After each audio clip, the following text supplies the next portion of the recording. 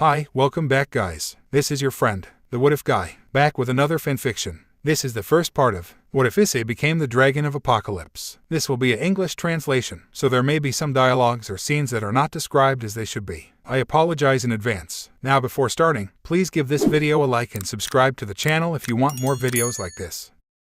Well, what was that important thing you were talking about, old man? A man with black hair and blonde bangs would ask with a somewhat bored tone, as if he had no time to be there. The older man rubbed his huge beard as he gave a small smile and looked at his three guests. You'll see right now, Azazel. I don't understand why I was called. If it's a meeting of 3 faction leaders, could you explain it to me, Odin? A young white-haired, light blue-eyed young man would declare as he stood with his arms folded. I consider this to be something that concerns you as well, brat, would say the old man, already identified as Odin. A man who appeared to be about 21 years old appeared behind Odin as he gave a small bow. They're coming, sir. Good work, Roswell, nodded Odin towards the now identified Roswell, directing a satisfied smile at him. Just then, a magic circle would appear between the guests and the locals, 2 men emerging from it. The guests were surprised to see the first man. What is the meaning of this, Odin? Would state the blonde man who appeared to be about 28 years old. Take it easy, Michael. I don't come with the same intentions as I did a few months ago. Would state a gravity-defying white-haired man with a smirk. I wasn't referring to my son, but to.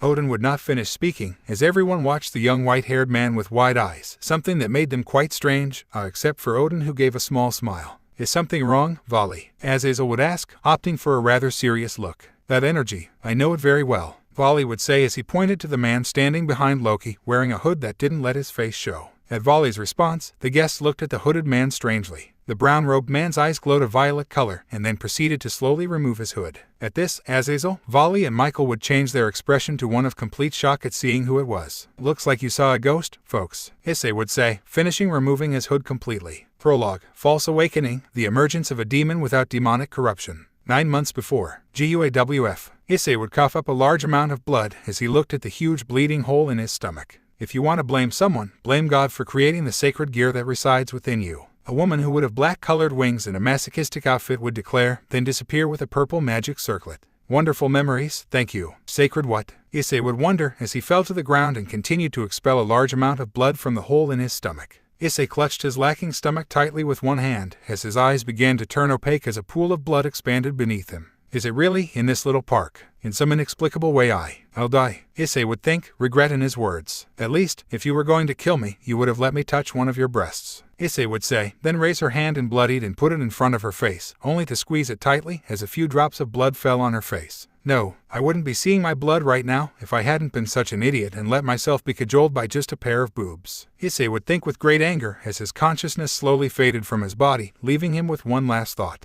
If I had a second chance, I would do my best to change that part of me. Finally, Issei's consciousness disappeared completely, dying in an absurd and inexplicable way. Today's your lucky day, brat. What? Issei would shout with a clear, frightened tone in his voice. Quickly, the chestnut would look around to see that everything was on fire. He couldn't exactly process what was going on as a huge red-scaled dragon appeared in front of him, giving a great roar that deafened him for a few seconds. I can finally talk to you, mate, the dragon would say with a more relaxed tone in his voice. Talk to me, Issei would ask with confusion. Partner, he would ask with even more confusion. I know, this will all be new to you, but I will help you as much as I can, the dragon would state with a serious tone, then spread his wings. Nevertheless, I must admit that I am genuinely surprised. It's barely been 6 hours since your resurrection and you were already able to strike up a conversation with me, the dragon would state, with a somewhat intrigued tone in his voice. Issei would widen his eyes in shock. Resurrection? What the hell? The huge crimson dragon turned its head back as it began to glow brightly. Looks like your dream is already ending.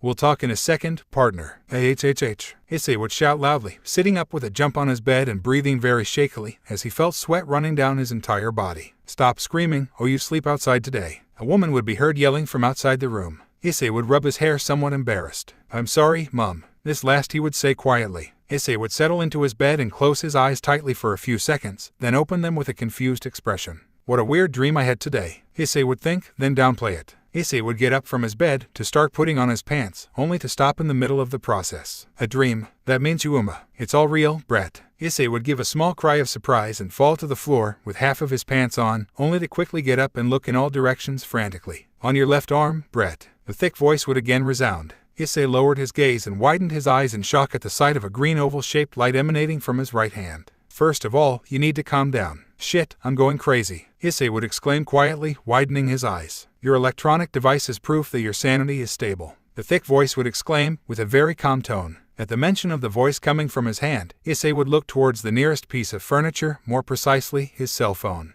Issei left his somewhat frightened expression to one of surprise, giving the benefit of the doubt to everything that was happening right now. The brown-haired man put away his alarm clock and grabbed his cell phone, then turned it on. April 2nd. Issei would say aloud, eyes wide open, then plop down on his bed, an indescribable expression on his face. Today is supposed to be the first day of school, and that's April 1st. Now, will you listen to me without saying stupid things in between? Issei would raise his right hand with a look that gave off some seriousness, as if he was thinking carefully about the proposal. That moment was spoiled when the alarm clock alarm went off around the room. Issei quickly turned it off, not allowing her to utter a word. A few hours later, the red-haired man found himself going to Kyo Academy in the student outfit, as he carried his small suitcase over his shoulders, and had his cell phone in the other. You're right, there's not a single picture of everything that happened yesterday, Issei would think, only to have a voice echo inside her head. Since they are paranormal situations, that fallen angel took it upon herself to erase, transform all memories around your circle, including the photos taken together. Issei frowned slightly. That means Matsuda and Madohama won't remember Yuma, Issei would think. The chatter in the brown subconscious was abruptly interrupted when he bumped into a small white-haired girl. Issei rubbed his hair in pain, then quickly stood up and gently extended his hand to the girl. Sorry, I was too immersed in my thoughts, Issei would mention, a nervous smile on her face. The petite Alvina girl would accept the protagonist's gesture, then wipe her skirt. No problem, but next time be more careful, the girl would say with a somewhat cold tone, and with an expression that was indecipherable to Issei. The brown widened his eyes and gave her a big smile as he recognized the little albino. You're Kaneko Tojo, our academy's mascot. The albino girl would nod with her cool expression. You are Issei Hayaru, the boy who entered the academy yesterday, 2nd grade. Issei would pick up his bag, while giving her a somewhat intrigued look. That's right. Why does he know so much? Issei would wonder internally, with genuine confusion. I have to go. Next time, I hope you'll be more attentive to where you're walking, Kaneko would say, then turn around and walk away towards the academy. Okay, Issei would state, as she raised her hand slightly in a gesture of greeting, to then continue walking behind her and dive back into her thoughts. By the way, back home you said that the person who revived me is in this academy. Could you tell me who it is? Issei would think. She will show herself in time. For the time being, I plan to talk to you about other things that I consider much more important. I'm all ears, Issei would think with a serious expression on his face. I'll start with the 3 factions. Later that day, Issei would be inside his classroom, fiddling with his eraser while holding the biology book on the first page with a very concentrated expression, as if he was paying full attention to the class. That means that besides the Fallen Angels faction, there are also 2 more factions, which are the Angels faction and the Demons faction. Issei would think carefully. In reality, there are more factions, but those 3 are the most abundant in this region. Young Issei, could you please continue reading? The teacher would ask, while adjusting his glasses with a smile. Issei would look up in confusion. Yes. In this first unit, we will focus on molecular biology. Young Issei, we're going to the top of page number 4. Pay more attention, please, the professor would declare, with a frown. At this, all the women in the room would look at Issei and laugh quietly, while his 2 friends half turned around on their benches to watch him with a raised eyebrow. Sorry, Issei would say with a blush of embarrassment on his face. The professor would just shake his head. It's okay, just don't let it happen again. Matsuda, can you continue? Matsuda would simply nod with a smile and start reading. Issei flipped his pages of the book to dissemble, while still listening to his inner dragon. Now, I'll tell you something. But first you must prepare yourself mentally. I don't think you want to make another fool of yourself like you did a second ago, the thick voice would say, with a slight grace in his words. At this, Issei would frown slightly and nod, giving the dragon the signal to drop the bomb. I'll get straight to the point. To be more precise, you were not revived by that person, but reincarnated as a demon. Therefore, you now belong to the demon faction thanks to that person who reincarnated you with the chess pieces. The dragon was silent for a few seconds, to let its bearer process all the information. Everything around Issei became inaudible, he couldn't even hear his own breathing. On the outside, Issei seemed to be very calm. But if you looked at him more closely, his eyes were slightly widened and a cold sweat was slowly running down his face. After a minute, the brown looked a little calmer, so the dragon decided to speak again. You have something to say. What exactly would the chess pieces come to be? Issei would ask, as cold sweat still ran down his face. A few moments later. So, I'm a servant of a demon? Huh. That sounds creepy, Issei would think, as he began to turn pale, just thinking about what they might do to him. The thick voice would chuckle a bit at Issei's thought, but would quickly decide to act to calm him down a bit. Take it easy, partner. Even though you're a servant of a high-class demon, you're still a demon, so the members of your new family won't harm you unless they see it convenient or necessary. Convenient, Issei would think with a raised eyebrow.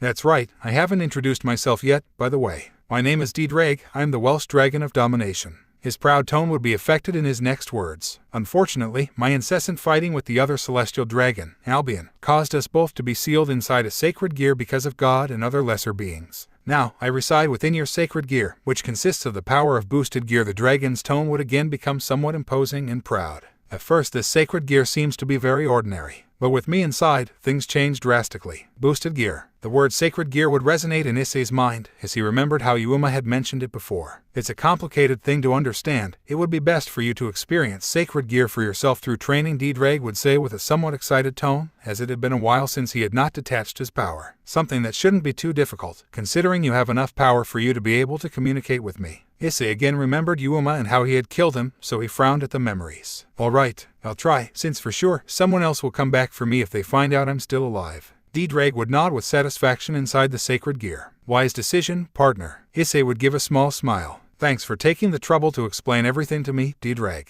Ddraig would widen his green eyes a bit upon hearing Issei's statement, then give a small smile. No problem. If you have any other questions, feel free to ask. Issei simply nodded internally. But just as he was about to say goodbye to the dragon, something interrupted him. Eyes, hey eyes, calling ground. Issei would look around somewhat exalted to see who was calling him. His exalted look changed to an exhausted one when he saw who it was. What's wrong, Matsuda, Madohama? At the somewhat weary attitude of their stalwart friend, they both moved a little away from their desk and looked at him with a raised eyebrow. Is something the matter, eyes? It's been about a minute since the bell rang for the end of class and you're still sitting here like an idiot. Matsuda would ask, somewhat worried about his friend. Plus you haven't gone out for either recess. Madohama would say, adjusting his glasses with one hand. Issei would slump towards the back of the chair as he looked up at the ceiling with a look somewhat lost in thought. I'm sorry guys, but I'm not feeling too well today. At Issei's response, Matsuda and Madohama would look at each other with confusion on their faces, only to give a perverted smile and look at the brown-haired man again. I know of a way you could regain your spirits, Matsuda would say with a big perverted grin as he pulled a cassette of dubious provenance out of his shirt.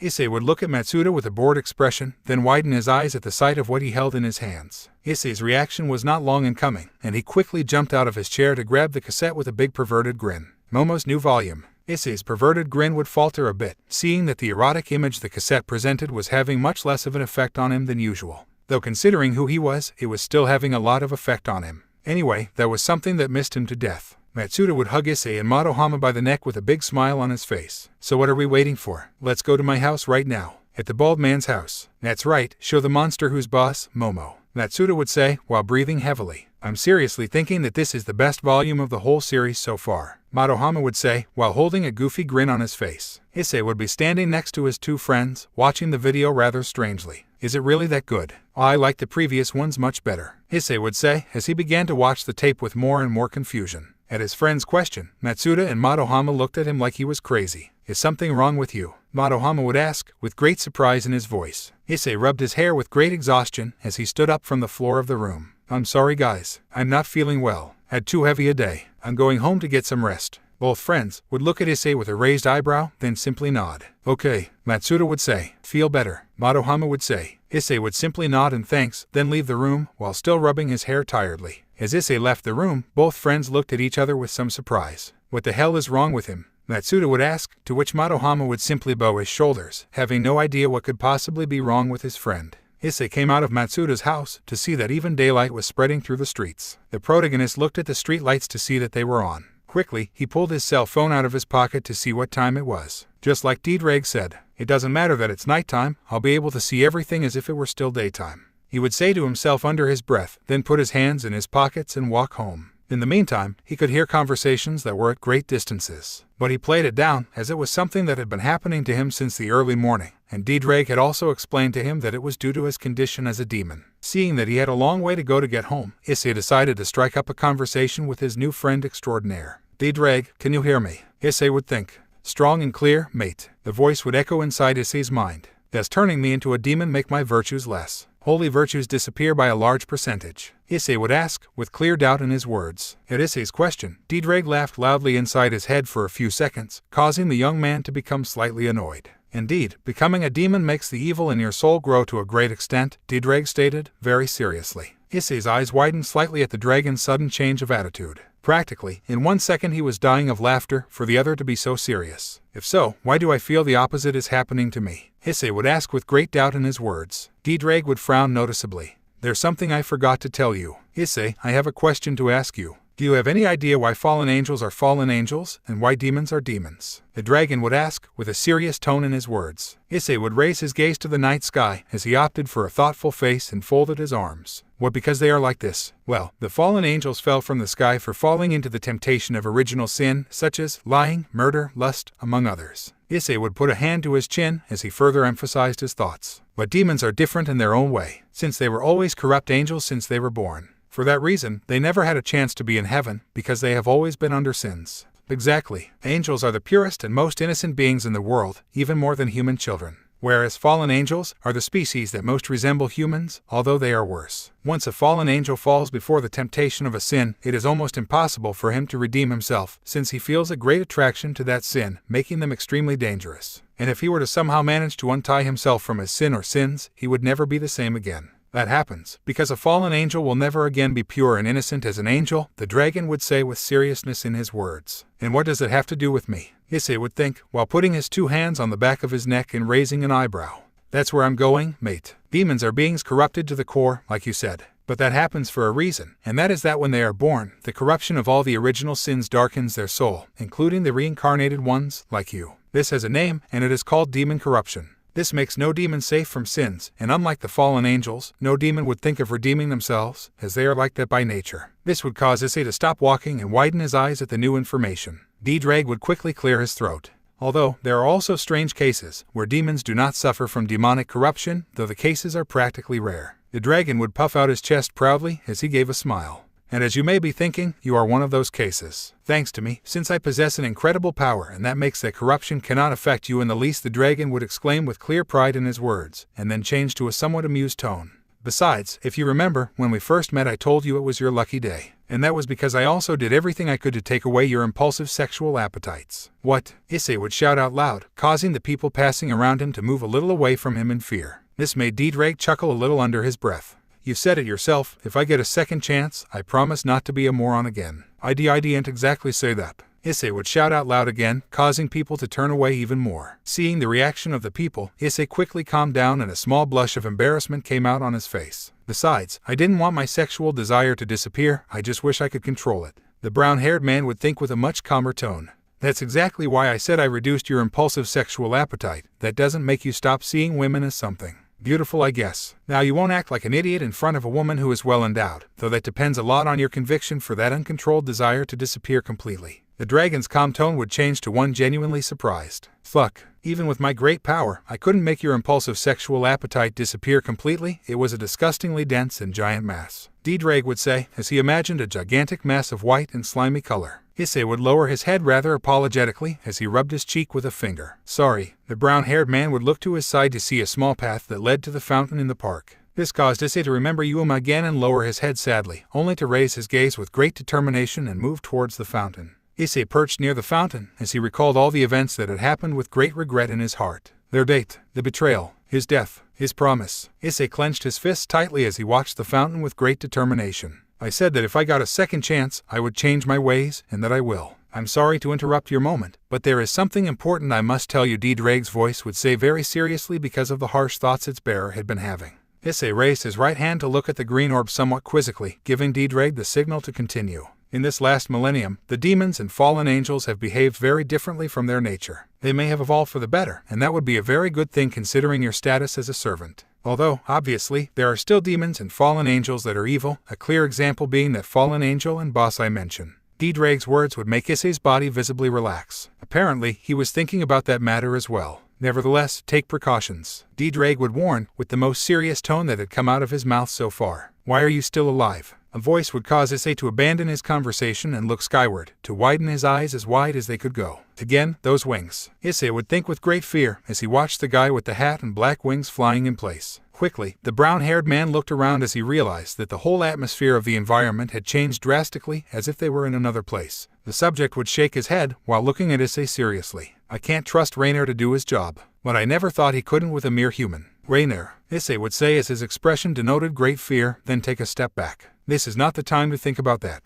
I have to get out of here or they'll kill me again. Well, I'll finish the job poorly done. the fallen angel would say as he made a spear of purple light appear in one of his hands. At this, Issei would widen his eyes even more in terror and take an incredible leap backwards. At this, the subject would raise an eyebrow. A normal human wouldn't be able to make such a leap. The man would think carefully, then bow his shoulders and throw the spear just the same. Issei would quickly cover himself with both of his arms, while closing his eyes tightly. Will the same thing really happen again? Will I die here again, barely knowing why I'm being chased? Will I die not knowing who revived me? Issei would widen his eyes wide with great determination. If that damn artifact, the sacred gear, is so powerful, save me now. Issei would scream at the top of his lungs, causing a red light to cover his entire body for a few seconds, just as the spear impacted his arms. What? The guy would say, as he gritted his teeth and watched the big red flash. The man had no choice but to cover his face from that blinding light. Ddraig would find himself with a big impressed and proud smile as he witnessed what had happened. Awesome, the dragon would declare to himself as the light around Issei dissipated, revealing the brown man breathing heavily, wearing some sort of red gauntlet with a green gem in his right hand, which was slightly damaged by the light spear. All managed to activate his sacred gear without doing any training.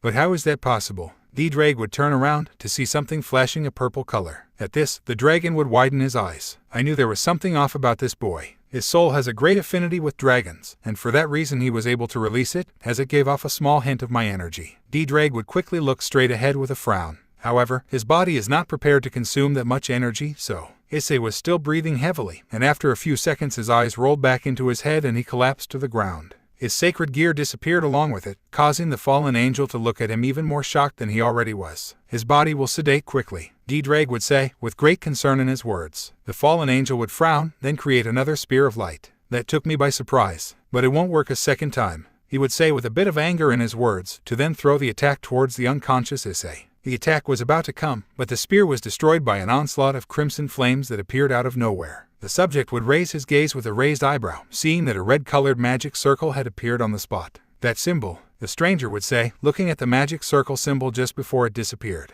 I'm sorry, but I can't let you kill my servant. The stranger would chuckle under his breath, then give a small bow. I'm sorry, I didn't mean to be against the Gremory family, but you'd better take better care of your servant. People might mistake him for a wandering demon, as happened to me. The fallen angel would quickly abandon his bow when a bolt of lightning passed close to his face, but he never abandoned his smile. Calm down, Akino. I'm sure this fallen angel will leave the area without creating conflict, a redhead would say as she watched Akino with a smile. Akino would run a hand over his face with a somewhat sadistic smile. Whatever you say, chairwoman. The stranger would again give a small bow, not abandoning his smile. Thank you for your consideration, heiress of the Gremory clan, Ria's Gremory. The fellow would quickly fly away as a wicked laugh could be heard in the background and black feathers fell from the sky. My name is Donasik. Make sure you don't forget that name if our paths cross again. Rias would change his smile to a serious and somewhat displeased expression once the man disappeared. What do we do with him, Rias? Akino would ask as she watched Issei with a small smile. Rias would look seriously at Issei, then give a small sigh of exhaustion. Looks like we got there just in time and he was unharmed, so we'll just take him to his room. Akino simply nodded with a smile, then carefully carried the boy. There was no one else around the area, Kaneko would say as she walked out through the trees. Good job, Kaneko, Rias would say with a small smile, to then disperse the effect that had been created in the environment, making everything return to normal. If you don't wake up, I will kill you. If you don't wake up, I will cut you in pieces. The clock was slammed hard against the wall suddenly, courtesy of Issei. The protagonist would turn around in his bed even while sitting with a karate stance, as he looked all around with an icy expression on his face. I'd say good morning, but you don't seem to be in a good mood. The voice in Issei's hand made the young man visibly calm down. Issei looked around with a bored look on his face, feeling that he had experienced this before. I think waking up alive is quite comforting. Luckily you were being followed by your allies, otherwise you wouldn't be here right now. Issei rubbed his hair and sighed with great exhaustion. Great, 2 days, 2 attempts to make me disappear. Issei would stare at his school bag intently for several seconds, then frown. I think I'll do something about that, the brown-haired man thought. Chapter 1, The Nun. See you later, Issei exclaimed as he adjusted his shoes and propped the suitcase behind his shoulder. Whatever you say, bye. Issei's father's voice echoed, causing him to shake his head in disgust. Issei would walk out of his house, only to look towards the window of his home to make sure his parents weren't watching him. Suddenly, Issei ran off in the complete opposite direction of Kyo Academy. Are you sure about this, partner? Ddraig's voice would echo inside Issei. Issei just gave a small smile, then spoke telepathically to his partner. My parents won't notice, since they don't care much about my academic results and other matters around me. If I miss a day or 2 at the academy, they won't notice. I'm really glad you decided to train so soon, Ddraig would mention with a somewhat excited tone. The way Issei was, the dragon never expected him to take the whole thing so seriously. But if he thought about it, there was something very important at stake, and Issei knew it very well. Issei would continue running at full speed towards a nearby park as his face grew serene at Ddraig's words. They already tried to make me disappear twice, and they say the third time's the charm. But they won't take my life, just a defeat. I like the way you think, partner. A little later that day, in the park. Are you sure this will do? Issei would think, as he gritted his teeth hard from doing some push-ups with a railing found in the park. If you increase your stamina, strength, speed and other attributes, you'll be able to awaken Sacred Gear at will in no time. But it will require much more effort for you to master it completely. Ddraig would reply with a wise tone in his words. Issei would fall to the ground exhausted, while breathing heavily. It's enough for me to wake her up. I don't want to get killed just for having this thing inside me. No offense. Ddraig would chuckle internally, making Issei a little confused. What's so funny? Nothing important. It's just that all my bearers feel special when they get to awaken my power, and you're the first bearer who doesn't seem to like the idea of being the dragon of domination.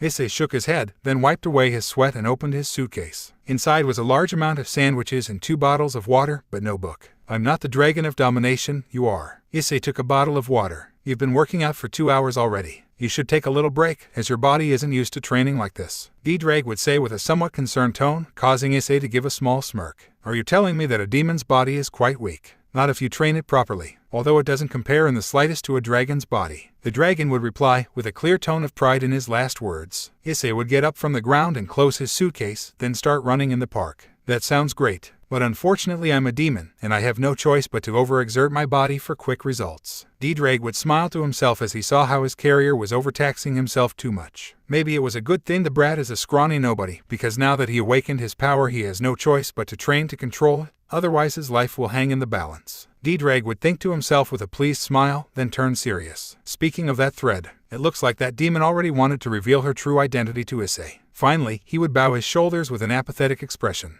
I guess she'll have to wait another day or two. Meanwhile, at Kyo Academy, she didn't come to school, and she didn't even pass by on the way to school. Rias, Akino and Kiba would look seriously at Kaneko for the resentful information. The 4 demons were at the occult club in the old school building. Shall we think the worst? Kiba would ask, as he rubbed his shoulder with a serious look on his face. Akino would lean back even more on the couch as he watched Kiba, who was on the other one. I don't think so. The demoness would reply with her typical smile. Rias would nod at Akino's words, at the same time looking at some papers he had on top of his counter. Akino is right. Issei's house is located near Kyo Academy. I don't think the fallen angels would have wanted to go that far into my territory. So, what do you propose? Kiba would say with a smile, not paying too much attention to the subject. He didn't even know the boy, so he didn't care much about that matter. Rias would look at Kaneko with a smile. Kaneko, I need you to keep an eye on Hayato Issei's house first thing tomorrow morning. If you see that he doesn't leave for school, try to infiltrate the house and find out if he's there. If he's not, he's simply dead. Rias would say as he bowed his shoulders at his last words, returning to his papers. Akino would simply chuckle somewhat strangely, looking at Rias. It's a pity, just when you had the chance to add someone else into your peerage. Rias would rest his hand on the counter, his expression somewhat downcast. That's quite an addition to my peerage, considering he took my 8 pawn pieces. Speaking of which, it's very strange that his soul never bonded 100% with the demonic pieces. Now we'll have to find his grave to extract the pieces from his body if he really died. Kaneko would say with her typical empty tone, while eating a chocolate. Rias would leave the papers on the table, giving a tired sigh. It's a bummer that the bonding didn't turn out as I expected. Because of that, I can't track him with my pieces. It's certainly a very curious specimen. Akino would say as he licked his lips. A few moments later, in the park, Issei would continue running through the huge park. About an hour had passed and he was still running without stopping, although he was going at a fairly moderate speed. A large amount of sweat was pouring down his face, but even so his facial expression looked very calm. That was thanks to the fact that he was speaking to his fellow intern. Hey, now that I'm in doubt, earlier you said that cases of a demon without demonic corruption were rare. Do you have any idea if there are any others alive that are like me? I mean, after all, you told me you were locked up a millennium ago and maybe you know someone. Vanishing Dragon. Issei would stop in his tracks as he noticed how Ddraig's voice had a much more serious tone than usual. I don't know if he's awakened yet, but there's a small chance he's either a demon or a fallen angel. So you two would be special cases among respective species. However, that doesn't mean that you two will become friends. Noticing the tense atmosphere that had been generated by the last question between the two, Issei was forced to change the subject, as he resumed his jog absent-mindedly. Speaking of Albion, you told me that their fight was a millennium ago. So how many years can supernatural beings live? I don't know exactly how old I am, but dragons were the first supernatural species to populate this world. First came Big Red, and after a while Albion and I were born. Calculating the times, I think I am about 200,000 years old. As he had forewarned, the conversation had again shifted to a calm atmosphere. But Issei did not expect such a response. 200,000 wait, what? Issei would shout in his mind, slowing down in his tracks as he had an expression of complete shock on his face. If I follow your logic, how the hell is it that my mistress is still at the same school? Supernatural beings have a period where their aging slows down almost completely. It's from 21 until death. Probably, when she turns 21 she'll have to go back to hell, that or start erasing memories like crazy. Issei would put both hands on his knees, breathing shakily. The young man sat down on a nearby bench to rest, as he rummaged through his briefcase for food and water. So, considering that all supernatural beings have the same life expectancy, how old can you see a supernatural being physically speaking? I might be a good example of that. Considering I had an appearance of 40 years when I died, I can say that every 5,000 years of mine is a human year. Although, obviously that 5,000 years is a lot of time, regardless of whether you're a supernatural being or not. Now, do you understand that? Issei set his bottle aside as he rubbed his cheek quizzically. I think so. Most likely they'll all still meet at that academy in the future, because it's no coincidence that out of all the schools, just your mistress is at that one. Issei rubbed his hair in confusion as he didn't understand exactly what Ddraig meant by the latter, but quickly widened his eyes when a realization hit him very hard. Wait a second. If I'm a demon now, does that mean? Shit, how the fuck am I going to explain to my parents? I was wondering at what point you'd realize. Ddraig would say with an amused tone in his voice. On the next day, I'm leaving. Kaneko would watch from afar as Issei walked out of her house with her typical stoic expression, though she changed her face a bit as she saw Issei look towards her house with a mysterious aura and left in the opposite direction of Kyo Academy. At least he's alive. I'd better get him to the president before his luck runs out, Kaneko thought as she began to follow him from close behind. But first, I'd like to know what exactly he's doing. Issei would keep running with a smile on his face, oblivious to his spy. I thought I'd be sore all over today, but I feel fantastic, Issei exclaimed with a somewhat goofy grin on his face. Good thing I pointed you to the proper stretches, or else you'd be lying in your bed like a dead man right now. Also, you should thank your demon body. I wonder at what point your excessive improvement will slow down, the dragon would exclaim in a deductive voice. Issei would simply increase his smile as he began to run with increased speed. The longer the growth spurt lasts, the better. Being a demon has its advantages. What the hell is he doing? Kaneko would think as she quickly followed him. 3 hours later. Shit, I'm completely exhausted already, Issei thought as he wiped the sweat from his face and tried to regulate his breathing. Issei was in the same park, sitting on one of the benches facing the street. It's normal for you to be tired. You've been jogging for 3 hours with almost no breaks. Issei simply smiled nervously and would subsequently set about eating a sandwich. Doing all this leaves me completely hungry, Issei would think, then take a big bite of the sandwich with a goofy grin on his face. Ouch. Issei would set his food aside, seeing as a girl who was dressed as a nun stumbled as she walked up on the sidewalk. Issei would drop her sandwich in the suitcase to offer her help.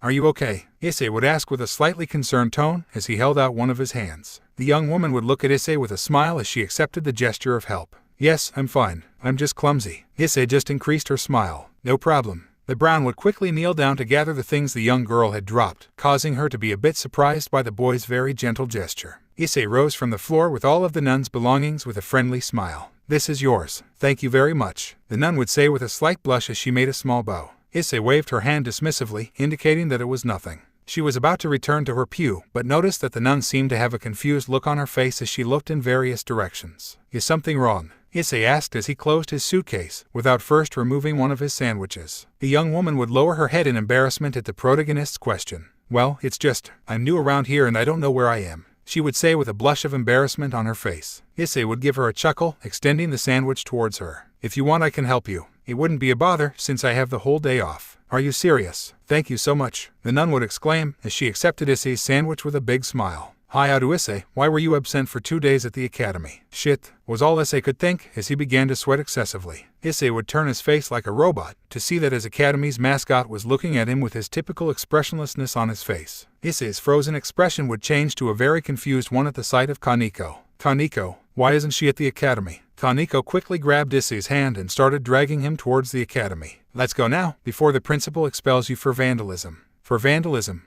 Issei would think with a roll of his eyes. He would quickly glance at the nun with a slight expression of guilt. I'm sorry, but I won't be able to help you. Ask someone here for directions. They'll surely help you. The nun would just smile and nod, then look at Issei's sandwich and take a small bite. It's really good, the nun would think with a blush on her cheeks. On the way to the academy. Kaneko, can you explain to me what's going on? Issei would ask, as he tried to free himself from his powerful grip. Kaneko would let go and stare into his eyes, causing Issei to become a bit serious. What I did was stop you from killing that nun. What? Issei would roll his eyes at the answer. Kaneko would narrow her eyes. Maybe that nun belongs to the angel faction, and you'd get the president in trouble if you killed her without warning. At Kaniko's reply, Issei would widen her eyes in surprise. You know about the factions. Wait a minute, you're at Kyo Academy and the woman who reincarnated me is there. Issei would point at Kaniko with wide eyes. You're a demon. At Issei's shout, everyone around would look at the boy with confusion, then go about their business. Kaniko would quickly cover his mouth while looking to the side. I don't know how you found out about the factions, but you're coming with me right now, she would whisper under her breath. Issei would just nod, seeing that the little girl didn't seem to be dangerous. Besides, she would most likely take him to this president and he would have the chance to meet the woman who reincarnated him.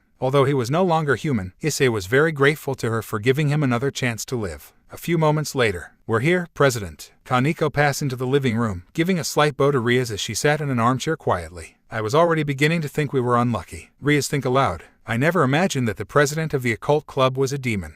Issei said, as he walked into the living room and looked in several directions, being amazed by the cleanliness of the place. Akino, Kiba and Rias look at Kaniko with a raised eyebrow. I don't know how, but he already knows everything. He made it clear to me when we were heading to the academy. The small girl replied with her typical expression, as she would grab a box that was on the small wooden table, starting to pull out different sweets. Well, I guess that saves us the more complicated introductions, Kiba mentioned, as he gestured with his hand at his side. Issei would immediately pick up on Kiba's intention and would sit down next to the red-haired man. Issei moved his legs excitedly as he looked around at everyone present. Kaniko already mentioned your piece to me, can you tell me what yours are? Again, everyone but Kaniko would look at Issei in surprise at his knowledge. How does he know so much? Rias think, frowning slightly. My name is Kiba Yudo, I am the knight. Kiba introduced himself with a small friendly smile as he bowed his hand. I don't know why, but I don't really like this guy's face. Issei would think with a slight grimace as he shook the knight's hand. My name is Akino Haimjima and I am the queen. It's a pleasure to meet you, Hayaru. Akino would introduce himself with his typical sassy look, causing Issei to blush slightly and make an idiotic face, but he would quickly shake his face and put on a serious expression.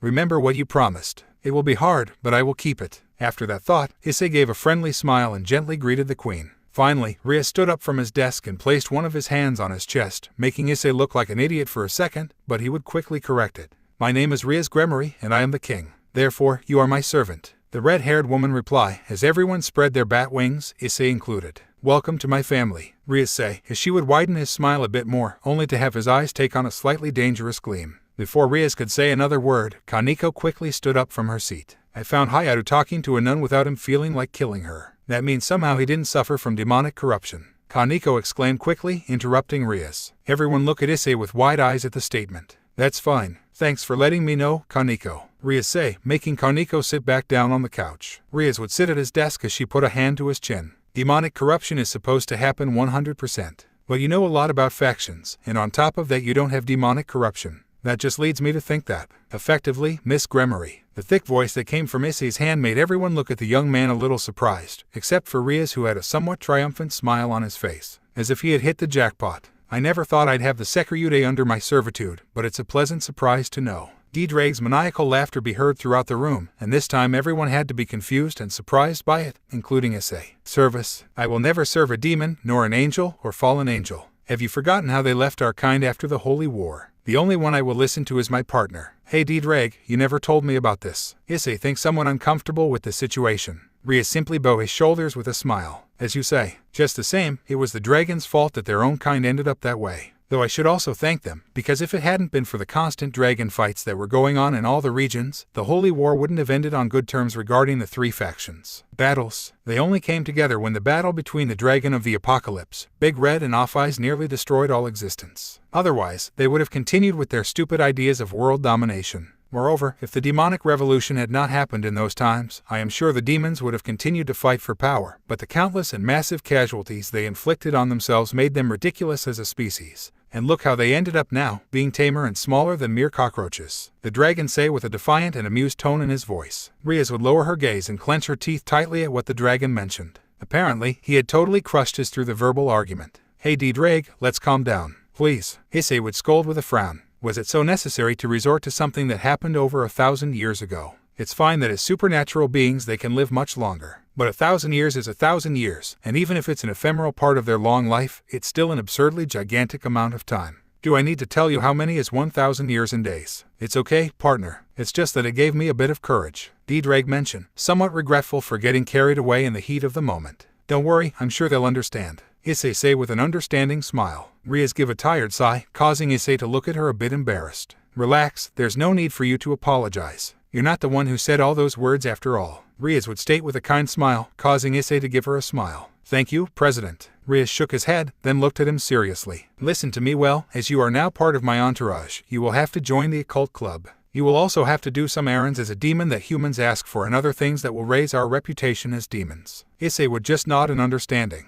Ddraig had already told me about these things, so I already have some idea what it's about. Riaz would just nod in satisfaction at Issei's answer. That's very good, because it saves a lot of explaining. Now, I'd like to ask you a question. Issei would look at she somewhat intrigued. Anyone you like, President. Riaz would frown slightly. Why did you miss 2 days at the academy? Do you not realize how your parents will get if they find out? Issei would simply laugh dryly, causing everyone to look at him in confusion. My parents, they're better off the farther I stay away from home. They can't stand me much because they always wanted a daughter, and somehow that frustration was getting on me over the years. They tolerate me anyway, though. Well, this might be a problem, Riaz said with a hand on his chin, while seriously observing how Issei couldn't create a magic circle. Issei have a depressive aura as he leaned against a wall. Ddraig had already told me. The amount of magic reserves in my body are almost nil. Riaz simply shook his head somewhat amused, as she thought of a way to complete the errands without the need for Issei to use a magic circle. I know, Riaz snapped her fingers with a smile. At this, Issei snapped out of his depression and looked at her intently. We can use a more conventional method, like going house to house. Issei quickly shook his head with great disapproval. No. What will happen to my training? Oh, you're right. Riaz looked up at the ceiling as he searched for a possible solution. Can't you lend him the bike outside? That way I'd get the errands done quickly, and I'd get a good warm-up in as well while I was at it. We'd kill 2 birds with 1 stone. Ddraig's voice echoed in the room, and both young men had to agree with that idea. All right, but be careful. The bike is a Kinos, Riaz warned as she handed some pamphlets to Issei. Don't worry, Issei exclaimed with a big grin between his teeth, then quickly leave the place. Riaz would change his smile to a serious look. She put one of his fingers to his ear and a small magic circle would come out of it. I need you to keep an eye on Issei. He doesn't have enough magic to use magic circles and something might happen to her along the way. The customers are the usual. A familiar voice would echo through the magic circle. As you command, President. On the streets of the city, Issei go at a great speed on the bike, but he didn't seem to be tired at all. Apparently, the effects of the training were starting to show much faster than normal. Though, of course, he wasn't someone very normal to say the least. Partner, why do you follow his orders without reproach? At Ddraig's question, Issei put on a thoughtful face. It's true that I want to awaken my sacred gear now so I can defend myself. But I also owe the President a lot for reincarnating me, and I think this is a good way to repay her. I guess fulfilling my services will make her happy, and that way I'll feel happy too. Issei smiled. Besides, she doesn't seem to be a bad person, despite being a demon. Just like everyone else, they seem like people I can trust. Ddraig lowered his head as he thought carefully about his bearer's words. I have to agree with you. Their attitudes completely surprised me. Issei increased his smile as he saw that his partner thought the same thing. Ddraig would frown at not understanding certain things. Still, in all this time, just after the Holy War they master their instincts. And that they did it together with the fallen angels seems even stranger to me. There's something that doesn't quite add up in this story. By the way, Ddraig, there's something that's been haunting me ever since you told me about the life expectancy of supernatural beings. At Issei's hesitation, Ddraig would step out of his little world and turn his attention to Issei. How did you manage to have so many carriers? If you were only sealed for 1,000 years? Issei asked with genuine interest. Ddraig would chuckle a little under his breath due to his bearer's curiosity. That's simple. All of my bearers are always human and have never become demons. That, and other factors, make my number of bearers somewhat leveled to speak of only 1 millennium. Obviously, you are the first bearer to become a demon.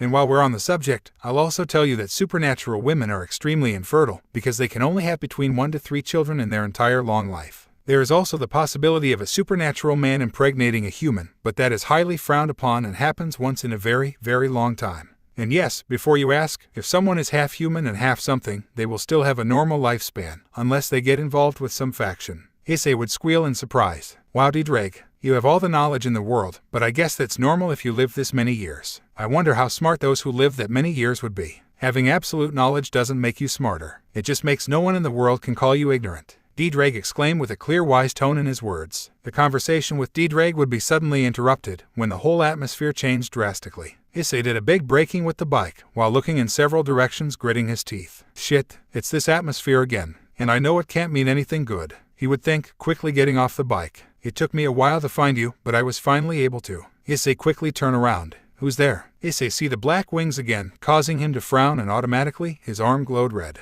Boost. Issei would look at his arm with wide eyes as he saw that he had activated his sacred gear just by thinking about it in a split second. Besides that strange sound that made him feel that much stronger. A black-winged woman would be slowly descending from the sky until she touched the ground. A boosted gear. I see you haven't been wasting your time these past 4 days, but a little toy like that won't be enough to beat me. The woman would widen her eyes as she felt how something cold and metallic was brushing the surface of her neck. Sorry to interrupt your grand entrance, but you won't hurt Hayadu. The woman's sidelong glanced back with a small smile. I guess you're another slave of that Gremory, or am I wrong? My name is Kiba Yudo, it's a pleasure to meet you. Kiba would say, flashing a condescending smile. Oh, Prince Charming has arrived. Issei would say, showing complete reluctance to accept help from Kiba. Prince Charming, Kiba thought with a roll of his eyes. My name is Calla Warner, and you do me the favor of putting down your sword. I didn't come with the intention of fighting, just to warn you. Kiba's sword would further squeeze Calla Warner's neck, causing the woman to lose her smile as a small trickle of blood ran down her neck. I think you can still talk without letting my guard down. Kiba would reply, still holding his condescending smile. Calla Warner smiled once more. We're with a group of fallen angels in the abandoned church of Kuo, just outside their territory. So what of that? Thought Issei with a raised eyebrow. One of our new companions arrived today, and she had traces of demon on her belongings. We quickly asked her if she had run into anyone and if they had tried to harm her, and she mentioned the brown-haired boy. Calla Warner stated, pointing at Issei. Kiba shook his head. And how can you know it was him? At that question, Calla Warner gave Issei a sly smile. Because the nun explained his physique to us very well, and coincidentally we have another girl who also knows him very well. Issei would lower his head and clench his fists tightly. Yuma, the woman folded her arms, looking sideways at Kiba. I'm just telling them to stay out of our business, and that way we'll avoid unwanted circumstances. Kiba withdrew the sword with a gentle smile. Surely it was a misunderstanding. Calla Warner would give a sideways smile. Yes, a misunderstanding. After those words, he soared through the skies and disappeared with a magic circle, causing the whole atmosphere to return to normal. Kiba disappeared his sword and changed his smile to a somewhat worried look when he saw Issei's expression. Issei stopped clenching his fists. He would pick up his bike and start pedaling. I'll go run errands, Issei mentioned, half of his face shadowed. Thank you so much, Issei shouted as he carefully closed the door and got on the bike. As soon as he started pedaling, he put a stupid grin on his face. After a week, I finally get to finalize an order. I'm sure the president will be very happy, Issei thought with great joy as he rode at a high speed on his bicycle through the streets. You were lucky that person only called you to read and discuss those strange comics. Otherwise, your account would still be 0. A voice in Issei's mind would declare, with a bit of grace in its last words. At this, Issei frowns. Hey, don't be like that. It was just a joke. Issei lowered his gaze as he thought carefully. It's not that. Are you thinking about those 2 girls again? Ddraig's voice sounded much more serious. Issei became serious as he pedaled even faster. That's right, it's been a week and I didn't get any information from the blonde girl. It makes me quite angry because she seemed like a nice person, and it's more than obvious that Yuma must not have anything good planned for her. I just hope she's alright. He finally lowered his head regretfully, causing Ddraig to be a bit surprised. It's rather curious to see how a demon cares for a nun, being that they are natural enemies. Probably, if you ask that Gremory to go rescue her, she'll want to shove a stick up your ass to make you come to your senses. Issei trembled with fear at Ddraig's last words. That's exactly why I didn't say anything to him. I also know that going to the church alone would be suicide. It's true that I can already control my boosted gear a bit, but I still have a long way to go to defeat 3 fallen angels. Besides, we're not sure if there are only 3 of them. Issei rubbed his hair in great frustration. No way, he thought internally, then gave a weary sigh and looked seriously ahead. I guess I'll let it go, because there's nothing I can do. Line jump. Good job. Riaz congratulated with a big smile on his face as she saw that Issei had successfully completed his first assignment as a demon. It was nothing. Issei rubbed his hair with a nervous smile on his face. Riaz sat on top of his desk, while holding a slightly mischievous smile on his face. Well, I had told you earlier that I would give you a reward when you successfully completed your first assignment. What do you want? Riaz had studied Issei in this week, and knew very well that his 2 best friends were total perverts. When she saw her friends behaving that way, she assumed Issei wasn't much different, but the protagonist surprised her by seeing that he hardly even flinched at obscene thoughts. Obviously, she had noticed that for every meeting at the club, Issei made somewhat idiotic looks for a small second when looking at Akino's body or her own. Perhaps, unlike his 2 friends, he was only affected by bodies that were very well endowed. Obviously, she didn't know that if it wasn't for Ddraig, Issei might be even worse than her 2 best friends. Basically, Riaz had no idea that Ddraig could suppress a large part of Issei's inordinate sexual urges, in addition to demonic corruption. And that every day, thanks to the willpower the protagonist had, those extreme sexual appetites were disappearing more and more. Issei looked seriously at Riaz, causing him to be surprised by his face. I want you to give me the day off tomorrow. It's Sunday, and since I'm not going to the academy, it's a perfect opportunity to train all day and increase my power. Is that okay? Replied Riaz with clear confusion in his words. For the short time she had to get to know him, she thought he was one of those closet perverts and was going to ask to touch her breast, but she was quite surprised by his response. Issei clenched his fist tightly with a smile. Well, did you hear that, Ddraig? Strong and clear, partner. It's a great opportunity to awaken your boosted gear to the second level. That sounds great. See you Monday, President. Issei would shout loudly, waving goodbye to his boss and rocketing out of the place. Yeah, see you at the academy. Riaz would say to nothing as he raised his hand slightly with a frozen expression on his face. I guess sexually decimating him won't be an option. Oh, at least, not for now. I should wait to see how he performs in the future. Line jump. Phew, I need to take a break. Issei would wipe the sweat off his forehead while breathing heavily. The young man found himself working out in the same park as usual.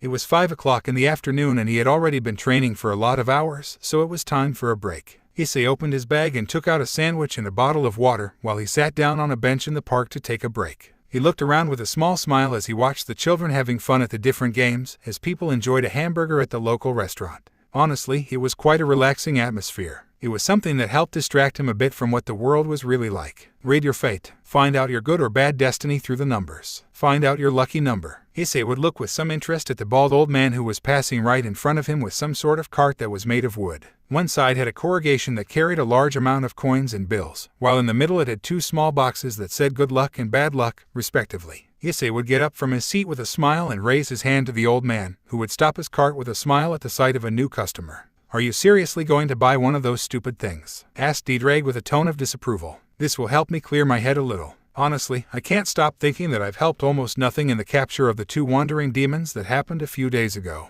Issei thought, making Ddraig understand the frustration his bearer was going through right now. He would probably be seeing himself as useless right now. Hello young man, would you like to see your good luck number, your bad luck number, or both? It costs 500 yen each. The bald old man asked with a friendly smile on his face. Issei grimaced a little internally at the price. He wanted to buy both, but it wouldn't be good for his allowance. I'd like to know my good luck number, the protagonist stated with a friendly smile. The old man would gladly nod as he received the money from Issei and placed it in the cart, then put his hand in one of the boxes and closed his eyes tightly. Thought Ddraig to himself as he noticed something strange coming from the old man. Here it is, the old man would say, pulling a small piece of paper out of the box, then handing it to Issei. Issei received the paper with a slight grateful nod, then turning it over to check the number. 25, Issei said as he rubbed his hair with some confusion. Noticing the boy's confusion, the old man smiled and proceeded to explain to him what that number meant. 25 is your lucky number. No doubt that number will mean something very important to you in the future. It could be a date, a count, a raffle number, or anything else that has to do with numbers. Oh, I understand, thank you very much. Issei dismissed the old man with a small bow.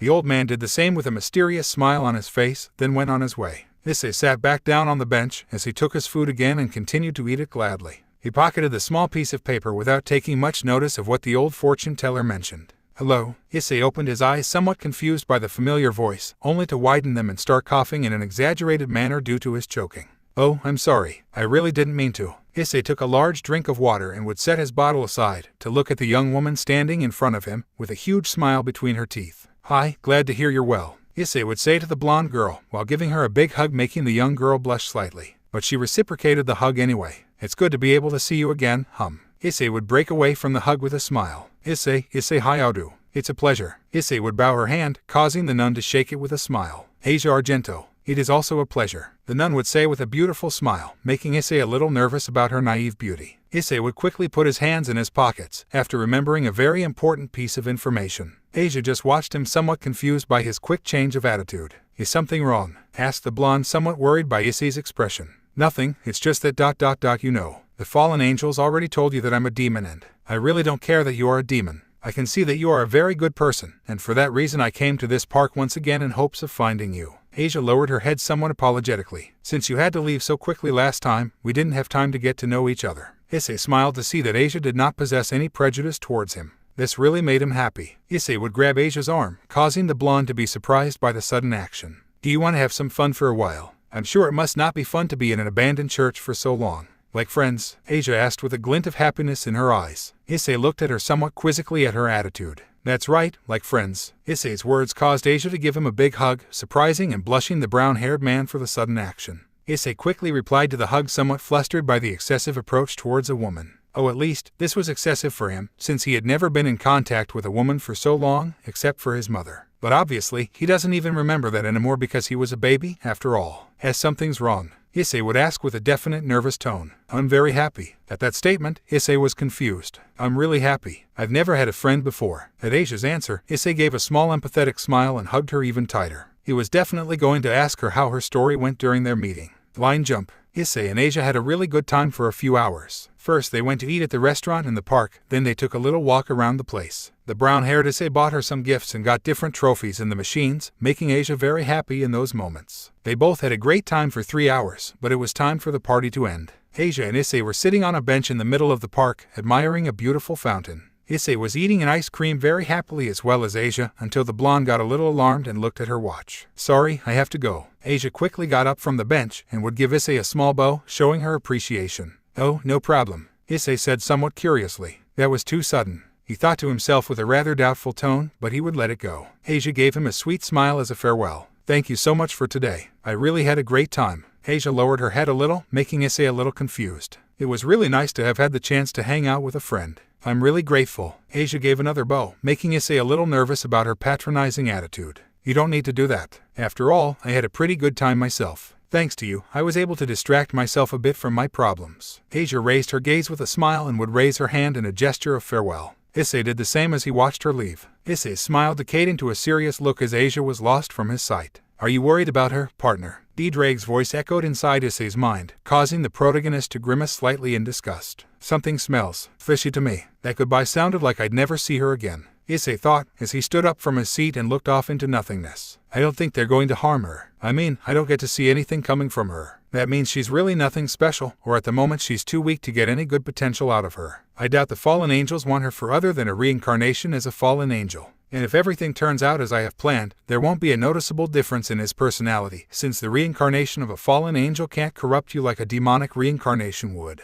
Ddraig would give his point of view on the situation. Issei softened her gaze upon hearing Ddraig. If you say so, I suppose it will be so. She thought to herself with a bit of pity, before beginning to jog towards her home. Well, if I think about it, it's better for her to become a fallen angel than to die. Maybe I should stop thinking about it. Ddraig cut the connection and frowned. However, it wouldn't be the first time I've made a mistake. I just hope the brat forgets all this and starts to focus 100% on training him, otherwise he won't last even 5 seconds against Hakuryuku. He thought the great Welsh dragon, then sighed. I only hope that our fated meeting is a long time away, because my bear has a long way to go. Perhaps he can turn out to be the weakest of all the existing Sekiryude so far. I will have to pray that the case of Albion is exactly the same, otherwise we won't have a chance. Finally Ddraig said with a disgusted expression. Honestly, he would have told Issei that he had the reputation of being the worst bearer yet, but he had liked the boy too much to tell him. Line jump. Issei left the Kyo Academy with a blank look in his eyes, while he watched as Kiba was once again surrounded by women asking for his attention. I don't know why, but with each passing day, I feel more like kicking your ass, the protagonist thought as he watched the scene with great jealousy. Issei woke up from his vengeful little world when he looked to the sides of him and realized that Matsuda and Madohama were not with him. Issei rubbed his cheek with his index finger, clearly confused. Now that I think about it, they weren't with me at recess either. Where the hell have they been? Issei put thoughts of him aside as he heard a large amount of threatening female screams coming from his right. Issei rolled his eyes as he saw Matsuda and Madohama running at great speed in great fear, while an angry mob of women with wooden swords were chasing them. Hey look, there's eyes. Matsuda yelled with all her energy. Human shield in sight, Madohama declared, causing Issei to visibly twitch at what he heard. Before he could do anything, both Matsuda and Madohama got behind Issei and pushed him towards the enraged women. The girls from the Kendo Club had the decency to catch him before he fell to the ground. Hey, the problem isn't with you, so get out of the way now or... Issei raised both hands in a defensive gesture, making the women look at him carefully. Well, can you tell me what the hell is going on, Murayama, Catace? The two women in front of the mob looked at his classmate with an air of annoyance, making Issei feel a little intimidated. These two perverted assholes were peeking in our locker room. Both women declared with great fury in their words. Issei looked at his friends with a blank eye, before looking at the angry mob again. Okay, I understand. But I don't think that's the way to settle such a superficial conflict. Superficial? All the women shouted with great anger. At this, Issei felt that he was greatly diminished in front of the enraged women. Me and Murayama already know that you are friends with the pervert duo. Are you also like them? Catace asked with great indignation at her words. Issei again waved his hands in defense. No.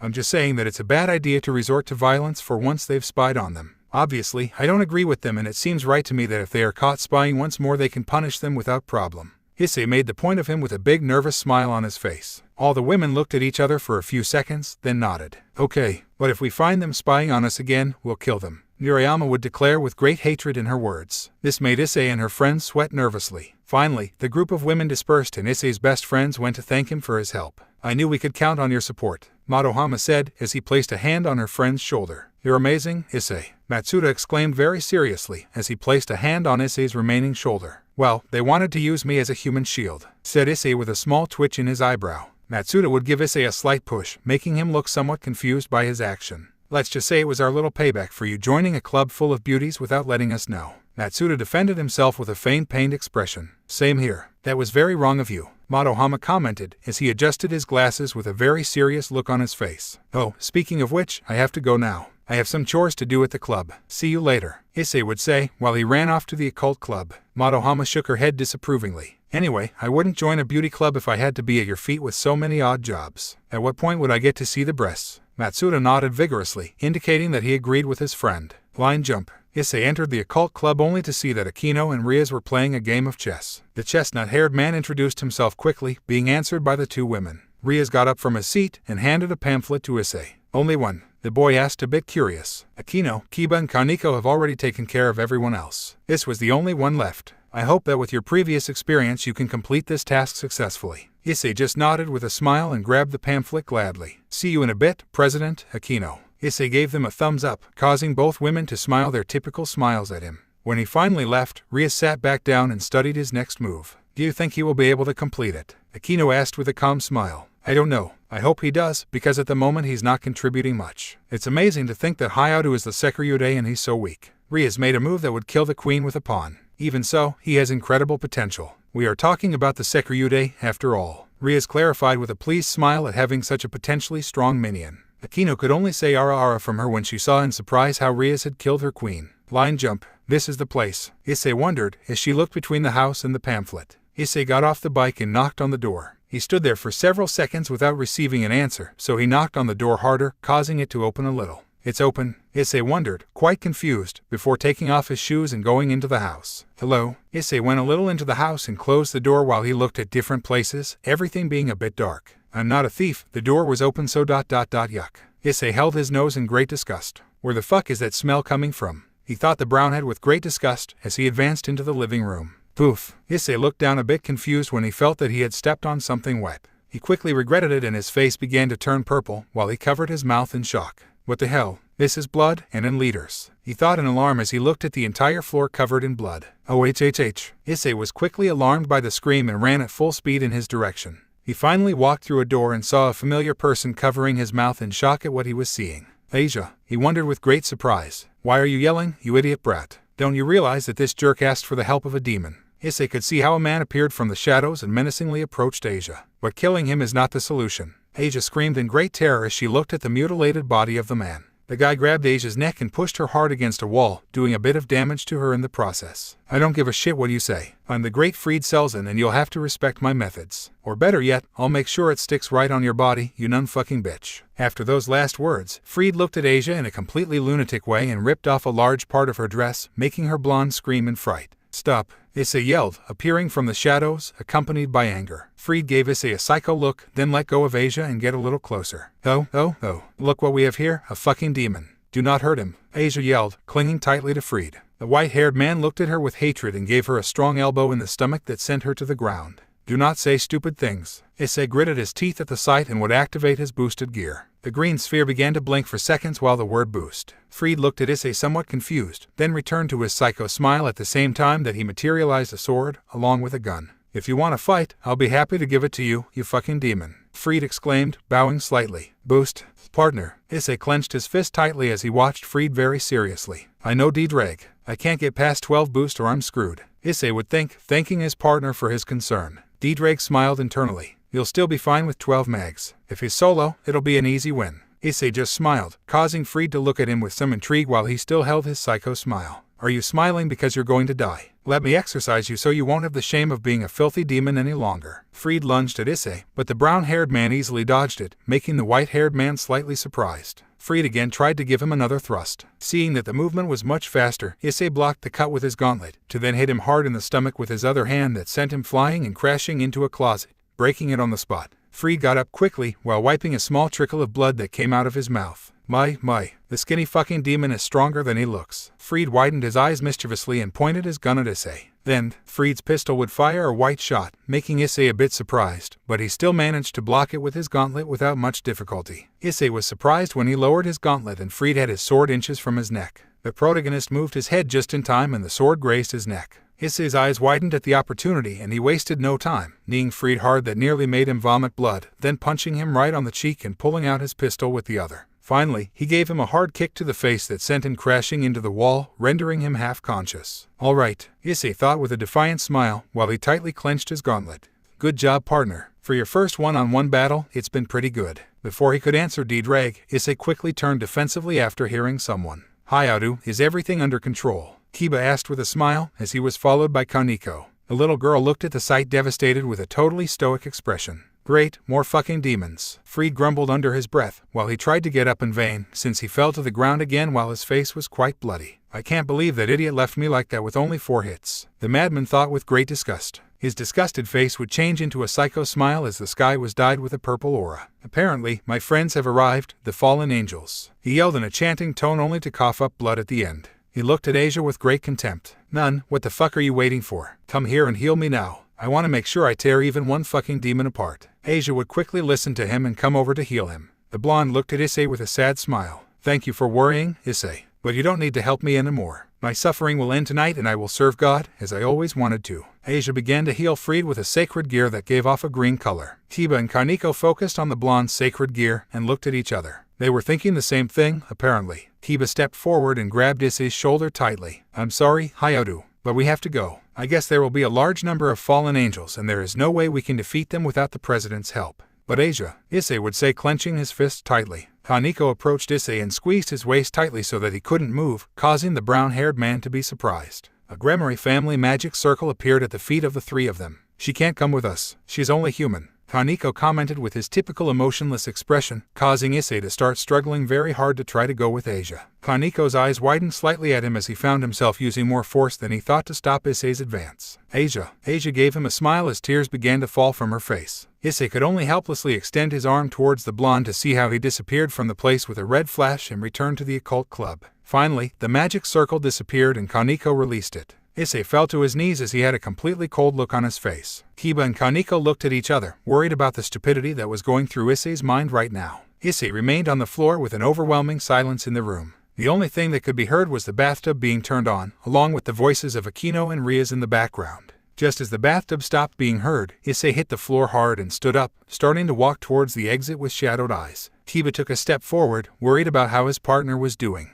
"Hayao, it's not good what you think. The president will punish you if you try to go there." Issei stopped in his tracks before closing the door to give Kiba a sidelong glance. Even Kaneko was surprised to see the hideous expression that Issei gave off. "I'm fed up. If I don't help her, who else will? I'd rather die with a clear conscience than continue living knowing that I abandoned a friend." Issei slowly closed the door, making Kiba and Kaneko look at each other seriously. "Hey guys, did something happen to make you here at this hour?" Rias asked, coming out of the bathroom with only a towel, just like Akino. "President, it's Hayao. He plans to save that nun he came across a week ago. Apparently, he's not willing to listen to us." At Kiba's seriousness and words, Rias and Akino frowned in great disagreement. Finally, Rias would give a smile. "In that case, I'll have to give him a good lesson so he understands not to meddle in matters that don't concern him." Kiba and Kaneko looked at each other seriously, then nodded. The nun had a very rare sacred gear. She could heal superficial wounds and medium damage at a good speed. Kaneko declared with an unusually serious expression. Rias looked at her somewhat surprised by the information. "She's a nun, so you could reincarnate her as a devil and that way you'd get a powerful bishop, along with a very rare sacred gear. You'll just have to wait for the right moment," Kiba explained with a smile. Rias looked at Kiba as he crossed his arms with a pleased smile on his face. "Apparently, it didn't take her long to choose, did it, President?" Akino asked with a slightly weird laugh at the end.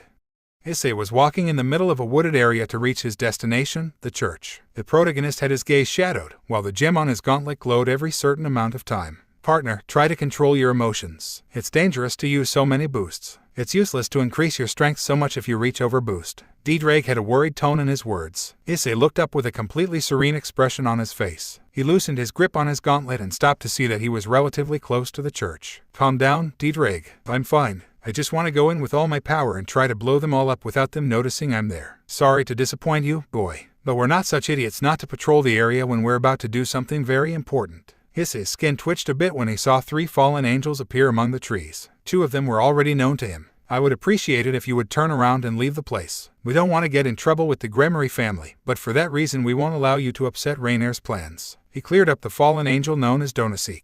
Issei raised his gauntlet as he gave them a piercing look. Why are you doing this to Asia? All she wanted was to serve God and have friends. The three fallen angels looked at each other and smirked. I can see that you have become much stronger than in our first meeting. But you still have a long way to go before you can beat one of us. So what makes you think you can take the three of us together? Talawarner questioned, an air of superiority clear to his words. Issei just gritted his teeth as a boost could be heard. He might have been a fool, but not even a mental moron would dare to say that he can handle all three without problems. The only thing that pushed him to battle was Asia. After all, he said so himself. He could never forgive himself if he didn't do something about it. Are you still here? Apparently you want to die, don't you? The blonde fallen angel spoke with a slightly macabre smile on her features, although she didn't look very good with how small her body was. He never mentioned that he would be a 3 versus 1. A muffled and apathetic voice was heard from behind the fallen angels, causing them to turn around with a raised eyebrow. Issei recognized that voice immediately, to which he was slightly surprised. What's more, he never mentioned that he was going to fight you. A clearly masculine voice sounded in the environment, so that later 4 figures very familiar to Issei appeared.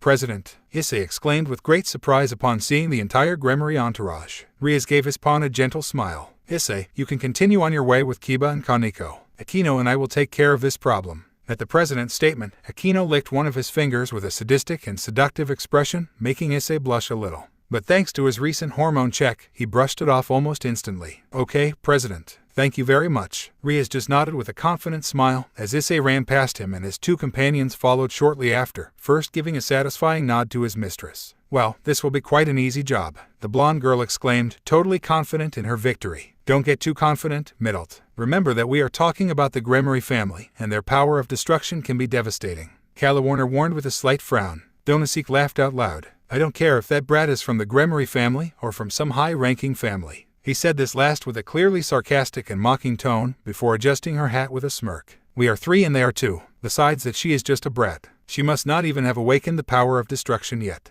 We'll see about that, Rias said with a confident smile, before looking at Akino. The woman just laughed in a somewhat strange way and leered at her opponents as she raised her hand. A large bolt of lightning began to form across her palm. At the sight, the 3 fallen angels widened their eyes slightly in shock. Line jump. Issei stormed into the doors of the church, giving it a big kick and sending them flying. Behind him followed Kiba and Kaneko, who were alert to any dangerous situation that might arise. Issei ran along with his companions while they looked in various directions, not understanding why the place was completely empty. Asia and Raynare were supposed to be here. The 2 of them, and also, hey, look who we have here. The 3 companions stopped short when they saw how Freed appeared behind a wall while he gave them his distinguished psychopathic smile. I still have to pay you back for what you did to me last time, you fucking demon, Freed commented, while he licked the tip of his sword in a gloomy way. Whereas Asia, Freed was a bit surprised by Issei's question, because he wasn't paying him the slightest bit of attention. The white-haired man looked back and pointed to a doorway that he led down. The ritual is taking place down there. There are also a lot of priests, but I don't like crowds. You know, he declared with his typical psychotic tone.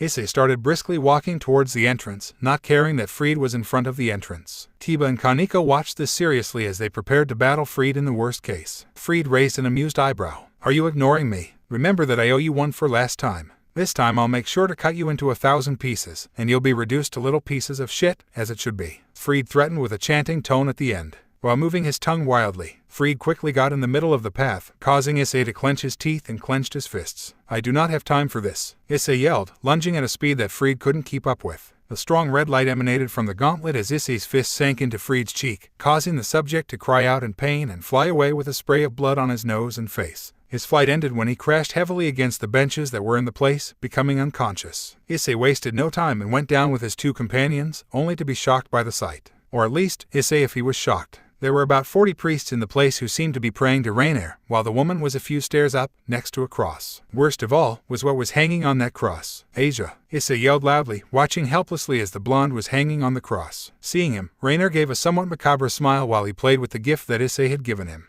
Oh, so you came to witness the death of the nun. In a slightly more normal moment, Issei would have asked Raynare why he was still wearing the bracelet that he had given her on his date. But it was not a very normal situation to say. Why are you doing this to him? Issei stepped forward in great anger, causing the priests to stand in front of him. Raynare looked at him gracefully. Why do I do it? You know that she possesses a very strong sacred gear, right? My boss ordered me to take it for myself, since dark but fun times will begin to arise before long. and he wants to make sure that we are in the highest position when it happens. Boss, what the fuck is he talking about? You know what, it doesn't matter, Issei thought as he looked at Asia with great concern. Before Issei could act, a great scream was heard from the place. Asia, Issei yelled loudly as he watched as the nun screamed in pain loudly, her being surrounded by a green aura. Raynare would watch all of this in fascination. Issei tried to run again, but the priests barred his way once more. Before any of them could attack him, Kiba and Kaneko charged at the priests, swinging their swords and punching them respectively. Seeing this, the corrupted priests took several steps back, shocked at the strength Kiba and Kaneko had.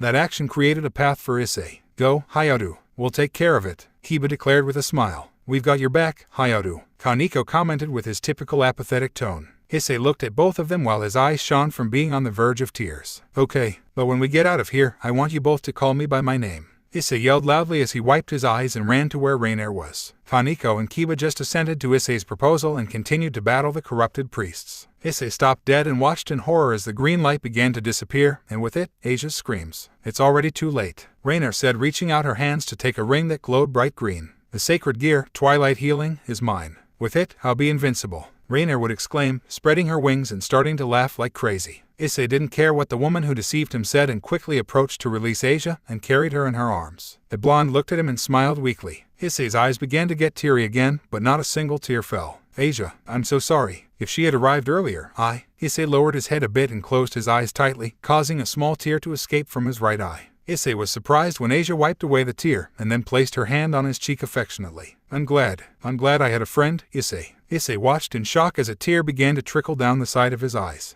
Thank you so much ... for making me feel so happy in just one day. Asia's tear fell and closed her eyes, causing Issei to hug her tightly in great pain. In the end, she had been unable to do anything, but he could still avenge her. A small violet spark stood out inside Issei's soul, causing Ddraig to be alarmed by what he saw. Issei looked back with great hatred to see if Raynare was still there, but he didn't see anyone. He could only see a large number of black feathers leading to the upper floor. Sorry, Issei, we couldn't stop her at first, but she must still be on top, confident of her victory thanks to her newfound power, Kiba declared, a little worried by the great hatred he was emanating from his new friend. It was so weird, even Kaneko was surprised. She's not supposed to have demonic corruption, so it's not normal for a human to have so much hate. Take care of Asia. Kaneko and Kiba looked at him in surprise. But, I'll take care of it myself. Kaneko was interrupted by Issei, causing both of them to look at him even more surprised. Issei, she is a fallen angel and she now possesses a sacred gear. She is much stronger than the priest you faced. Kiba tried to reason with Issei to no avail. I know. It was the only thing he answered as he left Asia in Kiba's hands and began to move forward with great hatred with every step he took.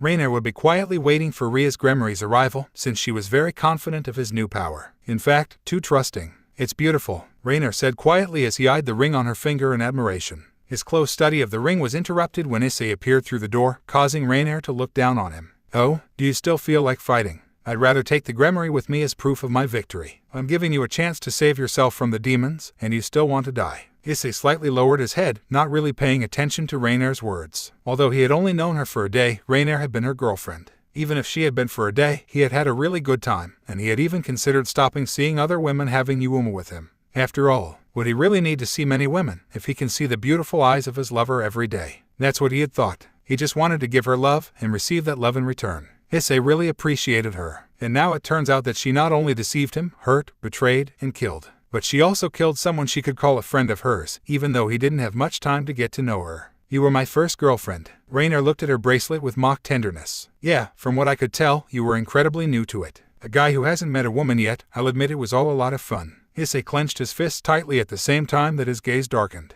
She was going to treat you like a queen. Yes, that was very clear to me. For that very reason it was so entertaining to see your panicked face when that dream was broken. Raynare replied with a clear mocking tone, imitating Yuuma's voice. Issei clenched his fists even more, causing blood to start coming out of his left hand. I thought ours would be something special. Raynare laughed a sick sound. That's right, it was something very special. I saved your gift to remember the day you died. Raynare played with the bracelet that Issei had given her, emphasizing his words. Really, it was something special, don't you think? Raynare. Issei looked up from him in great anger. Don't scream my real name because you ruined the moment. Raynare yelled with a psychotic grin on his face as he created a spear of light. Issei would dodge the spear of light with great difficulty, making Raynare laugh out loud. Looks like you'll make this a bit interesting. I like that. I won't be bored until your master arrives, Raynare would say as he created another spear of light. She just wanted to have a peaceful life. Raynare gave him a slightly disgusted look. It was funny when they talked about them, but not when he brought in that blonde girl. Do you really think she would have lived a happy life? Ending up dead is the best option.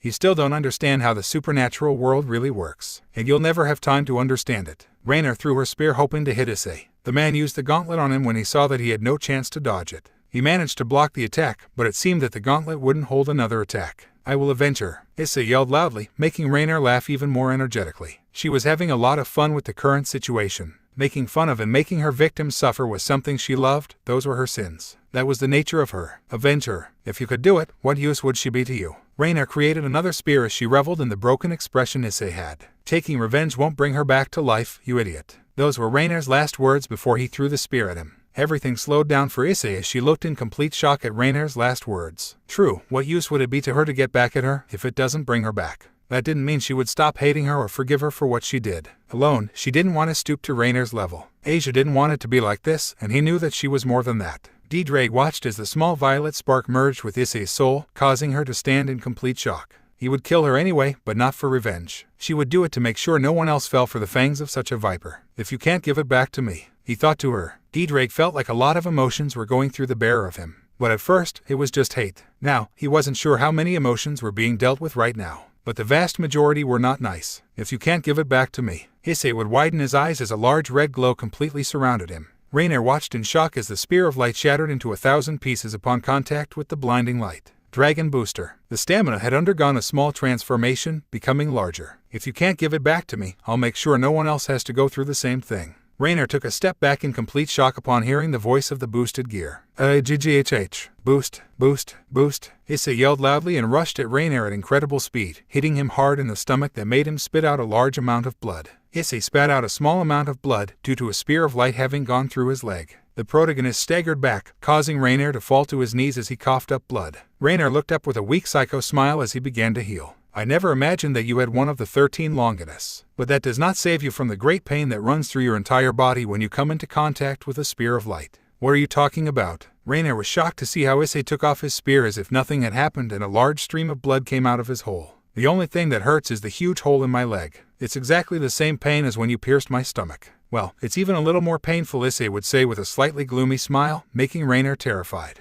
But how is that possible? You're a low-class devil. You shouldn't be able to move. Raynare's eyes widened in shock. Wait a minute. Just a little more painful. Your body is supposed to be that of a devil now. How come you only feel a little more pain than last time? That's impossible. Not that it's a negligible pain, but the desire to stop you is even greater than all the pain I'm feeling right now. Burst. Issei's gauntlet would grow even larger again, now covering her fingers and forearm completely, causing a second green gem to appear on her gauntlet. Issei took a step forward, not really caring what Raynare was babbling, making the woman look at him terrified and barely get up from the ground. Raynare could only watch in shock. I released the second form and the final form of the boosted Girton just in seconds. What kind of devil is he? She thought in great alarm as she created a spear and threw it at him with all her might. Issei just continued advancing and deflected the spear of light with her gauntlet as if it were a simple fly, making Raynare look at him in complete terror. Kiba and Kaneko were about to leave with Asia's body, but they saw Issei fighting. Just as they were going to join, both of them could see Rias and Akino in one of the windows while the redhead shook her head. The two understood the message and went back to hide in the shadows. Raynare turned around and began to fly in terror, trying to escape.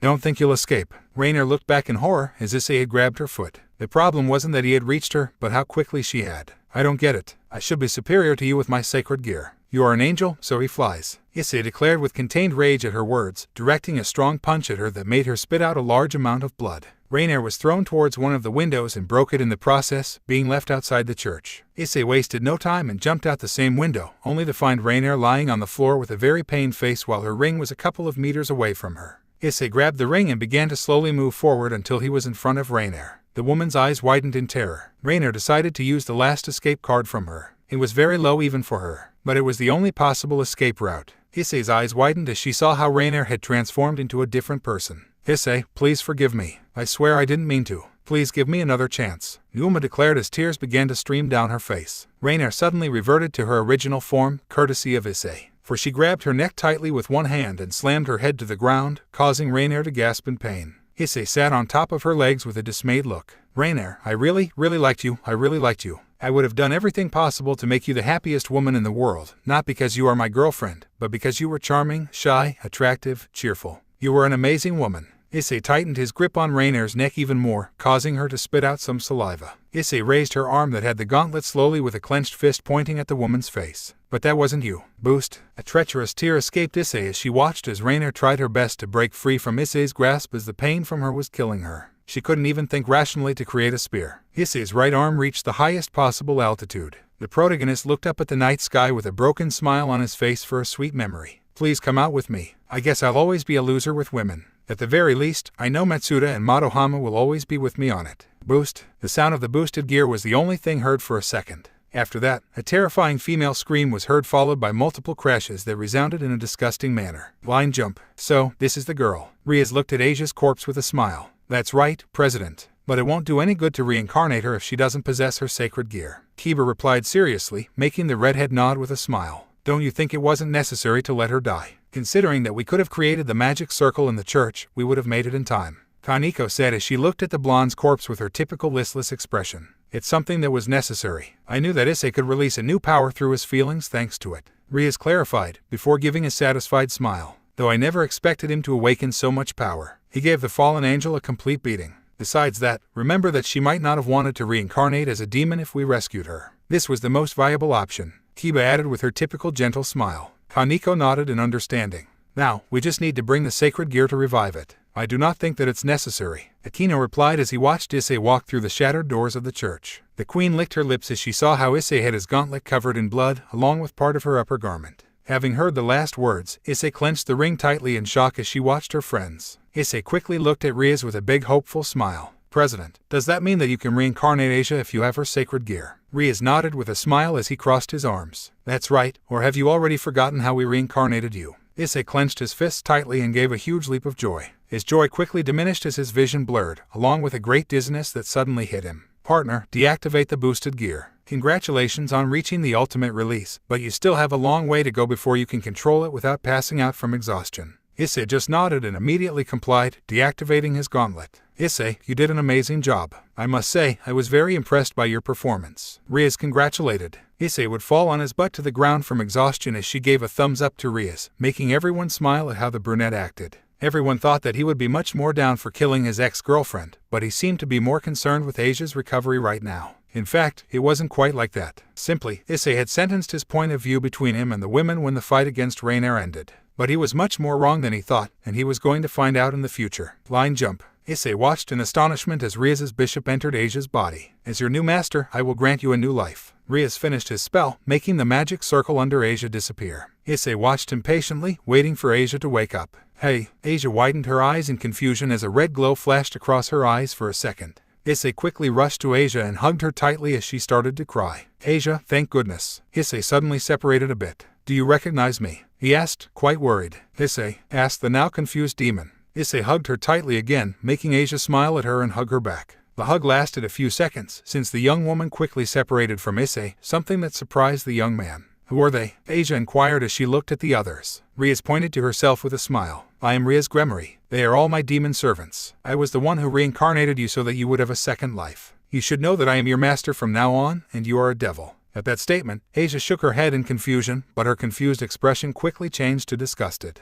Issei felt a little bad knowing that Asia was devoted to God, even though she was considered a heretic of hers for curing a demon. He quickly tried to remedy the situation. President, is there a way for Asia to still be able to pray to God? At Issei's question, everyone present twitched a bit, although the protagonist didn't notice it. Well, I don't notice it for a reason. Issei, are you crazy? I will never pray to that idiot again, never. Issei looked at Asia in a state of complete disbelief at the out-of-character response she had given to her. Asia looked around her in clear disgust. Besides, why did they have to revive me in a church? This place is disgusting. Before Asia could say or do anything else, Riaz quickly went over to her and touched her on the shoulder. Okay, I'd like to give you some control classes before you continue living in the mortal world. Riaz looked back seriously. We'll be at the club. I probably won't be at the academy for a couple of days. Before Issei could protest for an answer, Riaz and Asia disappeared through a magic circle. Issei looked at her companions, waiting for an answer. A rather uncomfortable silence was present in the place for several seconds. It's the demonic corruption, Kiba replied, breaking the silence. Line jump.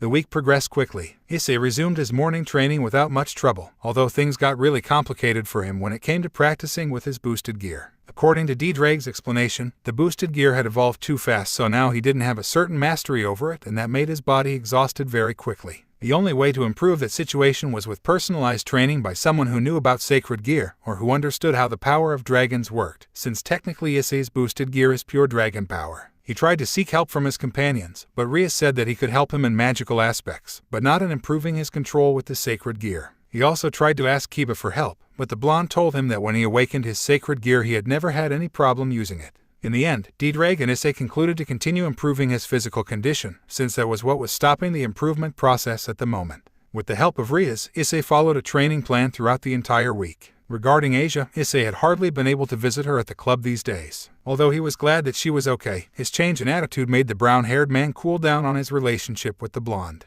Now, Asia had a much more direct and fiery personality. There were even times when her attitude seemed somewhat sinister. The only sure thing for Issei was that she would never be hers again before, and that was something that bothered him a little. Finally, I come to the conclusion that she tried to convince and warn all the people who want to become devils for what they were exposing themselves to, unless there was no other alternative. If Asia had changed so drastically from such a kind and timid person, she couldn't imagine what would happen to a person with a stronger attitude. In these few days that had passed, normal things also happened. Like Kiba's fan club, the ones marked as the pervert duo, along with the friend of perverts, which played negatively on Issei's reputation, but that was nothing compared to how all the women viewed Matsuda and Madohama. The only really important thing this week was that Issei found out that there was more than one heir to a great family at the school. This heir was a woman and her name was Sona Citri. She also found out that her pawn was Saji and he had recently joined her ranks just before the start of school. She hadn't liked the boy very much because of his cocky and stupid attitude, but he quickly assumed that the demonic corruption had corrupted his soul, so in the end he ended up pitying him.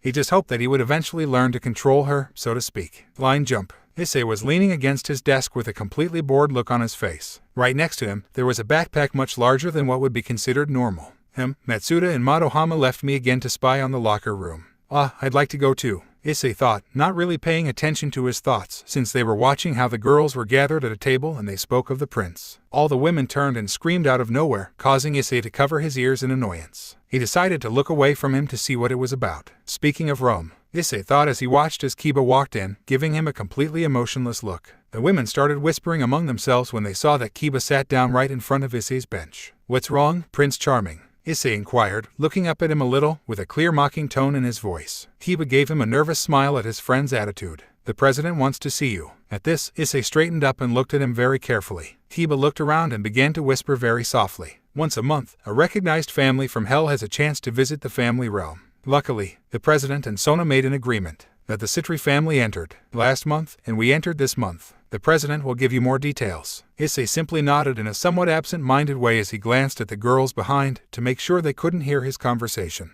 "What time?" he would whisper. "In 25 minutes. 25. Is there a problem?" "No, it's just that number rings a bell." Kiba just shook his head at his friend's ramblings and left the place. "Did the familiar kingdom say?" Issei raised an eyebrow internally upon hearing Ddraig's hesitant tone. "Yeah, is there something wrong with that?" he would ask very curiously. "Anything strange?" "No, not at all. I was just asking. I've never been to that place, but I've always heard some things." The fact that Ddraig tried to correct her voice made Issei realize that he was hiding something from her, but eventually she brushed it off. Lately, her trust with Ddraig had increased to astronomical levels, and she knew that if the dragon didn't tell her something, it was for a reason. And many times, those reasons were personal. A clear example is when he wanted to know why Ddraig and Albion started their eternal rivalry. The dragon simply replied that some things were better without being dug up, although he promised that he would tell her when he is much stronger. Line jump. "I see. So that woman was your familiar," said Issei while he listened attentively to the explanation of his mistress. The familiar left her female form and turned into a strange little animal with bat wings, then landed on Riaz's shoulder. They were all gathered in the occult room, where Riaz had finished her explanation that he was a familiar. "My idea is to take the two of you to get a familiar. Besides that, this will be a good experience for you to start relating to atypical worlds." "It will be a good experience," Asia commented with a smirk. Riaz raised her index finger at him with a small smile. "By the way, Asia, tomorrow you will enroll in Kyo Academy. I think you are ready to enter, but be careful with your actions. I would hate to have to erase everyone's memory because you attacked a follower of God in the middle of one class." Asia would just nod with an enthusiastic smile. She was already looking forward to entering the academy ever since she had come to this place. Riaz looked at his two most recent acquisitions with a smile. "Okay, do you have any last questions?" Issei raised his hand, and Riaz quickly gave him the floor. "How different will this kingdom be?" Riaz gave him a sly smile. "It's not something I can explain with my words. You'd better find out with your own point of view."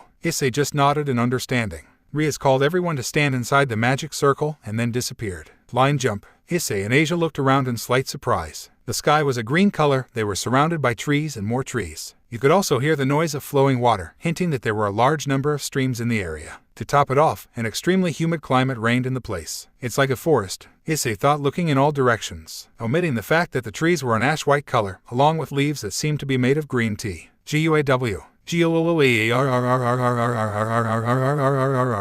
The only thing that its inhabitants are not the usual animals, Issei thought with his eyes rolling. This place is quite nice, Asia commented as she looked around her with a bright smile. Oh, so we meet again, Gremory girl. They all looked up to see some kind of version of Ash Ketchum, but much more adult. President, Issei asked with a confused tone. He is the one in charge of maintaining order in this kingdom. He makes sure that the demons do not harm the small ecosystem of this place, along with maintaining order among the species that inhabit here, since some are very territorial. Riaz explained wisely. That's right, Brett. This place seems endlessly sprawling, but it's much smaller than you can imagine. I need to make sure everything stays in order, especially since there's nowhere else in hell these friends can move to if your home will be damaged, explained the man who was in the tree. Hell? Asia asked in disbelief. Riaz nodded with a proud smile on her face. That's right. The familiar kingdom is located in an extremely hidden place in hell. For that very reason, only high-renowned families know the location of this forest. Before they could continue their talk, a small dragon descended from the air and stared at Asia, causing everyone to be surprised.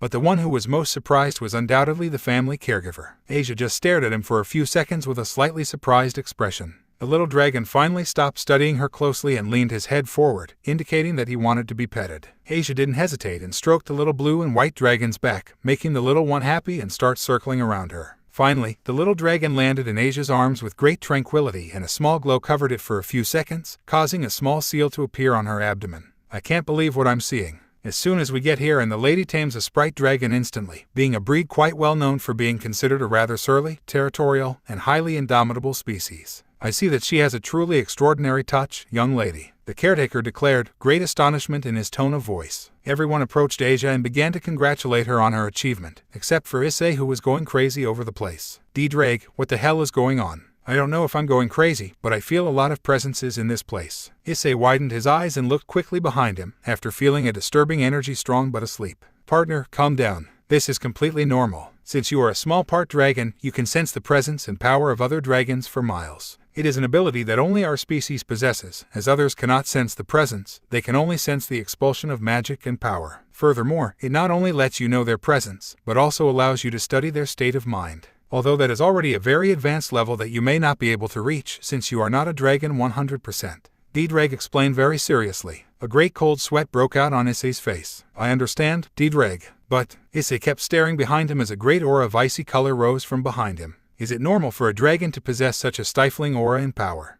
Ddraig, I'll call him Issei. Issei abandoned worrying about him to focus on Asia. He still hadn't congratulated her as she should. Besides, he didn't have to worry. After all, she hadn't done anything to that dragon to make him mad at him. True, Issei ... it's a nice name, Issei said as he walked over with a friendly smile. Issei opened one of his eyes and then a large electric discharge left his body and hit Issei hard, making the brown-haired man dance in a funny way. Hey Issei, that's not done, she declared, Asia holding back a laugh. What the hell? Issei asked, already released from the electric dance. The caretaker gave him a mocking smile. Remember what I said. Those dragons are extremely territorial, and it just so happens that you are a dragon. Fine jump. Kaioea. Get it off me. Wait, let's not use magic or all our clothes will fall apart. These things are disgusting. Ara, how naughty. Issei would be turned around staring at a tree while he listened to all the party that was going on behind him. I don't have to see. Resist the temptation. Tiba swung his sword hard at one of the many slimes in the room, ridding Kaneko of the hideous creatures. Issei, could you help me? Doing all this alone is a bit complicated.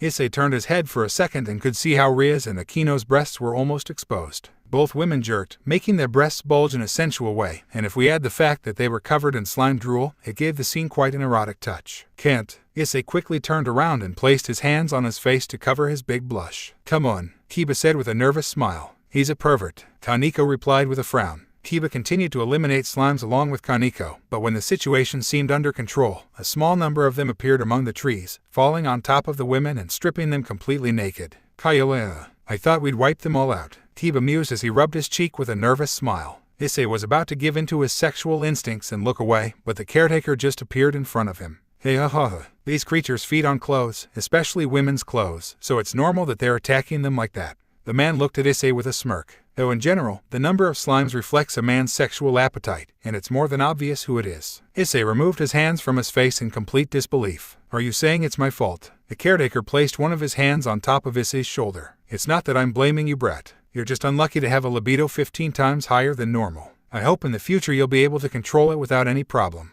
The man gracefully looked at the women, drooling. Because so far, you haven't done a good job of hiding it if the naughty little ones noticed your presence. The man moved away from Issei, making the brown-haired man think a little about the man's words. He finally nodded to himself decisively. He had to learn to control his voracious sexual appetite, more than anything else, so he wouldn't end up with the same reputation as his two best friends. He knew he couldn't have any luck with any woman because of her past scars, but that didn't mean women couldn't get a good impression of him outside of the realm of love. Although at this point it is already known what Issei's greatest motivation is to stop being a perverted beast. Eyes. Issei changed his determined expression to a little scared after hearing Ria's repressive tone. Assuming the girls were already dressed, Issei turned his head slowly and broke out in a profuse sweat when he saw the suffocating aura surrounding Ria's. Yes, President. I understand that you can't control your sexual appetite and have attracted all those slimes accordingly. But it was too bad that you stood around doing nothing, just to see us naked. Rias declared with a frown. That was very wrong, Issei. Akino supported Rias with a seductive smile. Now my whole body feels sticky, silly. Asia added as she rubbed her uniform awkwardly. Perverted, was Kaniko's simple answer. Akiba would just drop a sweat from what was happening.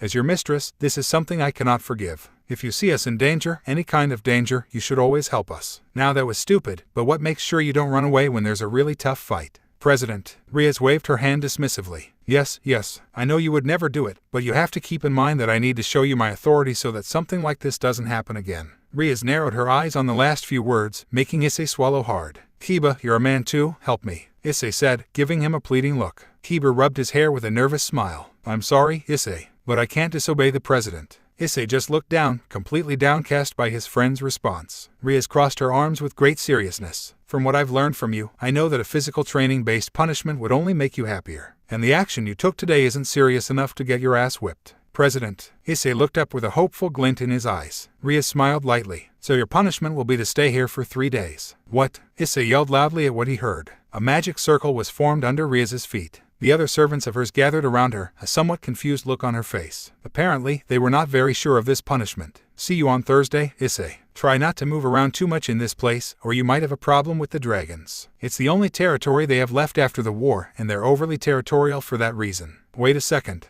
Issei tried to jump into the magic circle, but they all disappeared in her face. I think I prefer the whipping, she finally said as she looked around her with some fear. Line jump. Hey ha. So, only here for 3 days ha. That's how it is. Issei and the caretaker were eating a large amount of berries and other fruits. It was obvious to say that those kinds of fruits were not common on Earth, but their taste was still similar. Thank you for giving me some food. Issei gave the man a smile to indicate her appreciation. The caretaker would give him a smirk. No problem, boy. I know you're not someone who has bad intentions, just looking at you I can tell. Issei opened her briefcase and would throw all her books and notebooks on the ground to start putting the fruits. By the way, do you know any place where it's not dangerous to sleep? The man looked up from her with a thoughtful face. Not really. There are no places here that aren't dangerous, although there are places that are less dangerous than others. The man looked down from him with a serious expression. I recommend that you stay in these areas, since they are the least dangerous. The man watched curiously as Issei closed his suitcase and adjusted the position of the backpack they carried on their backs. By the way, what do you have in your backpack?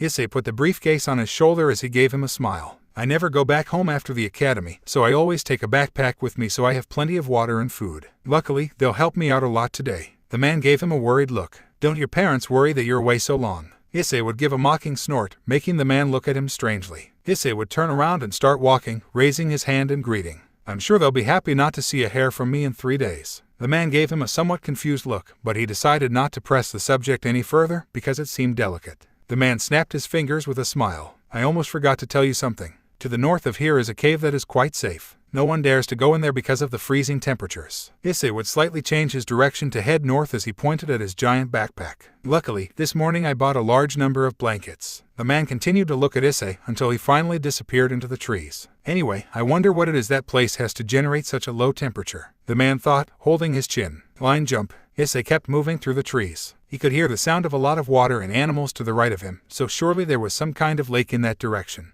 Issei put a goofy expression on his face. I'm lucky to have a lake nearby along with such vegetation. This will come in handy to sustain me for 3 days. Issei put his serious face on again. I just hope my dragon sensor doesn't make an appearance again in these 3 days. I wouldn't want to have to worry about ores in the woods at nap time. Buddy, I don't think the cave is as safe as that bum told us. Issei raised an eyebrow at Ddraig's hesitant and scared tone. Ddraig, do you have a thing with this place? Ever since we got here, you've been acting like you're afraid of something or someone. Me? Scared? Huh. You have no idea what you're talking about, brat. Ddraig replied with a clear tone of superiority. Issei gave a small smile as he looked at his right hand. So what is bothering you? It's nothing, mate. It's something insignificant. Don't worry, Ddraig answered with a clear, confident tone. Issei looked ahead with a smile and continued moving forward. In that case, then there's nothing to worry about. Wait, anywhere but there, Ddraig yelled with a clearly scared tone. Issei stopped short and a small tick in his eye showed the annoyance he was having at the moment. You know, if you're not going to tell me why I shouldn't move towards the cave, stop picking me up and shut up. Issei frowned and continued advancing faster. Okay, if you don't want to tell me, that's your problem. Issei kept advancing for a few more minutes, until he finally went through a tree and watched with great astonishment as the cave loomed about 40 meters from him, showing that the surrounding vegetation was completely crushed by the climate of the place. The cave had a large hole and everything around it was adorned with ice. Before Issei could step onto the ice, Ddraig finally spoke. It's something from my past, for that very reason I don't want you to go there. Please listen to me, partner. My carriers usually die from the battle against Albion for the most part, but they also die from two other factors. One is because of the Dragon Slayer, and the other one is in this cave. This misfortune is something that has haunted me since the beginning of my battle against Albion. I don't like to remember and talk about my past, but I wouldn't want you to die, being the best bearer that has treated me in this millennium. Everyone has treated me as a source of power, but you are the first to treat me as their partner. So please, I promise I will tell you everything, but I beg you a little more time, since they are hard memories for me, because they are things that will never return. Ddraig's genuinely sincere and concerned tone made Issei give a very pleased smile at his response. Okay, partner, I understand that your memories of when you were still alive are harsh, but I just want there to be true trust between us. After all, we could live many millennia together. You're right. Thanks for not pushing me, partner. He would thank Ddraig with a clear, grateful tone in his words. Now let's get out of here. Issei lowered his raised foot, stepping on the edge of the ice. The brunette watched slightly surprised as the ice moved away from his foot by magic. Inside the cave, giant eyes of a deep blue color snapped open. At that moment, there was only time for a small whisper from Ddraig to be heard. Shit. Issei was abruptly dragged into the ice sector by a huge icy dome that surrounded the entire surrounding area, getting trapped inside the site.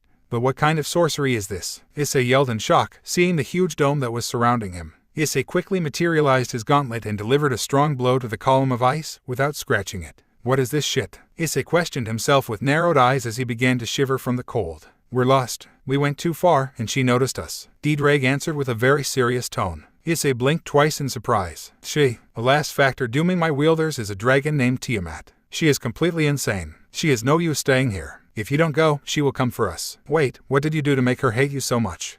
Issei put on a bored look. More personal stuff. I guess I'll ask her. You'll be very lucky if she lets you say more than 2 words that aren't part of your introduction. It was an honor to have been your partner for over 2 weeks. Hey, don't give me up for dead yet, said Issei with a twitch in his eye. He didn't understand why he had to deal with Ddraig's personal problems, but if he died because of this stupidity, his soul would enter the sacred gear just to kick his ass. Line jump. Issei entered the cave, where he could only see darkness. He continued advancing a little recklessly through the cave, until he ran into a current of air that seemed to be a breath. Issei took a huge leap back as huge beautiful eyes of a deep light blue color opened before him. I never thought you would willingly come to your death, Ddraig. The figure said as he stood up and spread his wings, having such a gigantic size that it encompassed the entire cave. Issei might be a lot more scared right now if it wasn't for the melodious and beautiful voice that came from a huge dragon. After a few seconds, Issei watched in amazement as the entire cave lit up thanks to the ice that adorned it. He was further astonished when he saw the huge 9-meter dragon in front of him. His scales were completely white, except for his abdomen and wings that were light blue, almost as strong and deep as his eyes. Then I hope you're prepared for your death, Ddraig. And if you're not, it's not my problem. The dragon's clearly annoyed tone made Issei snap out of his astonishment. Issei waved his hands in defense with some fear. Wait. I'm not Ddraig, I'm the bearer of it. Tiamat narrowed her eyes at him, making Issei even more nervous. That's right. Now that idiot is a mere sacred gear, but they are the same scum. After all, you are the Sekiryude, said the dragon with a clear mocking tone at the end. Scum, what am I missing? Thought the protagonist. Don't call me that, my name is Issei, not Sekiryude. That's just a silly honorary title they give me for having Ddraig. Tiamat's eyes flashed with intrigue for a second. How funny. All the previous wielders I've killed rejoiced at his title like morons. Seeing that the dragon had some interest in a chat, Issei didn't miss the opportunity and pointed a finger at her. Besides, I don't know what Ddraig did to you for you to call him scum, but I have nothing to do with his problems. Tiamat glared at him, hinting that he had touched a very sensitive point. So that idiot only rejoices in stories where he achieved great achievements? Huh. In fact, he didn't even tell me anything about his life. But I won't answer so as not to miss the chance to get out alive. Issei thought as sweat began to break out from his face, indicating that his superficial calm was slowly beginning to give way. Tiamat brought her face threateningly closer to Issei's, making the brunette a little scared. Not because of her closeness, but because of the pain and hatred in his eyes. I was completely in love with a dragon, along with 2 other females. In our species, it's normal to see males practice polygamy, so I didn't mind sharing it. But soon after, I found out that he only wanted the other 2. And I only saw myself as a trophy for my position. That caused me to fall into Dragon's Fall, a lethal disease that consumes you in a single week, and the only thing it needs to sprout in your body is that you enter into a disastrous state of mind. It's an almost incurable disease, but if you get over it, you'll never have to go through it again. Obviously, I wasn't emotionally strong enough to get over it myself, but this is where Ddraig comes in. He took care of me for days on end to make sure he was okay. As I was healing, I just couldn't help but fall in love with him, and I felt like our connection was very special. But when I finally healed, he abandoned me. I was tracking him for a whole week, until I finally found it. Tiamat's eyes grew a little teary. In the arms of another. And again, I was rejected. In these moments, Issei's fear had dissipated to become empathy. In fact, she felt great pity for Tiamat, because he had experienced something similar firsthand, referring to the first part of the story. Tiamat turned her face away from Issei and her tears crystallized and broke, so that he later gave off an aura of death around her. For that very reason, I swore to take revenge. I took revenge on my former lover, and took over this cave in the last millennium to only go out when I felt Ddraig's presence, only to go and kill him. Tiamat just waited for Issei's response to kill him. He just waited for him to answer like everyone else, "You're crazy. You are crazy. Because you are that way, no one will ever love or want you. Don't you feel alone?" In those moments, the anger and hatred of the woman passed to a quite secondary plane. "What?" Issei rubbed her cheek with a nervous smile. "I'm just saying, you know. If you wait here for this long to kill Ddraig, that means you haven't talked to almost anyone in a millennium." Tiamat looked at Issei in great surprise. "Well, I guess so. But I never really thought about it. I only had one goal in mind." Issei stopped rubbing his cheek and looked down with a slightly downcast expression. "I know what you've been through can be very hard, but it's always good to try to get over it. And talking to people can help you. You know, don't make me laugh. Don't try to feel sorry for me when you have no idea what it feels like." Tiamat roared with great rage at her words. "Why do you think I'm a devil? Don't make hasty statements." Tiamat was surprised again when Issei looked up at her with great seriousness, besides that she had yelled at him. How long had it been since someone had yelled at him? In fact, has anyone ever yelled at her? That wasn't really what was on her mind right now. The only thing she was thinking about was Issei's penetrating gaze. Without a doubt, the boy had gone through an experience similar to hers. That means he understands her pain. Don't compare one thing to the other, mate. Your experience was far worse than this dragon's. Tiamat's scales bristled, indicating that she did not want to hear that voice at all. "How dare you? How dare you?" The dragon roared loudly, causing Issei to be dragged a few meters. Issei collided her hand with her face internally. Right now, he was very angry with Ddraig. Just when he had a chance to live, he was ruined by his own partner. A large amount of power that materialized as ice began to surround her, giving her a very imposing and threatening image. But Issei had his head elsewhere at the moment. "Why are you angry? You don't know what my..." Issei was so angry that he didn't even think of his words. They just came out of it. They came from his soul. "Shut the fucking mouth, you damn underdeveloped lizard." The stifling atmosphere that Tiamat produced disappeared instantly, making everything go completely silent while the dragon's eyes were as wide as they could be. "Hey, I'm defending you. Watch your approach, Brett." Ddraig whispered under his breath with a very offended tone. Obviously, his whisper was of little use since everything was completely silent. Issei just stood there looking at Tiamat. A small icy stream was the only thing heard in the agonizing silent seconds. After that, Tiamat's expression of complete surprise began to slowly soften. In fact, it looked like he was beginning to smile. HM, ha ha ha. Tiamat flipped over on the ground as he laughed non-stop and grabbed his stomach with his forepaws. Tiamat began to hit the ground heavily, causing the entire place to rumble. Undlvd lizard.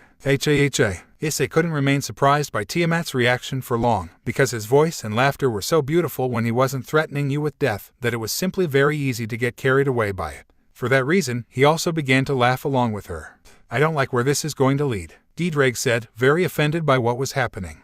Issei was sitting on the floor and leaning on Tiamat's neck while they were both still laughing, but at a much more normal pace than at first. The dragoness was still turned over on the floor, although she had already stopped hitting the floor hard with her hands. Apparently, the euphoria of the moment was gone. "By dragons, my stomach hurts so much, I haven't laughed like that in a millennium," Tiamat exclaimed as she rubbed her abdomen with one of her paws. Issei looked up with a smile and leaned further into the dragoness' neck. "Phew, I don't think I've ever laughed like this in my whole life." Issei looked into one of the dragoness' eyes that was looking at him piercingly, as if she wanted to study his soul. I think it was because of your laughter. It's too contagious, Issei said with a huge smile between his teeth, causing the dragoness eye to widen a little at his words. Issei was a bit confused when Tiamat looked up and her smile changed to a serious expression. At least it wasn't an angry expression like the one she had at first. You still didn't tell me your story. This statement made Issei look at her in surprise. The dragoness shot him a glare. You know, I already told you mine. It's only fair that now you tell me yours. Anything is better than you continuing to laugh at me, Ddraig interrupted with an annoyed tone. Silence, underdeveloped lizard. Tiamat's serious expression curved into a smile after saying those words. Ddraig grumbled under his breath with nothing in particular to be heard. He only seemed to lament that Tiamat had found his weak spot, and that weak spot was his pride. Issei's deep, melancholy sigh caused Tiamat and Ddraig to leave their discussion for later and pay special attention to the chestnut. Before we begin, I would like to know, what is life and love to you? At Issei's question, Tiamat looked up, unable to find an answer. I don't know. It's not something you can describe physically. You just feel really good, and then you want to die. The very out-of-context answer Tiamat gave made Issei shake his head. Issei leaned further against the dragoness neck and positioned both hands behind her neck with a serious look. I guess you're right. It's not something that can be easily explained, but they are concepts that are related to each other. To me, life is like a drink. It makes you feel great, but if you try to taste more than you can swallow, it will just kick your ass hard. Regarding love, it's like a drug. It feels amazing, but it becomes incredibly destructive if you don't take the right one or if you become blinded by it. Tiamat looked up with some confusion. I understand what you mean, but how does life and love relate? Issei clenched his fists tightly behind his head, something Tiamat noticed. Because the drug can fuck up your life. Issei gave a heavy sigh and jumped up, turning his back to Tiamat. That's what happened to me. I tasted love and became completely addicted. I became totally blinded and couldn't see the true intentions behind my girlfriend. She turned out to be a fallen angel, and she completely wrecked my life, killing me. Issei folded his arms, then turned around with a smile. But someone helped me, and thanks to that person I got a new life. Obviously, it's impossible for my scars to go away completely. Issei put a hand to his heart. In fact, they still hurt. But I won't accomplish anything by regretting it for the rest of my life. If I was given a new life, all that's left for me is to try a new drink and keep moving forward. When I feel like throwing up from getting drunk, I'll just have to endure it.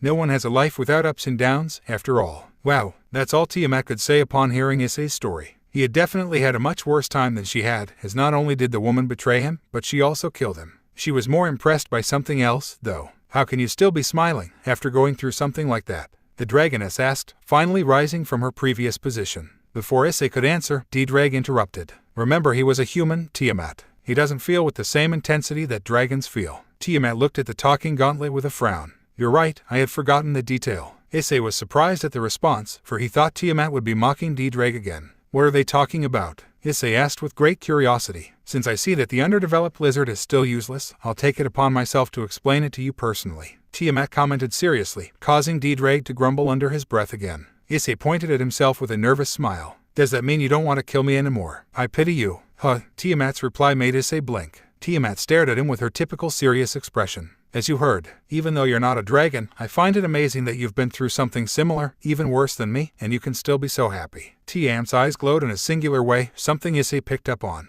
That made me rethink some things. If a mere human can get over it, why can't I? Tiamat lowered her gaze with a hint of sadness, something that did not go unnoticed by Issei. Besides, I've also realized that this is making me very ill. I will never stop hating Ddraig. But like you said, the hatred has so permeated me that I've been alone for a millennium. I guess when you told me that, it really hit me. Am I really going to spend the rest of my eternity hunting that jerk? I thought. Ddraig rolled his eyes at the last statement. But he opted not to say anything, as Tiamat was having a very strong reflection right now. Issei folded his arms, directing a chuckle at her. It's great that you think so. Tiamat directed a small smile at Issei, only to have a large glow surround her, something that impressed the protagonist greatly. Before we begin, I'd like us both to make ourselves comfortable. The icy glow surrounding Tiamat disappeared, causing Issei's jaw to drop in complete shock. Now, the large, powerless dragoness had changed her figure to that of a mature woman with a slightly taller stature than Issei. She was wearing an all-white shirt, along with jeans of the same color that tightly squeezed her legs. The shirt was missing a button at the top, revealing a small cleavage that revealed her large breasts. Worst of all, her breasts looked incredibly firm and soft. They were even bigger than Ria's, and that was very easily noticeable. Even so, her legs and butt were not far behind at all. In fact, you could even say they were sexier, as she had a large, but moderate butt that clung tightly to her jean, giving the image that it was very moldable, just like her thighs that seemed to be completely fleshy and soft, just like her butt and breasts. But the really amazing thing about all of this was that her body fell short of the beauty that her face gave off. She had creamy skin that was beautiful, along with a softness even higher than wool. Her face looked like it had been carved by the gods themselves, along with her deep blue eyes and beautiful expression, which gave off a breathtaking seriousness, making everything around her give her a mysterious touch. Her hair was of a lighter light blue color than her eyes. Her hair moved freely and with great grace until it reached below her waist. It looked incredibly silky and shiny, giving off another great aura of loveliness to her entire body. Wow! Issei just stared at her with wide eyes. The most beautiful woman he had ever met by his standards was Rias, and this woman made the redhead look like the ugliest woman in the world. Tiamat crossed her arms under her breasts and raised an eyebrow. "Why are you looking at me like that? Is there something wrong with my face?" Issei took a step back as he continued to admire her beauty. It's not that. It's just, I didn't know dragons could shapeshift." Tiamat raised both eyebrows at the response. "You don't know that dragons have human form." Tiamat put her hands on her hips and gave a big sigh, then looked up with great seriousness. "Will be quite a while." Issei snapped out of his trance and directed a chuckle at her. "In that case," Issei tossed the large backpack forward, causing Tiamat to raise an eyebrow. Line jumped. "Delicious," Tiamat thought after taking a bite of the sandwich prepared by Issei. A small pleasant smile came across her face, showing her small canine teeth on the outside, giving her a rather tender appearance in Issei's eyes. They were both sitting across from each other on a blanket, simulating a picnic of sorts. They were at the exit of the cave. The ice had already disappeared, courtesy of Tiamat, because Issei was shivering with cold a few moments ago. Tiamat set her sandwich aside and returned to her serious expression. "Well, what do you want to talk about first?" Issei looked down at her sandwich with a thoughtful look.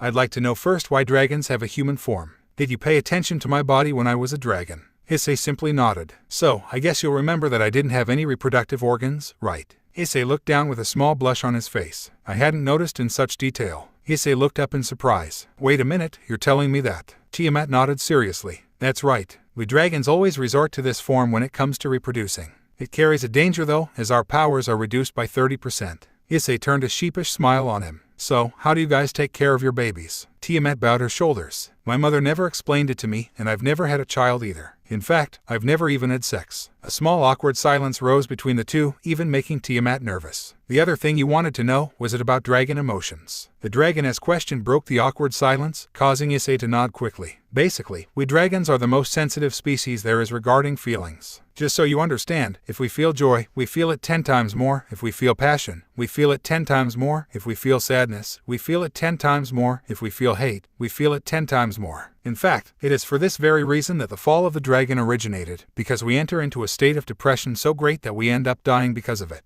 The good thing about this is that it can only happen to you if your body is subjected to a great deal of emotional stress. It also has one factor in its favor, and that is that if you suffered it once, you become immune to the disease, because your body has already adapted to the conditions it suffered before. But that doesn't mean you won't feel devastated if you go through something similar again." Issei rubbed his hair in surprise. "Okay, that sounds very complicated." Tiamat looked at him seriously, causing Issei to become a bit elated. "You don't have to worry about it. Only dragons have these characteristics. You have underdeveloped lizard, but you're still a demon. You may acquire some dragon abilities, and even have dragon aura, but you won't be a dragon. Unless you want to try, but I don't recommend it." Issei watched Tiamat with great curiosity at the last mentioned, but said nothing about it. "In fact, you'd have to worry more about yourself. After all, being a demon doesn't guarantee you eternal life. You still have to face the other celestial dragon, and that's not the only thing you have to worry about." Tiamat frowned, causing Issei to pay special attention. "There's also the Dragon Slayer." Issei blinked in surprise at hearing that name. "From your reaction, I can see that you've already been told something about it." Tiamat grabbed the sandwich and took a bite, then lifted her gaze to remember. "He's a very dangerous subject. He was created by the 3 factions a millennium ago to wipe out all dragons. It is true that to us, demons, angels, and fallen angels are nothing more than cockroaches, with exceptions." As she said that last word, a shadow of a woman appeared in Tiamat's mind that had about 10 black wings with piercing red eyes. The problem is that even if they are cockroaches, if you put the power of the 3 factions together in one subject, it makes it somewhat problematic. That's how Brand Cangelman came about, an experiment that served to eradicate all the dragons below the Dragon Kings. Very few survived. Even 2 of the 4 great Dragon Kings died at the hands of those scum.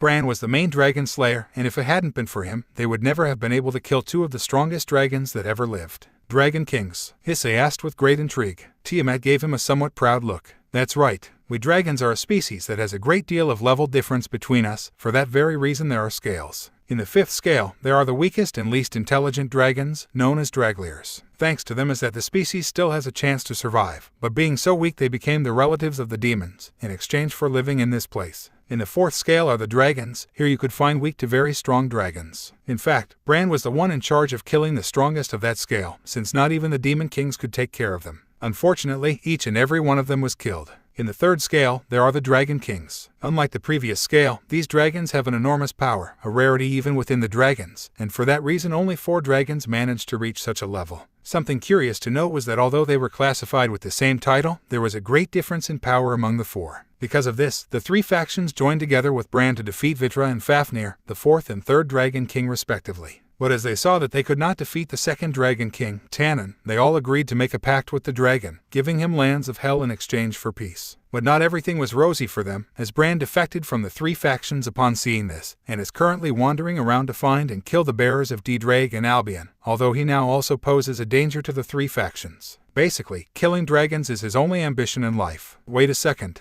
You're telling me that the Dragon Kings were so strong that the 3 factions had to ally to defeat them, and even then, they couldn't handle the 2nd strongest. Tiamat smiled proudly at her genuine surprise. That's right. In fact, they might have been able to take Tannin if God helped, but apparently he didn't take part in the fight. Supposedly he had been greatly weakened after sealing Trihexa and the 2 heavenly dragons. Which, by the way, Albion and Ddraig belonged to the 2nd scale, which would be the heavenly dragons. They were so strong that it would be cheeky of us to classify them as Dragon Kings. Issei raised an eyebrow in confusion. Wait, if the 2 heavenly dragons are stronger than the Dragon Kings, how come they lost? We didn't lose. Ddraig interrupted. We simply got overconfident, since we didn't know that God had some items called sacred gear, and that he could seal a part of our soul in it. Tiamat looked at the gauntlet with a smirk. You didn't defeat them, but you did lose. Otherwise, you wouldn't be talking through a gauntlet. Face reality, underdeveloped lizard. Tiamat widened her smirk even further as she listened to Ddraig grumble under his breath. Tiamat turned her serious gaze to Issei. And before you ask, Trihexa was sealed thankfully. But it also took the dragon god by surprise, and it took the help of all the faction leaders to get it sealed. And I'm not just talking about the 3 factions, I'm talking about all of them. Trihexa was a global threat, so everyone had to participate. Still, the only option they had was to seal him in a dimensional prison.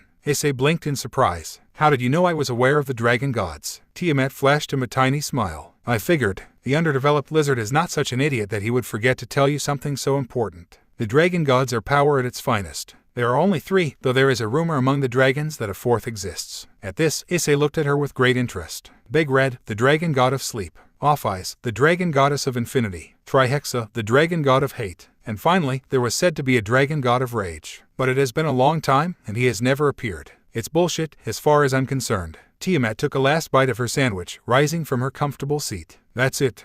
Yeah, Issei replied, absorbing all the information he had gained. Tiamat changed her typical serious expression to a small smile, revealing the tips of her fangs. It's been entertaining getting to know you. I hope you have a safe journey. Tiamat raised her hand. Issei directed a chuckle at her, shaking her hand. Likewise, it's been a bit of a scary experience at first, but then it's been fun. Tiamat covered her mouth with her free hand and began to laugh, leaving Issei delighted by her beautiful melody. Sorry about that, and thank you, she said with a very grateful tone at the end. Issei was touched by her sincerity at the end, but didn't comment on it. Fare thee well, Issei said, letting go of Tiamat's hand and quickly turning around to carry his backpack, not noticing that the dragoness had been staring at his hand longingly. Issei finally left the spot as she raised her hand as a gesture of greeting, without looking back. Issei's contented expression changed to one of complete shock. Friend, he thought internally, I know what you're thinking, mate. And I must tell you that Tiamat is the most beautiful dragon that ever lived. How could that jerk hurt her? Didn't he have eyes to see the incredible beauty he had in front of him? She was even willing to accept other women, as long as he kept loving her, but no. Thought Issei, clenching his fist tightly. I get it, if at those times I hadn't fallen in love with Delia, Ddraig, Issei asked worriedly, seeing that his friend had stopped out of nowhere. Nothing. It's just that I remembered something very funny. Issei simply nodded in compression. Partner, won't you stay with her? Ddraig's worried tone quite impressed Issei. I don't think it's necessary. Besides, why are you worried about her? She's killed some of your bearers. True, but she's my kind, and I can't help but feel sorry for her. Ddraig, thought the brown-haired man, rather surprised by his companion's attitude, then gave a huge chuckle. You don't have to worry. She seemed really strong, so I don't think she needs my... Issei turned around to give him one last look. Company. He felt stupid. Tiamat was still at the exit of the cave. The wind made his hair blow freely down his body. She had a serious and calm expression, but the look of her gaze showed only a feeling. Loneliness. Hatred has so permeated me that I have been alone for more than a millennium. The memory of Tiamat's words made Issei clench her teeth tightly. How had he been so callous and stupid? Tiamat's eyes widened in surprise to see how Issei was returning with her hand raised in greeting, a nervous smile on her face. Did you forget something? Tiamat asked with a raised eyebrow. Issei looked away and rubbed his hair in embarrassment. Not really. In fact, I had come to this place to stay here in the beginning, and And, asked the dragon, raising her eyebrow even more. Issei finally met her eyes with Tiamat's. Well, I was wondering if I could. Yes, if you can stay. Tiamat interrupted Issei with great enthusiasm as she clasped both her hands under her breasts tenderly from her. Issei blinked in surprise. Really? Thank you very much. He responded with a big smile at the end. For 3 days, huh? Tiamat asked as she sat down across from Issei. The young man rubbed his hair in disgust. That's right, and it was all just because of stupidity. Issei would give a big tired sigh. Anyway, now it's something that doesn't matter. He opened his backpack and took out a couple of sandwiches, along with the fruits he had received earlier from the caretaker. It was already evening. Issei had told him a bit of his story of what he had done once turned into a demon. He omitted to talk about his companions, though, as Tiamat seemed rather reluctant on the subject. Apparently, she still held a grudge as did Ddraig for what happened in the past, although her partner hid it very well. Tiamat grabbed one of the sandwiches and looked at it seriously. Tomorrow we'll have no choice but to forage for food. Is there something wrong with that? Issei asked with some amusement as he watched Tiamat sketched a small smile as she tasted the food. Apparently, she had a weakness to food, or at least, her food. Tiamat flashed a small smile at her, showing the tips of her fangs. You may not have noticed because you're not a dragon, but the area is home to a fair amount of dragons. I can sense them by their aura. Tiamat took a bite of the sandwich, making her smile a little more visible. They are very weak, but keep in mind that I couldn't even sense your presence, so you're even weaker than they are. Thanks for the compliment. Issei replied completely dejected as he watched Tiamat happily eat her dinner. Issei rested his cheek on his hand as he watched with a small smile as Tiamat thoroughly enjoyed her meal. After a few seconds, Tiamat finally noticed his gaze and raised an eyebrow at him in response. Something wrong? Issei just shook his head in amusement. Nothing, just that when I get back to my place, I'll treat you to a real dinner. Tiamat widened her eyes at the aforementioned, making Issei nervous. Though you don't have to if you don't want to, clarified the protagonist, rubbing his hair. Are you seriously going to invite me to your house? Issei was taken aback by the great enthusiasm Tiamat showed with her words. The woman was looking at him very seriously, but her eyes and tone of voice showed great restrained excitement. Issei just smiled at her, of course. I don't see anything wrong with it, unless you want to go somewhere else more ostentatious. Ostentatious? Tiamat asked with great curiosity in her words. For humans, what's a swanky place? Issei picked up a stick nearby and began to draw a restaurant on the outside of the sheets that made a picnic. This is a more ostentatious place. It's kind of expensive, but you'll eat a delicious dinner made by a person who specializes in it. Boring, Tiamat said with a rather funny expression. Issei watched Tiamat with a raised eyebrow, then gave her a smile and erased the drawing she made recently. She began to carve a new drawing. Then, we could go to a place where we can make our own food, he stated as he drew a park. Tiamat would rest her face on her knees as she looked at Issei with great interest. At this, Issei chuckled a little. You like that idea a lot better, don't you? Tiamat dropped her apathetic expression to the side to give him a small smile as she nodded. Without realizing it, they had both set a date for a date. Friendly date or not, it was still a date. Issei winked at her with a proud look. You'll see I'll cook you something much better than this. Sounds very tempting, Tiamat said with a slight smile. They both finally finished dinner after a friendly chat. Now, the night started to get extremely cold, and they both decided to create a fire inside the cave so they wouldn't freeze to death. Issei put on the 2 blankets he carried in his backpack, breathing a big sigh of relief as he sat down and made himself comfortable near the fire. Tiamat just sat near the fire, right at the other end where Issei was sitting. Minutes passed. Issei was about to fall asleep, but he could catch something a little sad out of the corner of his eye. Tiamat was hugging herself while shivering with cold. Issei was immensely surprised by what he was seeing. Tiamat. Tiamat raised her gaze in intrigue after hearing her name. How can you be cold? Issei asked somewhat worriedly as he pulled back the blankets from his body a little to fully reveal his face. Tiamat directed a smirk at him. I'm sorry, but I'm not immune to cold. My power may be ice and ice may be what shelters me, but I can't use my power because I might freeze you. You know, it's like someone with fire or lava powers. Even if your body is surrounded by its own flames, it won't do anything to you. But external heat can still affect you, unless his power works differently than mine. Issei lowered his gaze in grief. That means you're getting cold because of me. Tiamat would look at him very seriously. I've been through much worse, so you shouldn't worry about me. Tiamat lowered his gaze again as she started rubbing herself again to get rid of the cold. Issei watched all of this rather pitifully. Finally he shook his head and smiled. Tiamat still had her eyes closed as she rubbed her body in an attempt to warm up and fall asleep. Suddenly, she felt a wave of awesome warmth invading her all over her body. She opened her eyes in surprise, only to see that Issei was pressed against her as he used the 2 sheets to cover them both from the cold. Issei hugged the woman around her waist, pulling her even closer to his body, causing the dragoness to rest her face on his shoulder. She clung a little to the blankets as she closed her eyes to feel the physical warmth embrace her completely. It felt amazing. Much better, isn't it? Issei inquired with a smile as she closed her eyes to sleep. Tiamat pulled her body a little closer to Issei's as an imperceptible blush appeared on her face. Thank you. Line jump. Tiamat stretched her body as she absorbed the icy blizzards coming from outside. Are you sure about going out? Dragons are quite territorial, they could hurt you. Tiamat warned, looking sideways at Issei with her typical apathetic expression. Issei directed a smile at her. Don't worry, I really want to get out and explore this place a bit, and I don't like the idea of you alone doing all the work. Tiamat looked straight ahead as she bent down for a stretch. As you wish. Issei looked away with a small blush due to Tiamat's butt pressed tightly against her white jean. Besides, this might help me get stronger. Stronger, thought Tiamat seriously. Tiamat placed her hands on her hips and turned around to look at Issei seriously. Meet me back here in an hour. Issei just nodded seriously, only to be taken aback as Tiamat suddenly disappeared. Issei squeaked in surprise. She's really fast, partner. Ddraig chuckled a little under his breath, getting Issei to look down at his gauntlet with a raised eyebrow. What's so funny? Nothing. It's just, you still don't know a lot of things about her, Ddraig replied with an innocent tone. Whatever you say, Issei replied with disdain. The only thing that bothered her about Ddraig was that he kept things from her, but he wasn't going to force himself on her either. All in all, he knew that sooner or later he would find out everything. Line jump. I think this one will do, Issei said to himself as he took a fruit that resembled a banana from the top of a tree. Since those trees were gigantic, I don't think it's necessary to state that Issei was a few feet off the ground. Issei's smile changed to a surprised look when a shadow passed over his head. Partner, I understand, Issei stated seriously. I'd better get the hell out of here before Issei took a big leap and screamed as he was attacked by a blue-colored dragon that was about his height. The young man landed face first on the ground and quickly got up while rubbing his face in irritation. He didn't have time to insult the dragon as he activated his gauntlet, and the sound of boost echoed through the place while he dodged another dragon very similar to the previous one by the skin of his teeth. The two dragons stood in front of Issei, giving him a huge roar. Issei put his gauntlet in front of his face and the word boost resounded again.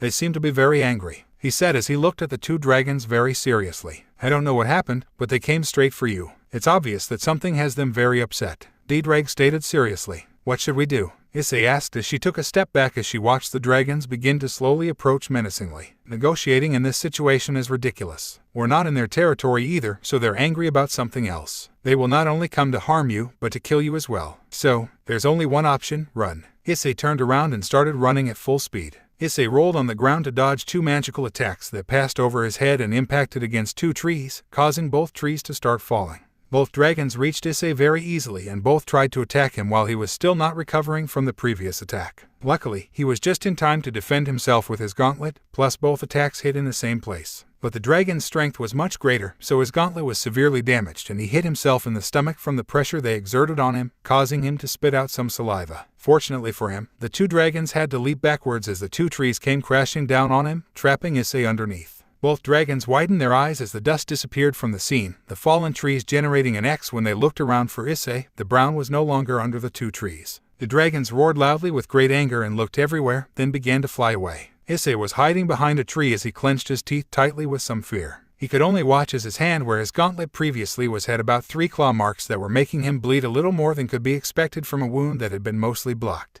Damn, that was close, thought the chestnut as he looked at the two trees that were about to fall on top of him. Let's get the hell out of here before they find us, and make sure you don't use the sacred gear or it might alert them to our presence, Ddraig warned wisely. Issei just nodded seriously and started walking in the opposite direction the dragons had gone. Line jumping. Issei watched with a small smile as many exotic animals were playing in the forest with each other. There were all kinds of species. This is a good sign. If there are so many familiars in one place, it means this place shouldn't be dangerous. That's good to know, Issei replied as he rubbed the wound on his hand with a small grimace of pain. Wub. Issei raised his gaze in confusion after hearing a cry come from the peak of a tree. The chestnut rolled his eyes as he saw how a small dragon was upside down because of some vines that had trapped it. It had small scratches all over its body. The clues indicated that it had ended up in that condition because it didn't know how to fly properly yet. Should we help him? Issei wondered, rubbing his cheek with a finger. He's not a baby dragon, but he's still very small. He probably won't want to accept your help at first because he's another dragon, but he's still very weak anyway. Issei became serious. How weak? I think they're close relatives of the dragon sprite, to give you an idea. Issei rolled his eyes, like that little demon that's now Asia's familiar. Do you know how bad I had a hard time with his blue lightning?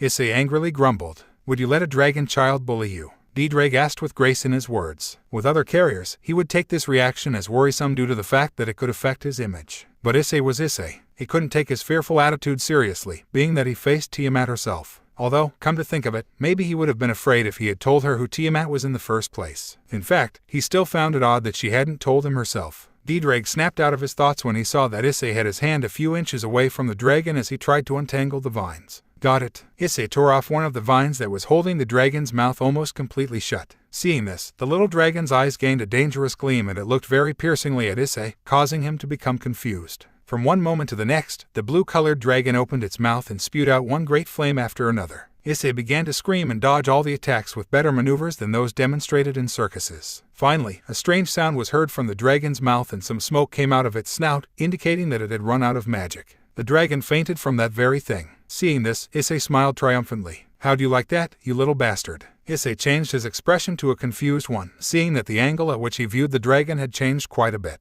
His face turned blue and he started sweating profusely as he realized that the tree he used to climb was in front of him. Issei tried to fly by waving his arms in vain, falling face first to the ground. Issei dug his face off the ground with a bit of difficulty, raising his face while drawing a completely bored expression on his face. That's twice now that this has happened to me this day, and I've barely started the morning. Issei snapped out of his internal argument when he saw that the flames of the little dragon had somehow reached out to touch the vines, and as a product of that, the little dragon might face a painful fall. Issei quickly got up from the ground and took a big leap forward, grabbing the little dragon with both of his hands. The dragon opened one of its eyes with great exhaustion, seeing that Issei had saved it. The chestnut was surprised when his new friend gave him a weak smile. Issei settled down to sit on the grass as a few family members surrounded him and looked at him with great attention for what he had demonstrated earlier. Ddraig, should we do something to get him healed? Issei asked, somewhat concerned about the little dragon's apparent condition. No, partner. He just had a lot of magical wear and tear, that's all. The other wounds are very superficial. You can leave him here no problem. I'm sure when he wakes up he'll go looking for his parents. Issei rubbed his hair with a worried look. It's okay. After saying those words, Issei gently supported the dragon on the ground, then set down one of the fruits he had gotten so far. Issei turned around to leave, but was surprised when he felt how the little dragon had clung to his back as he ate the fruit he had given him.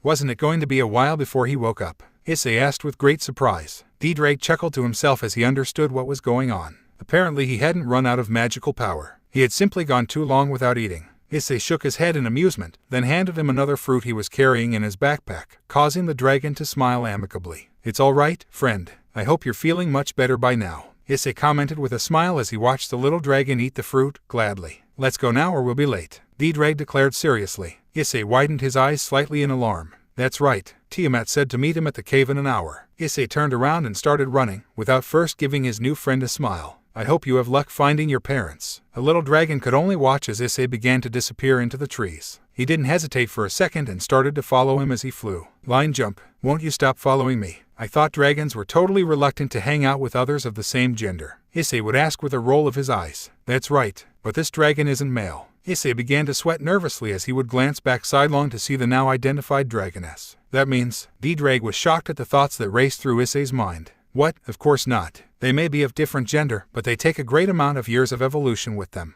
Issei put a hand to his chin at that answer. It's like it's between monkeys and humans. Exactly. I think the only dragon you could fixate on as your look-alike is Tiamat. But I'm sure that would be a bad idea. Issei widened his eyes slightly at the statement. That's right, I have to hurry. Shit, they detected us somehow. Immediately after saying those words, Issei stopped in his tracks as he saw the two dragons that had caused him trouble earlier appear from the sky and fall in front of him with a very angry expression. Issei gritted his teeth hard at the sight of the two dragons and immediately stepped in front of the little dragoness to make sure she was not harmed. Both dragons looked at each other confused by what they saw, then looked at Issei again. Issei blinked in confusion. What's wrong now? The little dragoness would poke her head over Issei's back and give a happy snort, then fly happily towards the two dragons. The two older dragons greeted the little girl with a few small tears at the edge of their eyes, hugging her tightly with their wings. What did I miss? Wondered Issei, really surprised to see how everything took such a drastic turn. I never would have thought that those two were her parents. Issei could only watch as the little dragoness was pointing at him and talking very cheerfully in a language he didn't understand.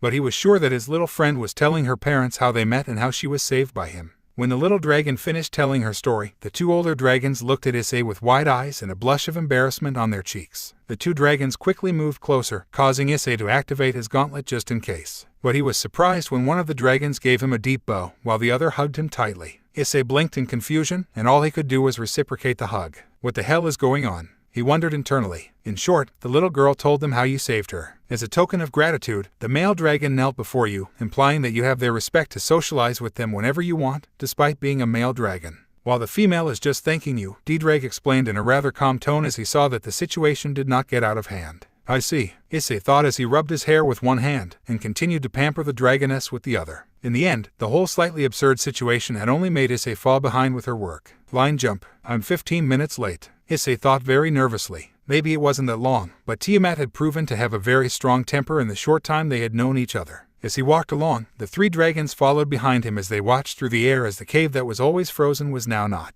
Although there was still a threat with an impressive aura in that place. They had only one question in their minds: how on earth could Issei go there without being annihilated? Although, it was also true that it was impossible that a dragon of his own rank could have such a powerful aura. That could mean that this dragon is more civilized than them. Issei crossed the last tree that blocked his view to see the empty path that led to the cave. A few meters away from him, Tiamat was waiting impatiently. As soon as she saw him, the dragoness quickly turned to him with her typical apathetic expression. Issei looked down nervously as he tried to explain himself. I'm sorry, but a lot of things came up. And, somehow, you're fine. Issei widened his eyes as he felt Tiamat wrap her arms around him in a hug, resting her face on the chestnut's shoulder with a bit of regret. Issei simply said nothing and reciprocated her embrace, still with surprise still in effect on his face. Tiamat turned her face away slightly to look at Issei, revealing a genuinely worried expression. Since you took so long, I thought something had happened to you, she clarified as she cupped Issei's cheeks with her hands. Issei directed a goofy grin at him. Thanks for worrying, but I'm great. He held up his thumb for emphasis on his words. In these moments, that's when Issei realized that Tiamat didn't just possess a serious, strict, and bloodthirsty personality. In fact, having been so long with great hatred in her heart may have caused her other emotions to be buried within her being, but that didn't mean they wouldn't come out again. Tiamat turned her face even further away from Issei and grabbed the brown man's hand with both of her hands, giving him a piercing look. Who did this to you?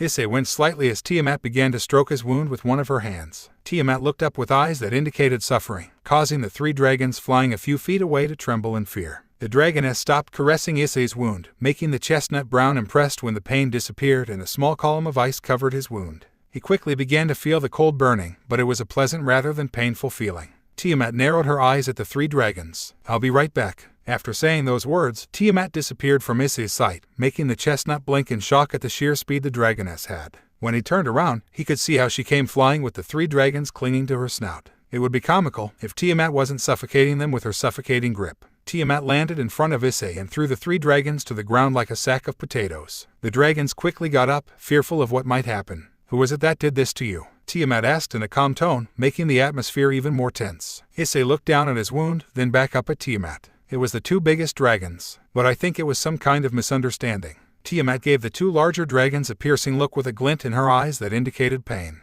Well, the dragons quickly began to explain themselves with strange sounds and moans, something Issei didn't understand at all. Though Tiamat's case was completely different, as she had a hand on her chin as she nodded from time to time, indicating that she understood their language. Tiamat crossed her arms under her breast seriously. I see. So they thought Issei had somehow kidnapped their son to make them both leave this territory and leave it to him. The 2 dragons nodded several times frantically as Issei watched all this with great amazement. Tiamat watched the little dragon as she began to speak cheerfully, then began to circle around Issei with the same glee. Tiamat put a hand to her chin and her apathetic expression changed to a small smile as she turned her gaze to Issei. I see. So you saved her and thanks to that they were able to clear up the misunderstanding. That's great, because that means now you won't have to worry about getting through this place without other dragons attacking you again, since dragon territories cover a lot of miles. Issei blinked in confusion at this statement. Wait, then how come you can live here if it's not your territory? Tiamat looked at the 2 older dragons, causing them to start sweating a little. Because they know very well that it is not in their best interest to take me on, Tiamat stated with a mischievous grin on her face. Tiamat returned to her typical apathetic expression as she watched the 3 dragons. Well, considering it was all a misunderstanding, I guess I won't do anything to them. Tiamat turned away and placed a hand on her waist. What's more, I'll even let them come this way, because I see that your daughter became good friends with Issei. Issei watched with a big smile at the little dragon as she continued to circle around him. That means I found a familiar. At these words, the little dragon stopped dead in her tracks and looked at him carefully. Issei clenched his fist tightly with a defiant smile. With our strength, I'm sure Issei received a strong attack of fire, causing his entire face to go black. He opened his eyes with a dazed expression on his face as he spat smoke from his mouth. The little dragon was just watching him in triumph. Ddraig began to guffaw at this, while Tiamat lowered her head and shook her head in disappointment. You have the aura of a dragon. You can't ask another dragon to be your familiar. It's like you're insulting it, Tiamat stated, then looked at Issei's face, causing her worried look to return to her face. Are you okay? Issei directed a smile at Tiamat for her great concern towards him, causing the dragoness to reciprocate with a slight smile. Line jump. It was already a little late. The dragons had left the place, leaving only Tiamat and Issei in the cave. They were both sitting near the campfire while the chestnut was telling her a story about his two best friends. The funny thing about this is that Matsuda and Motohama had to turn to me in order to save themselves from the wrath of the kendo women. Issei shook his head at the end at the attitude of his friends as he shared the blankets with Tiamat. The dragoness would only increase her smile and force a little, leaning a little more on Issei's shoulder. Why are you like this? Issei looked at Tiamat in confusion. Like what? Tiamat opened her eyes and raised her gaze to look him in the face. You're cool. Issei blinked in confusion at her statement. Cool? He was sure no one had ever paid him that kind of compliment before. Tiamat lowered her gaze again and rested her face on Issei's chest, causing the brown-haired man to be a little surprised. I don't understand it very well either. I just think you're great, because you make me feel great. In just these 2 days, I've felt so much better than I have in hundreds of years. That wasn't really a hard thing to accomplish, considering she'd lived alone for a millennium, but it was a subject Issei didn't want to remind her of. Issei rubbed her hair with a small blush of embarrassment.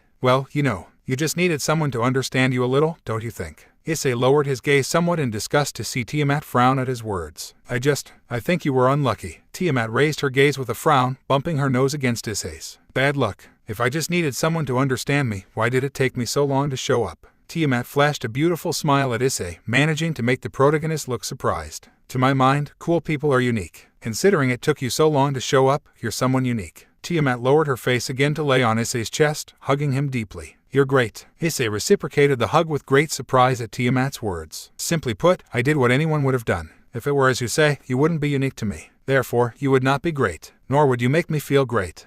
Thanks, I guess. A small blush appeared on Issei's face, feeling Tiamat cling a little tighter to her body. You must be really cold. Line jumped. Issei and Tiamat were drinking a juice they had made last night, using the water bottles that the brown man had brought as a container. They were both sitting on the already somewhat dirty blanket. We should stick to a bath today, Tiamat commented as she looked down at herself to see that her hands were somewhat dirty. Yes, we also need to take the opportunity to clean our clothes and stuff, Issei added with a bored expression. Tiamat looked at him with slightly widened eyes. Can't you materialize clothes with your magic? My magic reserves are almost nil. A depressive aura surrounded Issei after saying those words. Tiamat looked out of the cave somewhat surprised by the revelation. Oh, I understand. That might be a problem if you want to become stronger. Issei looked at Tiamat quizzically at what she mentioned. The dragoness just looked at him seriously. If your magic reserves are almost nil, you can only rely on melee combat or with bladed weapons. Honestly, I have no idea what the undeveloped lizard can do, nor do I care to know. Well, if you really want to become stronger, you should improve your fitness and technique. Ddraig grumbled under his breath, due to the fact that it had been a long time since he had been called that way and for a moment he had thought she had forgotten. Issei directed a smile at him as he clenched his fist.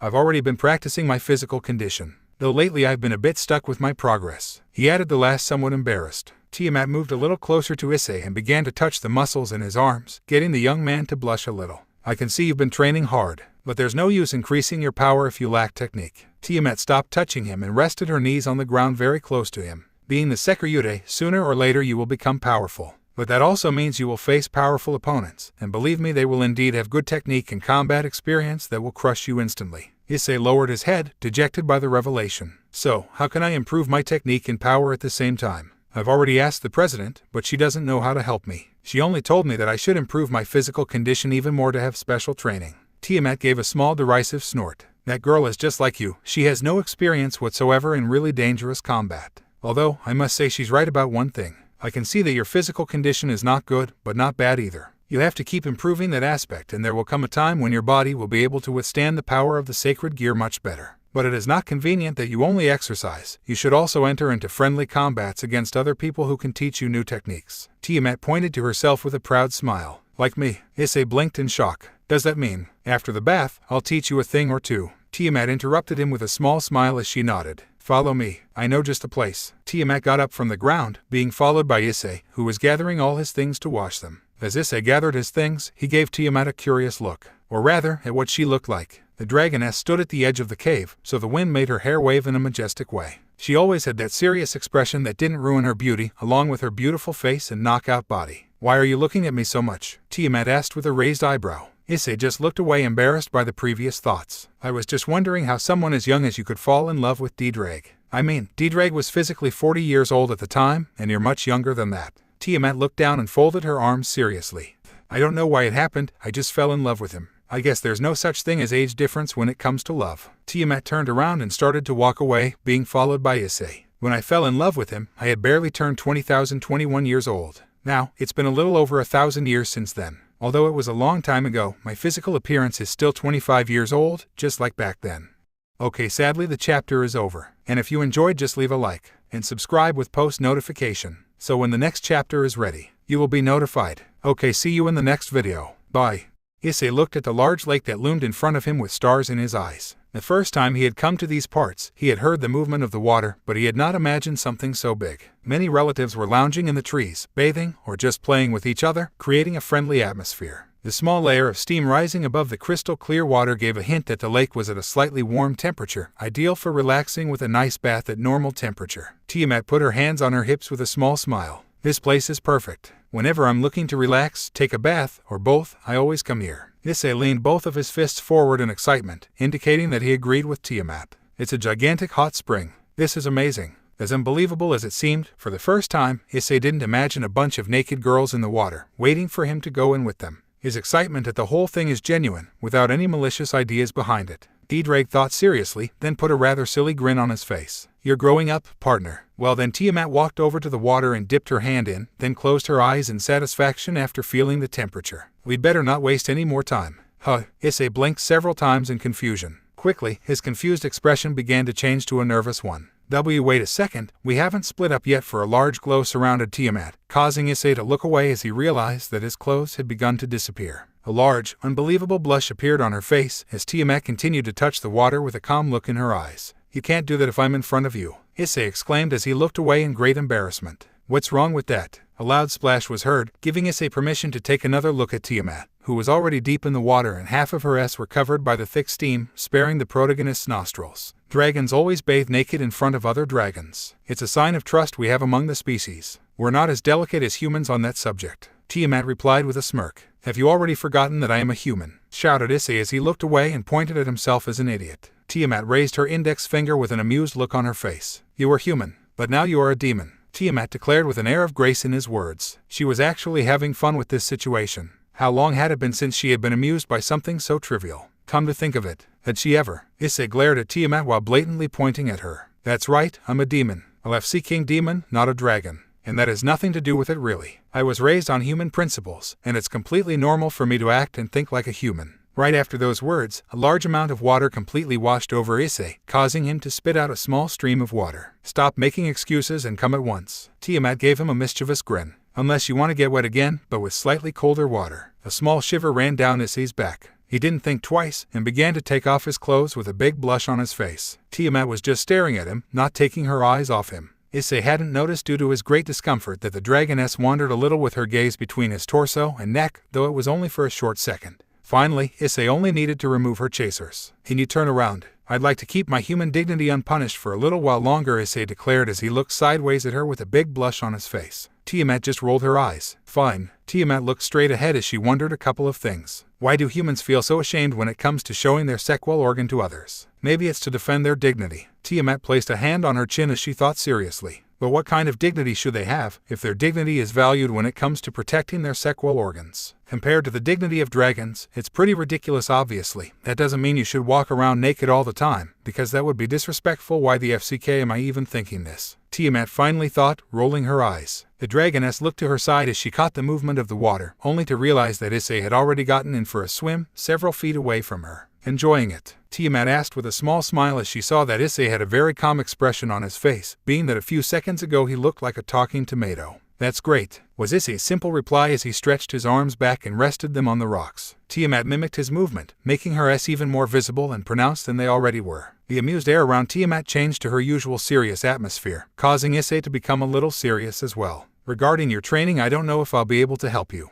Tiamat replied while looking at the sky seriously. Why? Issei asked with some disappointment behind his words. Tiamat lowered her gaze and looked at him seriously. Because today is the last day you're here, and we're not sure what time your mistress. Tiamat replied with a hint of venom in her last word. Issei caught Tiamat's tone, but decided to leave it for later. You're right, today is the last day. Issei looked at the whole place around him with some regret. He really had liked it. But until they find me it might take a little longer. The president told me that my pieces didn't link to my soul as they should have. And as a result, she can't track me with the power of her pieces. Tiamat hummed at Issei's last words. She had never heard that demonic pieces could fail, even in a small way. But it was also true that she had barely been involved with such knowledge for obvious reasons. Anyway, it would be best not to waste time. Tiamat stood up, causing Issei to look away. At the very least, I'd like to prove a couple of things to you before you leave. Issei blinked once, confused by the tone of Tiamat's last words. He was sure they sounded somewhat discouraged. 3 days with someone must not be a long time for someone who was alone for a millennium. Issei thought with some pity, but decided not to mention anything about it, as he didn't know how the dragoness might react. Line jumping. Do you have any questions before we begin? Tiamat asked with a raised eyebrow. Issei rubbed his hair nervously. Do you still hate demons? Issei's question startled Tiamat a little, causing the dragoness to look at him with both eyebrows raised in a piercing manner. Out of fear, Issei quickly waved his hands in defense. You shouldn't answer me if you don't want to. I was only wondering because you seemed really angry earlier when you mentioned my president. I hate demons. Issei looked at the dragoness with great surprise, her cold, piercing gaze causing Issei to pucker her lips at the answer. They are a foul, treacherous, crawling, impertinent, obstinate, and meddlesome species. I hate the 3 factions, but I hate the demons even more for what they are. I would never trust one of them. Issei lowered his head in sorrow after hearing those words, something that did not go unnoticed by Tiamat. But, you're special, Tiamat exclaimed as she pointed at him seriously, causing Issei to look up in great surprise. Special? Issei wondered, not understanding the true meaning of the word. Issei was staring very hard at Tiamat, waiting for her answer. She's referring to my power, mate. Thanks to it, you were unaffected by demonic corruption, and that makes you someone special, Ddraig explained proudly after emphasizing his power, while Issei's eyes sparkled after finding the realization. Oh, that's right. I had completely forgotten about it, he stated somewhat apologetically for having forgotten something so important. The power of a celestial dragon can prevent demonic corruption. That explains a lot, Tiamat thought with an air of mystery about him that Issei could not detect, but his companion could. By the way, Ddraig, have you been well these days? You're talking a lot less than usual, Issei asked, rather intrigued as he looked down at his gauntlet. It's better if I don't talk. Tiamat's cold and sinister aura made Issei find an answer immediately. I can't stand that grating, whining voice of the underdeveloped lizard. The dragoness's tone made Issei turn a little pale. Anyway, the aura broke completely and everything returned to normal, causing Issei to give an inward sigh. Let's get it over with. Attack me. After those words, Tiamat placed both hands in her pockets as she watched him piercingly. I won't do anything at first. I just want to know how strong you are. Are you sure? Asked Issei worriedly, causing Tiamat to frown slightly. All right.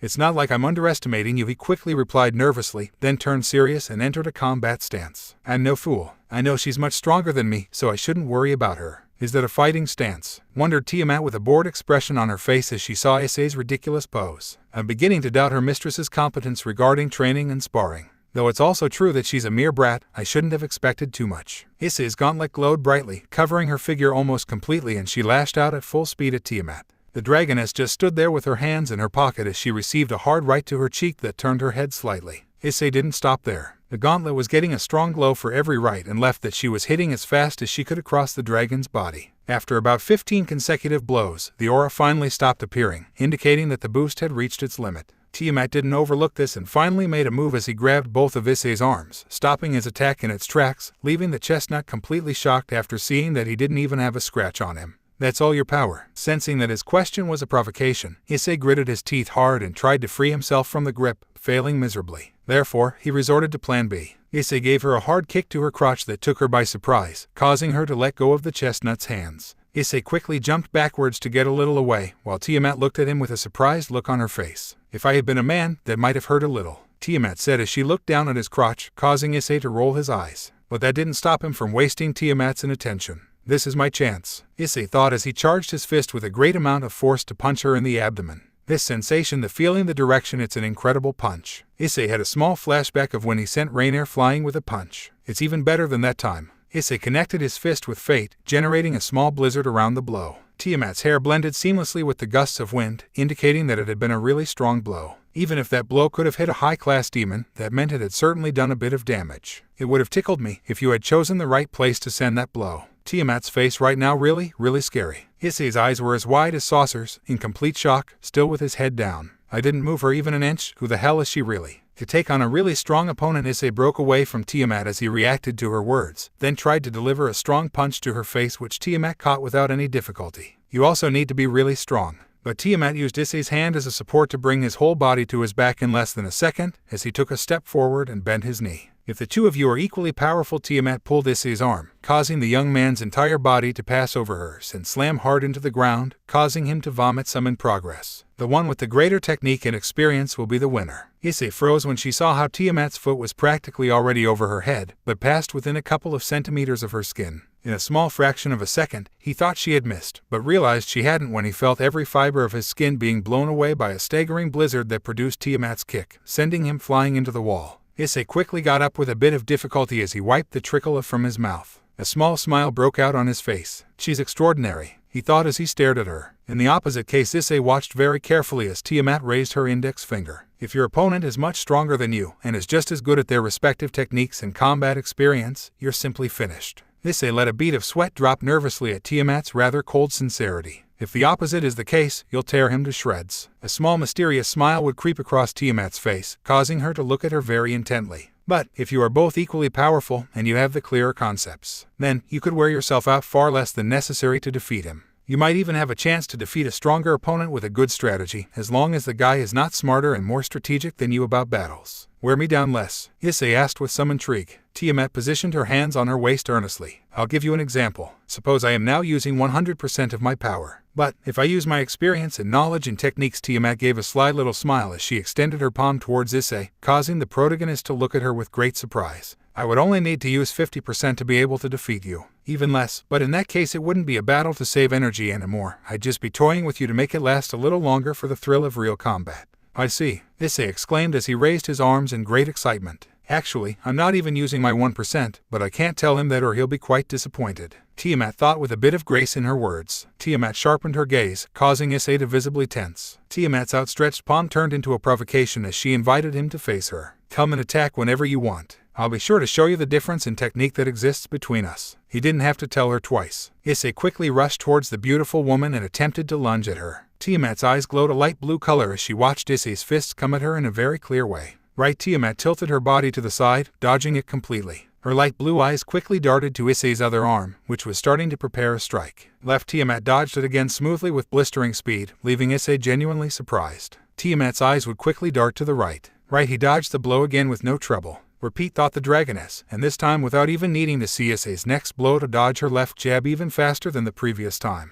His punches are super basic and easy to dodge, plus he doesn't know how to use a feint. Tiamat thought as she closed her eyes and continued to dodge it without any trouble. Although it was super easy for Tiamat, Issei was totally shocked by the display of power she was being subjected to. She continued to dodge everything at a speed that was becoming a blur to his eyes. Adding the factor that she was using her maximum speed and power in her punches, it was resulting in accelerated exhaustion. Now, he could understand much better the word exhaustion and why he should avoid it. Time to put the pressure on him, Tiamat thought as she opened her eyes with a menacing air. She dodged one of his blows with her usual normality, then looked at the left side of Issei's torso, indicating where her blow was going to land. Quickly, he began to prepare his fist to strike. Issei's eyes immediately caught Tiamat's intent, causing him to place his gauntlet in the trajectory to defend and counterattack. To the left, Tiamat's eyes narrowed with a flash of cunning. By the right, Issei's eyes widened in shock and he began to writhe in pain as he felt how Tiamat's left jab had sunk into the right side of his stomach. Tiamat took a couple of steps back as he waited for Issei to recover from the blow. "That's called a feint. Remember it well. It's very basic, but it could give you the trump card in a battle.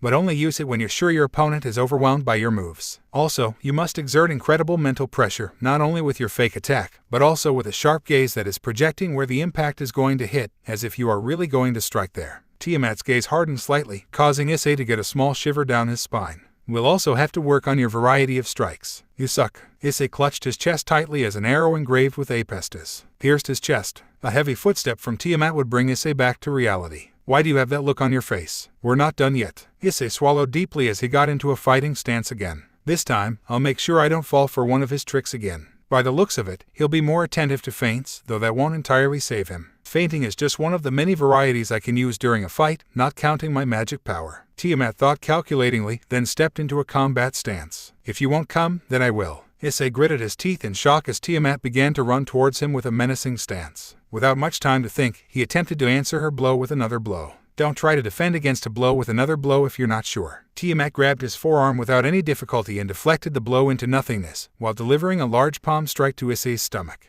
Even though it was open-handed, the blow was a bit devastating, making Issei vomit saliva. Tiamat didn't end up lashing out like the previous times, passing her fist inches away from his face and making small cuts on Issei's skin thanks to the strong blizzard, besides almost flying away. She didn't stop there and quickly moved and turned her back to Issei at a high speed, then grabbed him from behind and grabbed him hard by the neck with both her hands, then spun around at high speed for a couple of turns until she finally released him and sent him flying, crashing hard into the cave wall. I guess this is it, Tiamat thought aloud as she watched Issei remain sprawled on the ground. But she was surprised when a large red glow came from the gauntlet, indicating that she had achieved another multiplier. He could still go further, thought the dragoness with slightly widened eyes as she watched Issei struggle to his feet. It's not that he's evolving during combat. That means he must at least have a pretty clear motivation to continue fighting. And to progress, that's a very important thing. Issei finally stood up and shouted loudly as he ran towards Tiamat full of slits. Tiamat's eyes narrowed in disappointment. However, that motivation will not serve to make him strong in a short time. For that, you need another kind of motivation that I cannot teach you. Tiamat ducked and tilted her head slightly to the side, dodging Issei's punch that passed by the side of her face. A tiny smile appeared on her face as she delivered a hard punch to his stomach that lifted him slightly off the ground, generating a small blizzard from the impact.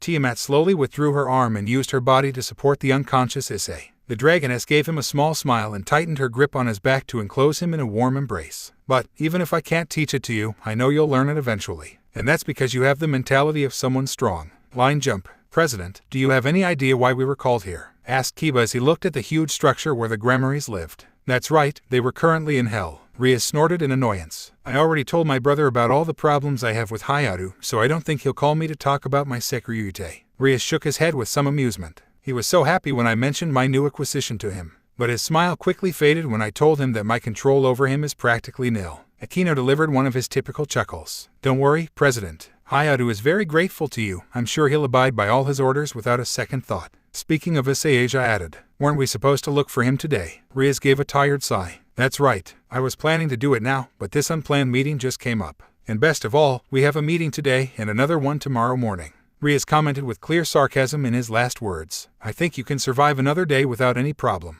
Kaneko stated nonchalantly as she waited for the maids to open the door. As expected, the doors opened. The entire Riaz retinue, plus the redhead herself, bowed in a big bow to show the Gremory patriarch some well-deserved respect. Hello, father. Forgive my insolence, but I would like to know why I was called so. Riaz raised her gaze, going completely blank as she realized that the man standing in front of her was not her father. When Riaz shut up so abruptly, the others raised their heads, only to get the same shocked expression from Riaz. Hey ha ha ha. The laughter rang out in an eerie way. Father, huh, I like the sound of that. But just call me that when you're in bed with me, Riaz. Razor. Line jump. He was warm, his whole body. The sound of burning wood could be heard in the background. Probably a campfire. It was all dark, probably because he hadn't fully woken up yet and hadn't opened his eyes. Oh, God was all Issei could think as he felt a very comforting caress felt on his cheek. It felt great, and whoever it was, she didn't want him to stop. That hand, it was extremely soft and caressed him with great affection. Not even his mother had ever caressed him like that, although that woman was not a good example really. He felt how his body was positioned, the space he was in. He was sitting. He could feel how his two legs were slightly curled up with two other legs. He could feel how his back was resting in great comfort on an extremely soft surface. He could also feel how another hand was holding his waist, hugging him lovingly and making their bodies stay closer to each other. He could feel how his head was lying on two huge mounds, soft, round, firm but soft at the same time. His head felt like it was on the best pillow on the planet. She could also feel someone resting their chin on top of her head, indicating how relaxed she was, just like him. Issei opened his eyes slowly. Everything was completely white, and the discomfort he expected to have after his worst battle so far, mysteriously, did not present itself. For sure, that person had taken good care of him all those hours he was unconscious. Finally, Issei's eyes adjusted to the light, and the first thing he could see were piercing, contented, beautiful and calm light blue eyes that were staring at him very intently. That face, Issei thought unconsciously as he admired it. That face conveyed a great deal of tranquility, trust, concern, affection and gratitude. How is it that they could deceive this woman? A small twinge appeared in his heart when he thought those words. It was probably an answer he could never find, and if he did find it, he would never understand it anyway. Are you all right? I think I was too hard on you for a first time, Tiamat inquired, still holding her previous expression, but her concern and guilt showed through her tone.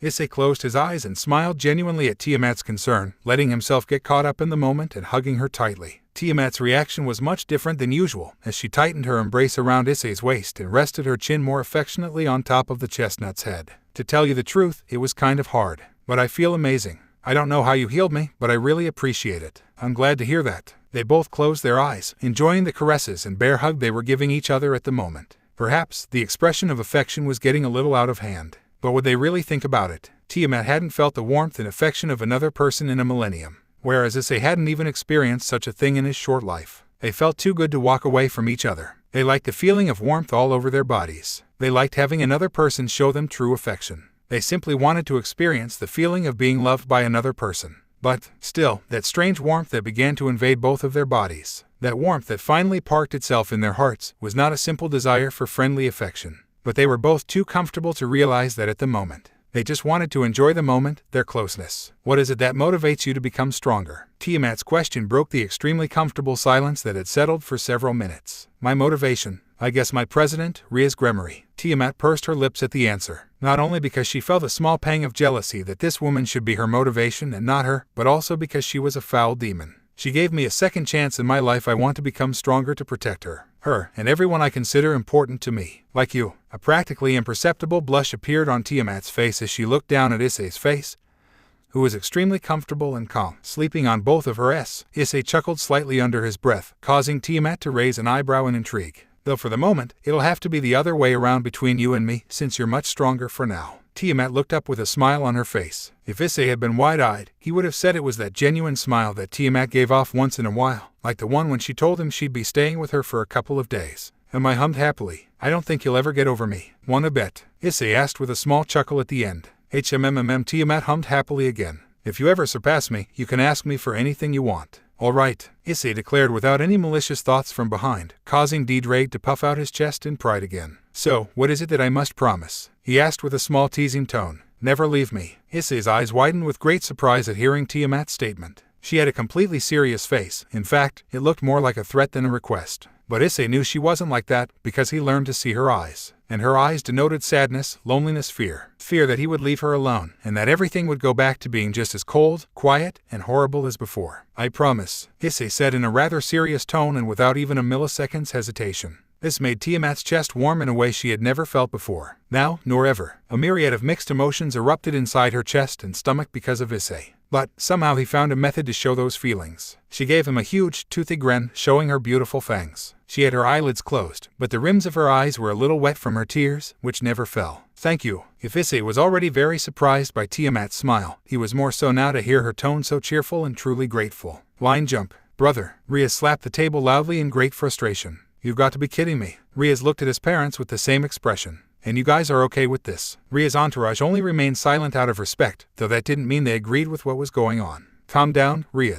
I haven't finished my statement yet. The younger red-haired man replied with a serious air about him. At this, Rhea could only continue to listen. I agree to bring the wedding forward and celebrate it in a month's time. But only on 2 conditions. Razor's stupid grin was completely wiped off after listening. What are those conditions, Sirzech? Relax, Razor. It's something very simple, commented the now introduced Sirzech. My sister has a chance to play a rating game against you. And the second is that anyone who is interested in breaking into the wedding and taking Rhea's as fiancé may do so, though said subject must beat you in a one-on-one before they can take my sister's hand. A clipped silence came over the room for a few seconds. Razor was completely serious in that silence. But out of nowhere, the silence was broken by Razor's small chuckle, which then turned into a laugh. All right, I accept those conditions, Razor exclaimed, completely sure of his victory, on both the first as well as the second condition. Rhea and his entourage looked at each other very seriously as they saw that they had a chance to free themselves from Razor. Sirzech stood up from his chair, making everyone look at him intently. I think that's it for today. It's already very late, so get a good night's rest. Tomorrow we'll agree on a date and time for the rating game.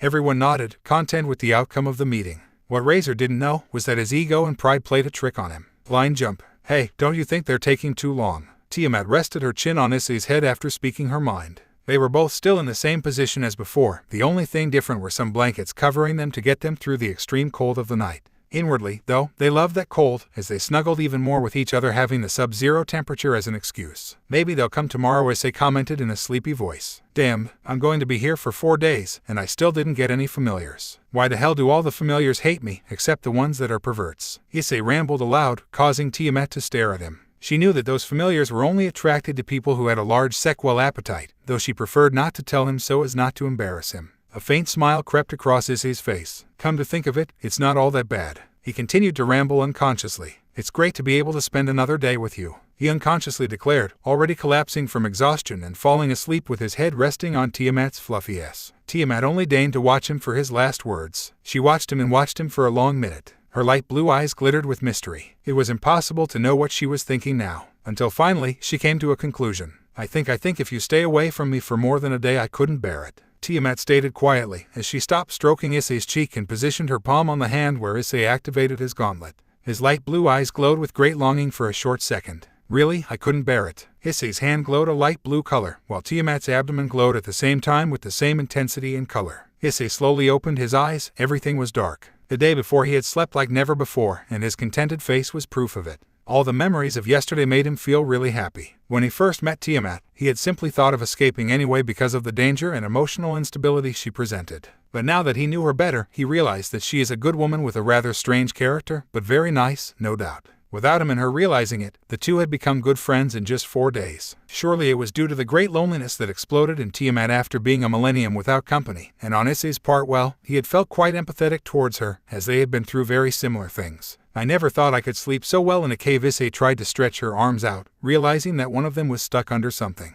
Before he could think what was going on, the familiar smell and the touch he received on his forehead from another forehead caused a small smile to emerge on his face. Slowly, but surely, he began to pull back the blankets covering his face, only to see a large amount of beautiful light blue hair spread out in various directions as he pulled back the blankets. Finally, he managed to pull it back to the side of her face to see how Tiamat had her forehead pressed to his as she slept with a very serious face, but with an aura of tranquility around her. Her long silky hair was strewn all over the makeshift bed, giving the dragoness a rather beautiful appearance. Tiamat frowned slightly as she felt the coldness begin to invade her body, pressing her nose to Issei's. Her arms wrapped around Issei's back, pulling him into a tight, delicate embrace, seeking to snuggle his body against hers as much as possible. As comfortable as Issei felt right now, he had a duty to get up. "Hey, wake up. It's morning." Tiamat opened her eyes, meeting Issei's eyes instantly due to their closeness. "Are you going to look for your mistress?" the dragoness asked, not moving an inch from her position. Issei noticed that her tone seemed somewhat misguided, and he obviously knew why. "I promise I'll be back before you know it." Issei's face grew serious. "But for now, I must catch up on my studies." Issei looked up with a small smile on his face. "Come to think of it, I don't know how I'll be able to dissuade Matsuda and Madohama." "What about your parents and others?" Tiamat asked with some intrigue. Issei chuckled dryly at her question. "My parents must not even have been aware of my absence, since my 2 best friends are on bad terms with them and don't dare come to my house. As for the other people, to be honest with you, apart from my friends at the club, Matsuda and Madohama are the only people who know of my existence. I feel quite honored that I have come across your existence." Issei was a little surprised by Tiamat's words. Usually, that comment could be taken as sarcastic, but the very occasional, very special smile that appeared on Tiamat's face made it very clear to him that she wasn't being sarcastic. Before Issei could respond to the sudden comment, Tiamat raised her face slightly towards the entrance of the cave, causing Issei to follow her gaze. "Apparently we have visitors," Tiamat said with her typical apathetic expression. "Wow, it's the dragons that tried to kill me last time." Issei would point discriminatingly, making the 3 dragons present a little nervous at the memory of what happened. "What are you waiting for? Come on in," Issei declared with a toothy grin, causing the 3 dragons to quickly bow for their hospitality. "This is my home, you know," Tiamat commented with a roll of her eyes as she watched Issei invite without asking her first. Line jump. "If Razor wins the rating game, the marriage will be in a month and 15 days. Surzech's statement caused everyone assembled to nod seriously, except for Razor, who had a stupid grin on his face. "The rating game?" Riaz queried with a clear impatience in his tone, almost jumping out of his chair. Surzech would flash a delicate smile at his sister, indicating for her to calm down a bit. 2 weeks from now. Kiba, Kaneko, Asia and Akino looked at each other with slightly widened eyes. 2 weeks? That's too short a time, they thought in unison. "All right," Riaz stated, stopping abruptly, leaving everyone present a little surprised by his curt attitude. "Wait, Riaz, we haven't even—" "I'm sorry, father," interrupted the girl as the rest of her entourage stood up. "But if we only have 2 weeks, I can't waste any more time here," the redhead replied, striding out of the dining room, followed by her entire entourage. Everyone present would just shake their heads at their sister's attitude, while Razor folded his arms with an arrogant smile on his face. "She doesn't even have all her pieces. This is going to be really fun, as the whole royal family will be watching me crush that spoiled brat," thought the Phoenix with great confidence of his victory. "President, what do you plan to do?" asked Asia seriously as she followed closely behind. "First we have to find Hayao. In these 2 weeks I will squeeze him as much as possible so that he can become the best pawn of the underworld," Riaz said with a clear withering tone, something a bit unbecoming of her. Riaz stopped abruptly and turned away with a palpable seriousness on his face. "The same goes for us. We'll have to try our best to win the rating game." Riaz turned his attention to Asia, making the former nun flustered by his stare. "Especially you, Asia. You're new as Hayao, so you'll have to level up as quickly as possible. Your sacred gear is very important to me, and that's why I revived you. I know you won't disappoint me," Riaz stated with a small smile at the end, causing the nun to nod quickly. "Do you think Issei will achieve that level you mentioned, President?" Kaneko asked, no real concern in her words. Riaz's gaze would grow serious and a little dark at the question. "He is the Sekiryute, one of the most feared weapons in the world. It is the least I can expect from my servant, considering its destructive and fearsome potential. But if he fails, a malicious glint would flash across his eyes. I'll make sure he suffers the same as me for being a complete failure. Line jump. War, wa, wiwira. The male dragon exclaimed with a small smile on his face as they all shared the food at the campfire. He says it's a shame you're leaving. Tiamat opened her lips slightly to take a mouthful into her mouth, exposing her two cute upper fangs. Don't worry, I'll be back fairly quickly. Issei replied with a small smile as he continued to devour the exotic fruits. Wah, 6, ver, said the little dragoness with a big toothy grin. She says when you come back, she wants to play with you. Tiamat commented as she tossed the inedible part of the fruit into the fire. You bet. Issei replied with a toothy grin on his face as he repeated Tiamat's action. Her smile quickly faded as she picked up her backpack that lay next to her. It's about time, he culminated as he glared at Tiamat. Tiamat quickly got up from the ground. Before you go, I would like to tell you something, she stated with her typical expression. Issei would just nod and walk to the entrance of the cave, as they were watched by the 3 dragons. What did you want to talk about? Issei inquired as he looked at the horizon seriously. Thank you. Issei looked at her, surprised by her simple word. Thank you for opening my eyes. Thank you for showing me that I can still find happiness in life if I look for it. Thank you for being my friend. Tiamat looked up at him, causing a strong wind to blow her beautiful hair. A big grateful smile appeared on Tiamat's face, making her small fangs visible again. Thank you for everything. Issei stood static for a few seconds due to Tiamat's big beaming smile. When he reacted, he brought his right hand to her shoulder with a small comforting smile on his face. I've said it before, but I promise I'll be back as soon as possible. I still owe you dinner. Issei replied with a big toothy grin. Tiamat placed her hand on top of Issei's affectionately, causing him to be slightly surprised by the gesture. Her surprise grew out of all proportion when she saw a light blue glow appear on her right hand at the same time as a glow of the same hue appeared over Tiamat's S. With this, it will be much easier for us to communicate. Tiamat commented with a small smile. What is this? Wondered Issei as he looked at the light blue mark on his hand. Doesn't it look like Tiamat's dragon form? He thought as he looked closely at the mark. With this mark, both of us will be able to communicate all the time, as we will be able to talk to each other through a magic circle whenever we want.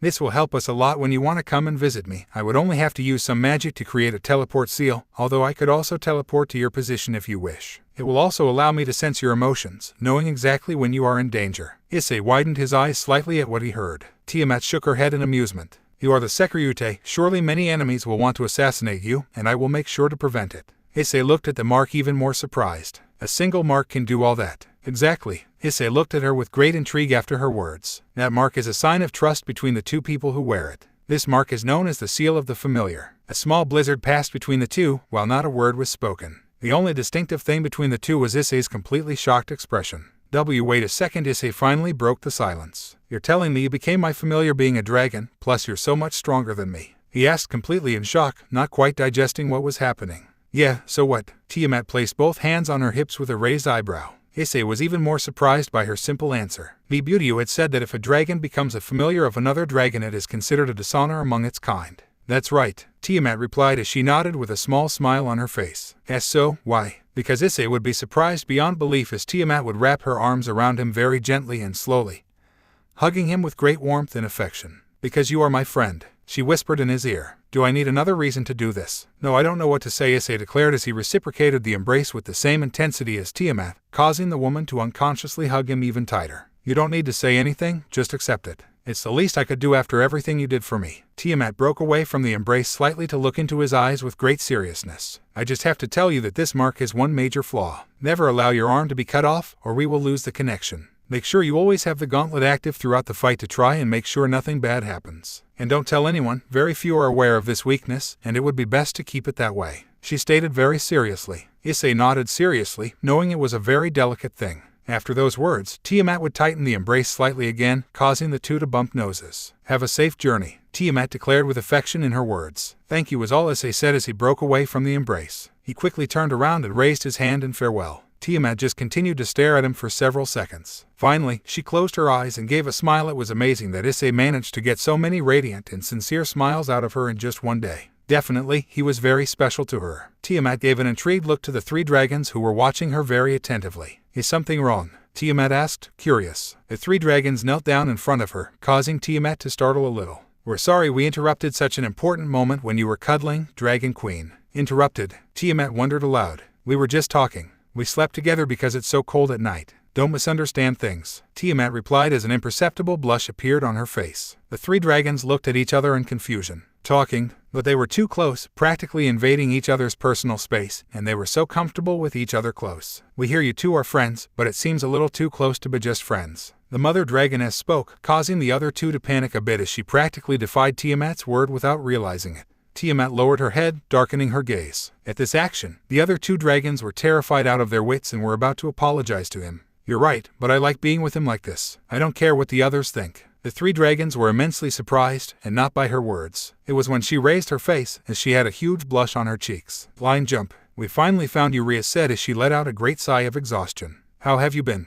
Issei consulted with a toothy grin as he approached his fellow demons. Fatal, Kaneko replied simply, causing Issei to stop in her tracks and look at her in confusion, then turn her gaze to Rhea's, waiting for an answer. We couldn't look for you yesterday because I had a meeting at my house. Sorry, Rhea's replied with a slightly apologetic tone, then turned serious. The problem comes in what was dictated at the meeting. I've never told you before, but I'm engaged to a man I don't love, she said, lowering her head slightly. She commented as she lowered her head slightly. I don't know what my older brother was thinking, but the point is that the wedding has been moved up several months. Issei just lowered his head slightly, not knowing exactly what to say. Is there any way to cancel the wedding? He finally asked, not trying to indulge Rhea's in vain. Rhea's seriousness was completely erased and he would sketch a small smile. There is. Remember the explanation I gave you about the rating games? Issei looked up with a hint of surprise. We'll play a rating game to break your engagement. But you don't have all the pieces yet, the young man clarified as he rubbed his hair in confusion. Rhea just nodded with a smile. I may not have all the pieces, but the servants I have are very strong or have impressive skills. That obviously includes you, Issei. The aforementioned smiled at him, seeing that he had quite a bit of confidence placed in him.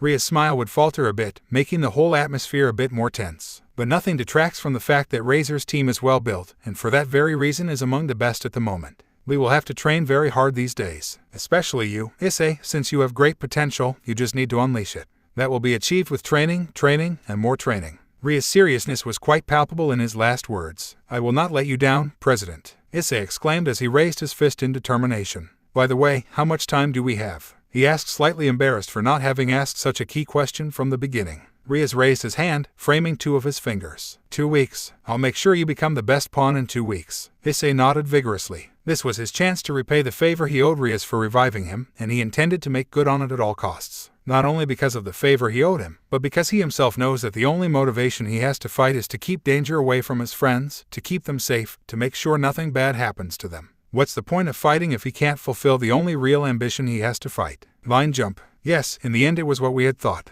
They were delayed by a day because something very important came up. Issei commented quietly, making sure passers-by wouldn't hear him talking to himself as he walked to school after being absent for 3 days. Okay, did you tell him that I'm your familiar? Tiamat asked from the other side of the small celestial magic circle that was being covered by Issei's hand. Not at the moment. I didn't find the time to say it because of everything that happened. Issei replied seriously as he adjusted his suitcase so it wouldn't fall off his shoulder. What exactly happened? The dragoness inquired with a clearly curious tone. I can't tell you now, I'm just getting to the academy. Talk to you later. Issei whispered even lower so as not to be overheard, as there were many students on the small bridge in front of Kyo Academy. I understand, have a good one. The small magic circle disappeared, causing Issei to remove his hand from his ear with a small smile. Issei stopped in front of the entrance as he looked at the academy with a small smile. Even though it was only 3 days, it's good to be back, he thought as he took a step inside the academy. Oh eyes. The aforementioned looked forward with a small bead of sweat as he watched his 2 friends run towards him. Issei's expression changed again when he saw them closer. What the FCK happened to their faces? Issei questioned as he watched in great excitement as their faces were somewhat swollen and bandaged.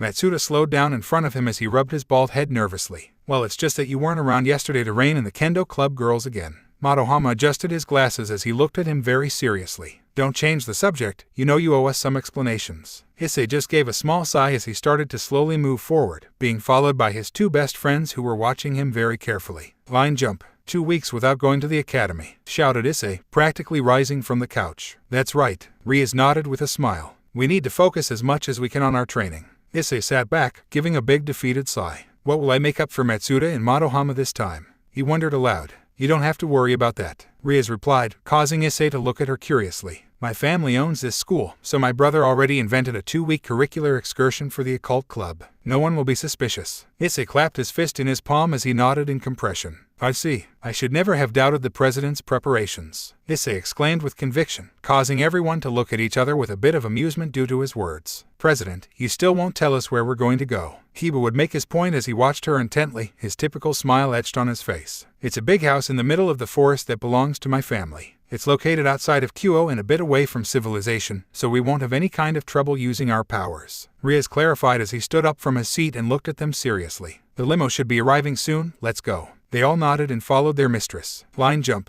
She wasn't lying when she said it was a big house, Issei thought as he looked at the huge 3-story house that stood in front of him. The structure was completely surrounded by trees and some really tall rock formations that were nearby. They all entered the house and settled into their respective rooms. The house inside was somewhat luxurious, but not to overdo it. Mind you, Issei was sure that the comfort of this place was far above that of his home. After everyone had settled in, Riaz called them to the table to explain the different training sessions they would be doing during the week. Asia, I need you to focus on your magical training. You must learn to channel your magic freely. It will make your sacred gear much more effective when you need to heal someone. Riaz shot a glance at the protagonist. The same goes for you, Issei. I know you barely possess any magical power, but when you manage to load a good amount of power-ups into your body, I'm sure your magical reserves will also skyrocket, as well as your physical strength, stamina, and other qualities. Issei just nodded in understanding as he continued to listen. In addition to learning how to use your magic, you should also train your physical fitness and stamina as much as possible. Riaz frowned slightly with a piercing look. I'm not going to lie to you, this is going to be a hard thing for you. I know you like to train, but I'm also sure you've never done such exhaustive training.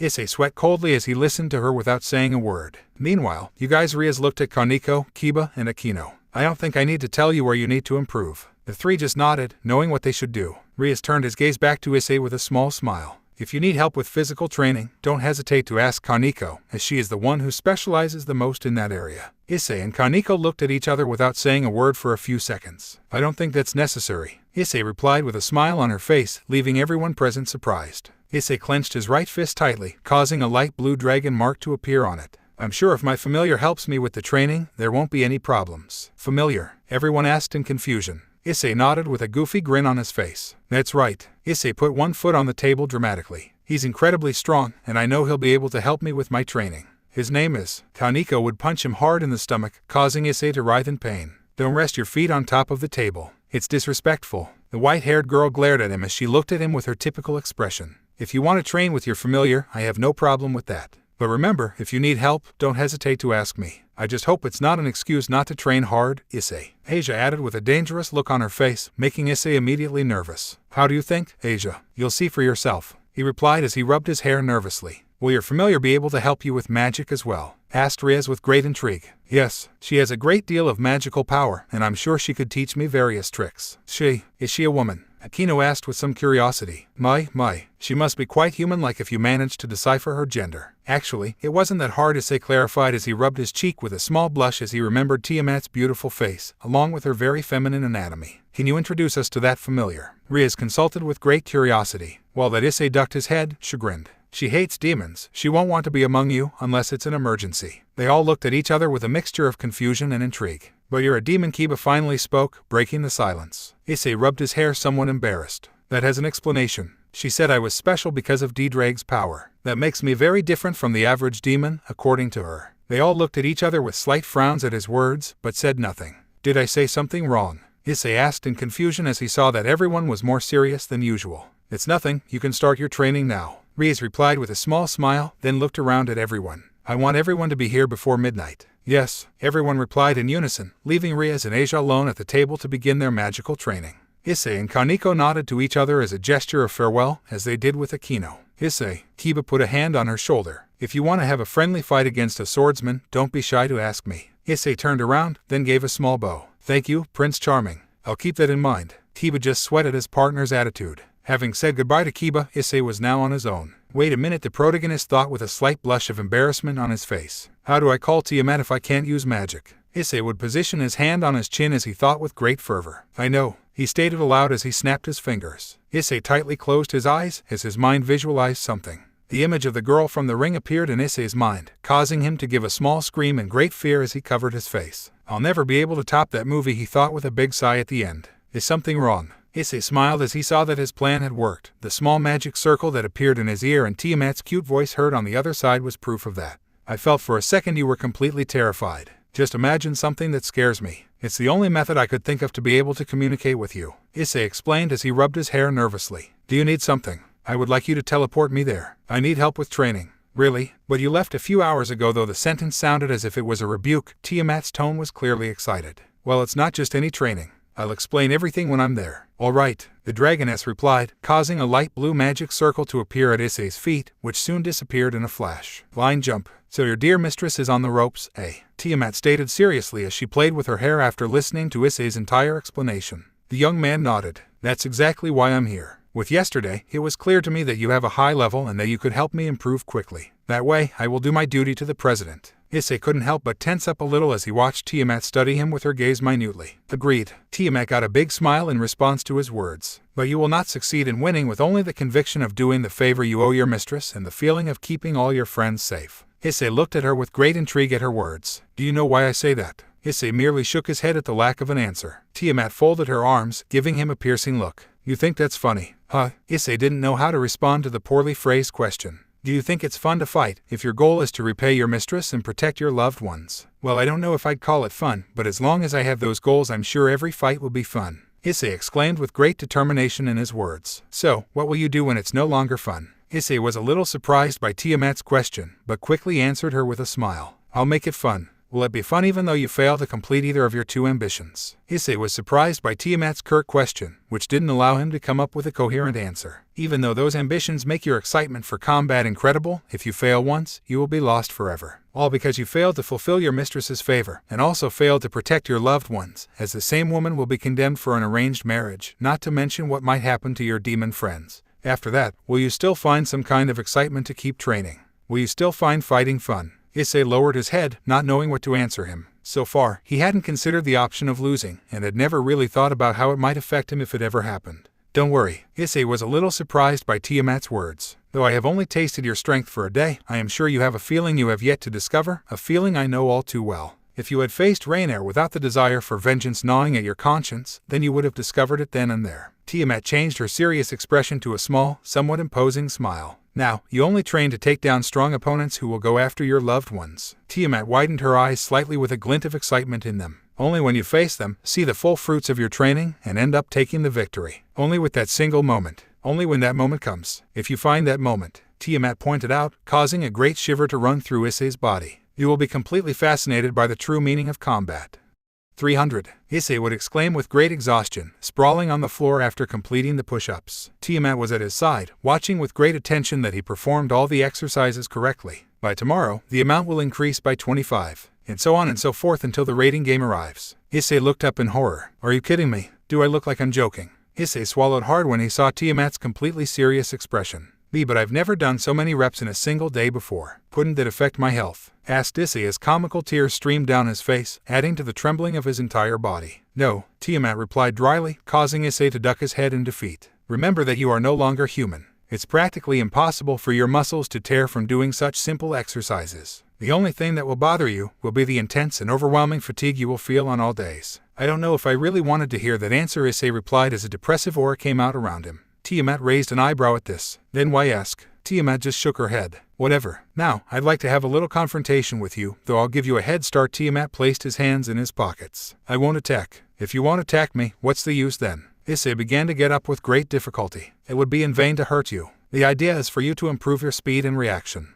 With your muscles so fatigued, it's the perfect time to do it. Tiamat replied, resisting the urge to laugh at Issei's condition. Ununderstand. Issei stood upright, though his body would be shaking with great intensity. He could practically feel his muscles screaming at him to stop straining. A few seconds passed, causing Tiamat to look at him strangely as she saw him do nothing. You know you can start now, right? Issei just nodded awkwardly as his face turned purple. I know. But I can't move. Tiamat just gave a small sigh and looked up at the sky. We'll have to shorten the time of this training, or else it won't give us the time to practice magic. At least for today. It will surely come much earlier in the next few days. Tiamat watched with some amusement as Issei had just managed to take the first step. But no matter what the reason is, it's always fun and interesting to have him around. Line jump. Tiamat dodged one blow very easily, only to take the other one as if it was nothing. It didn't really hurt her at all, so she wasn't really concentrating on moving. In fact, right now, she was much more focused on watching the sunset. Let's stop this for today. After Tiamat's words, Issei practically fell to the ground from the force of gravity that felt much heavier than normal.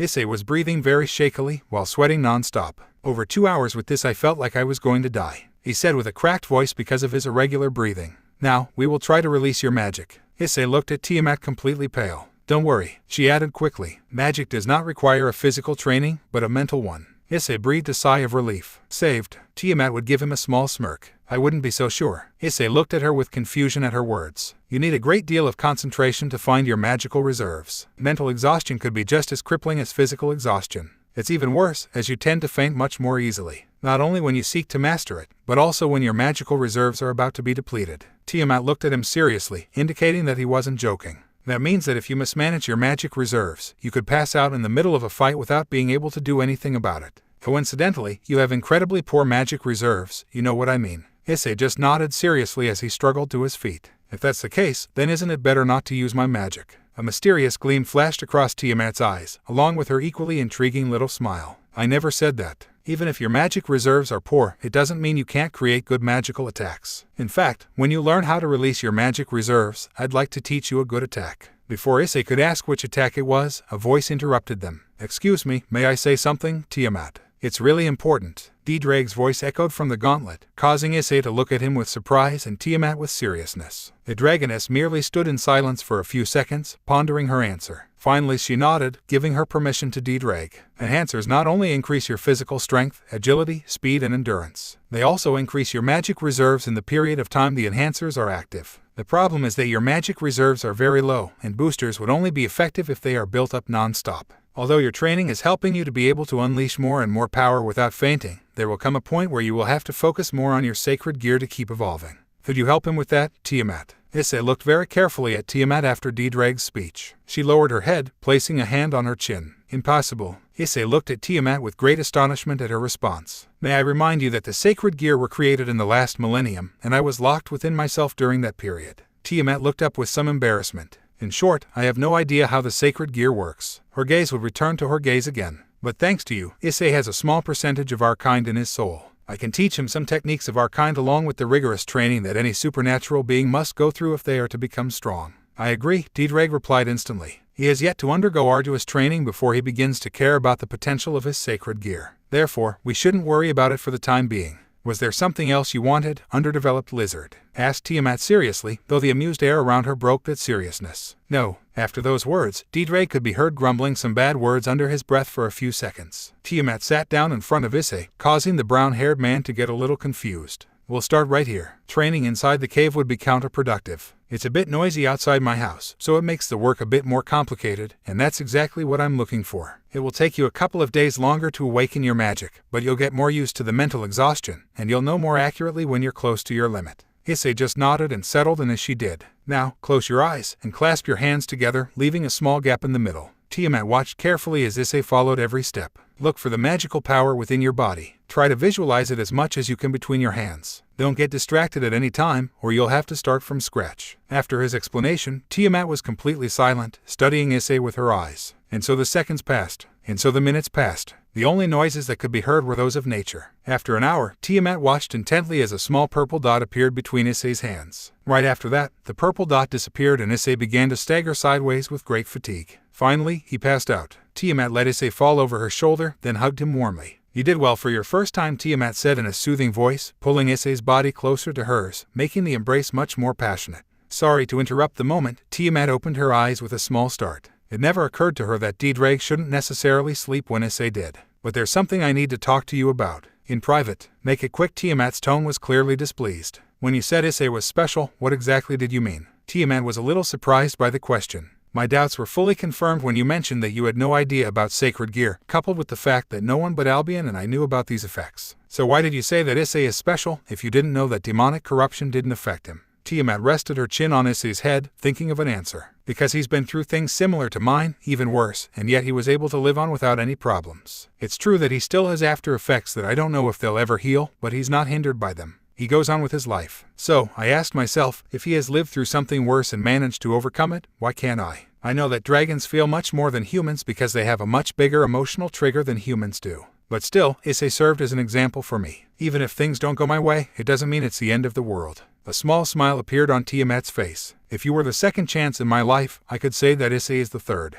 But unlike the other two, he knew how to understand and support me at all times, even though he only met me 4 days ago. And thanks to him, I also realized that I acted wrong many times. Not only for me, but also for others. Ddraig was visibly surprised by that last comment. Tiamat gave a small sigh. I can never forget how I felt when you rejected me, so I will never forgive you, but I realize now that I acted like a deranged madwoman these 1,000 years. I'm sorry. An awkward silence fell between the two of them for a few seconds. I do not accept your apology. Tiamat was shocked by the response. You have killed many of my bearers, just because of your madness. In my case, I will never be able to forgive you either. But I am not Issei. Tiamat widened her eyes at the last words. I would like to stay as far away from you as possible, but Issei is my bearer. He's the one who decides who will be part of his circle, and from his attitude and thoughts, I'm sure you're at the top of that list right now. A small blush appeared on Tiamat's face after Ddraig's words. Still, that doesn't answer the question I asked you earlier. Tiamat sunk her face into Issei's neck tenderly in an attempt to cover her blush. Everyone thinks he's special just because he's the bearer of Ddraig. But to me, Issei is special in other ways. He made all sorts of emotions I didn't feel a millennium ago come rushing back in big holes. Happiness, joy, fun, sympathy. As far as I'm concerned, he's not special because he has a heavenly dragon. He's special because he has all those qualities I mentioned a moment ago. Tiamat would tighten her embrace a little more, making Issei smile in his sleep. He is my dragon of light. Ddraig was completely shocked by her last words. Light dragon, it's an ambiguous term that was used when dragons were in their heyday. Ddraig thought with great surprise. This term referred to dragons that descended from the sun to bring peace to the broken hearts of other dragons. Obviously, these are just stories. Ddraig widened his eyes beyond belief. But for her to say that. So, are you telling me that he's special to you because he manages to make you feel great? Tiamat further covered her face in Issei's neck, covering her growing blush. That's how it is, was Tiamat's simple answer, leaving Ddraig dubious. Why do I feel this way? He thought the dragon, because of how her heart was beating more and more passionately, adding to the fact that the myriad of beautiful emotions were churning the pit of her stomach. I'm just saying how he makes me feel. Is there something weird about that? Okay, I get your point, Ddraig said seriously, ending the conversation. I don't think she feels anything more for my partner. If so, she'd be acting crazy, just like before. Ddraig was silent for a few seconds, only to frown completely. Although, he made me see that I did wrong many times. I'm sorry. Tiamat's words struck Ddraig's mind again. She's definitely not the same as before. And all of that is thanks to Issei. The dragon thought seriously. Besides, they're always so close. It's really weird. Finally, Ddraig shrugged with a bored look on his face. I guess time will tell. Line jump. After several minutes, Issei finally woke up with a huge headache. Quickly, he tried to put a hand to his head to ease the pain. As he raised his hand, he was suddenly impeded by Tiamat's head, which was resting on his shoulder. Seeing this, a small pained smile broke out on Issei's face, causing him to switch targets. The brown-haired man placed his hand on top of Tiamat's head and caressed it affectionately. This reminds me of when I woke up in the morning, Issei thought as she watched as Tiamat slept peacefully, sitting on top of his legs. I always saw dragons as a fearsome, imposing, and terrifying being. But it never crossed my mind that they could also be beautiful. Tiamat was woken up by Issei's voice. Wake up already, Issei asked with a smile as he continued stroking her hair. Obviously, he hadn't realized that the last words he had said were out loud. Tiamat was only looking at him penetratingly for a few seconds, making Issei a little nervous. I said something wrong, Issei wondered out loud. Tiamat quickly denied. Not at all. I was just thinking that you did a good job today, she clarified, getting up and holding out her hand for Issei to get him up. Thank you, Issei exclaimed with a toothy smile on her face. He glanced at the clock suddenly, and his eyes widened. Shit, I have to go back now, or they'll kill me. Tiamat lowered her head a bit, causing Issei to look at her in confusion. Can't you stay? Issei was surprised by Tiamat's sudden question. Issei placed a hand on Tiamat's shoulder comfortingly, making the dragon look into his eyes. I'm sorry, but I cannot, he responded pitifully. But don't worry, we'll see each other first thing tomorrow morning. Tiamat's typical expression changed to a small smile. Okay, she positioned her hand on top of Issei's comforting grip before creating the magic circle. Finally, Issei disappeared with a huge toothy grin, leaving Tiamat all alone. The woman stayed for a couple of seconds touching her shoulder to then look inside her cave. Her home was completely empty and dark, as it always was. But those 4 days were really exciting. And for some reason, what she liked the most in those 4 days was the night. Specifically, sleeping with Issei at night. Unfortunately, tonight and the ones that follow cannot be like that. And that was something that bothered him a lot. Tiamat hugged herself. Why is your body so warm and comfortable? She wondered herself, raising an eyebrow in the process. She started to enter the cave slowly. With each passing second, her face was getting more and more flushed. Am I really beautiful? Tiamat thought as she remembered Issei's words. Line jump. It's taking time. Riz gave a tired sigh, seeing that Issei was the only one who hadn't arrived. There is still time, President, Kiba declared, looking at the clock that indicated how long it was until 10:30. If he doesn't arrive in 5 minutes, I'll kill him, Kaneko commented, looking at the food on the table with great appetite. Everyone heard the noise of the door, causing them to turn their heads. Everyone widened their eyes in shock. Sorry I'm late. I fell asleep for a few minutes, Issei clarified with a smile on her face. His body was completely sweaty, as were his clothes. He was leaning against the door frame because he could barely stand up.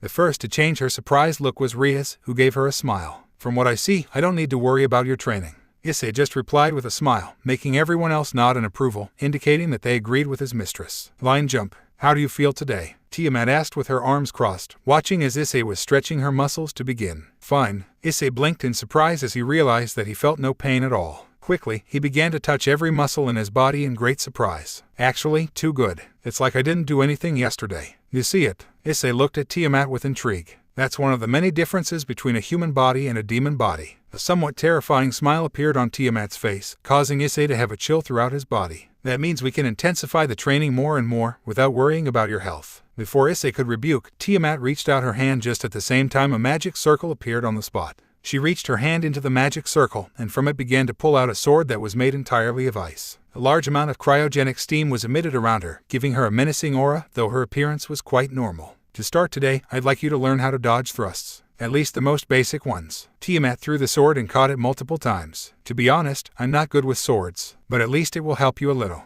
Issei just swallowed nervously when Tiamat looked at him with an imposing shine in his eyes. I know you do all this to help me, but your workouts are brutal, Issei thought, breaking into a cold sweat as Tiamat slowly approached him. Line jump. Issei dodged a downward thrust with great difficulty, leaping back. He could see how the edge of the sword grazed his nose, practically freezing his nostrils. What the hell is up with that sword? It barely grazed me, Issei thought with his eyes widening as he couldn't see how a simple touch had frozen almost all of his nose. I don't have time to think about it. He tried to stop panting from exhaustion while he dried his face. His legs were shaking like jelly. It's been 3 hours without a break. It moves so fast that if I react a thousandth late, I feel like I could snap in two. Issei tensed as Tiamat put her right foot in front, charging a sword attack from him. A second later, Issei lost sight of her for a moment, causing a small blizzard to kick up Tiamat's previous position. Issei gritted his teeth when the dragon appeared in front of him practically out of nowhere, as she had been doing for these 3 hours. Issei felt a strong tug on both of his legs. Shit, my legs aren't responding. Issei closed his eyes tightly when he saw how the sword was going to cut off his head. Just when he was an inch from his neck, the attack stopped suddenly, creating a small blizzard that nearly knocked Issei to the ground.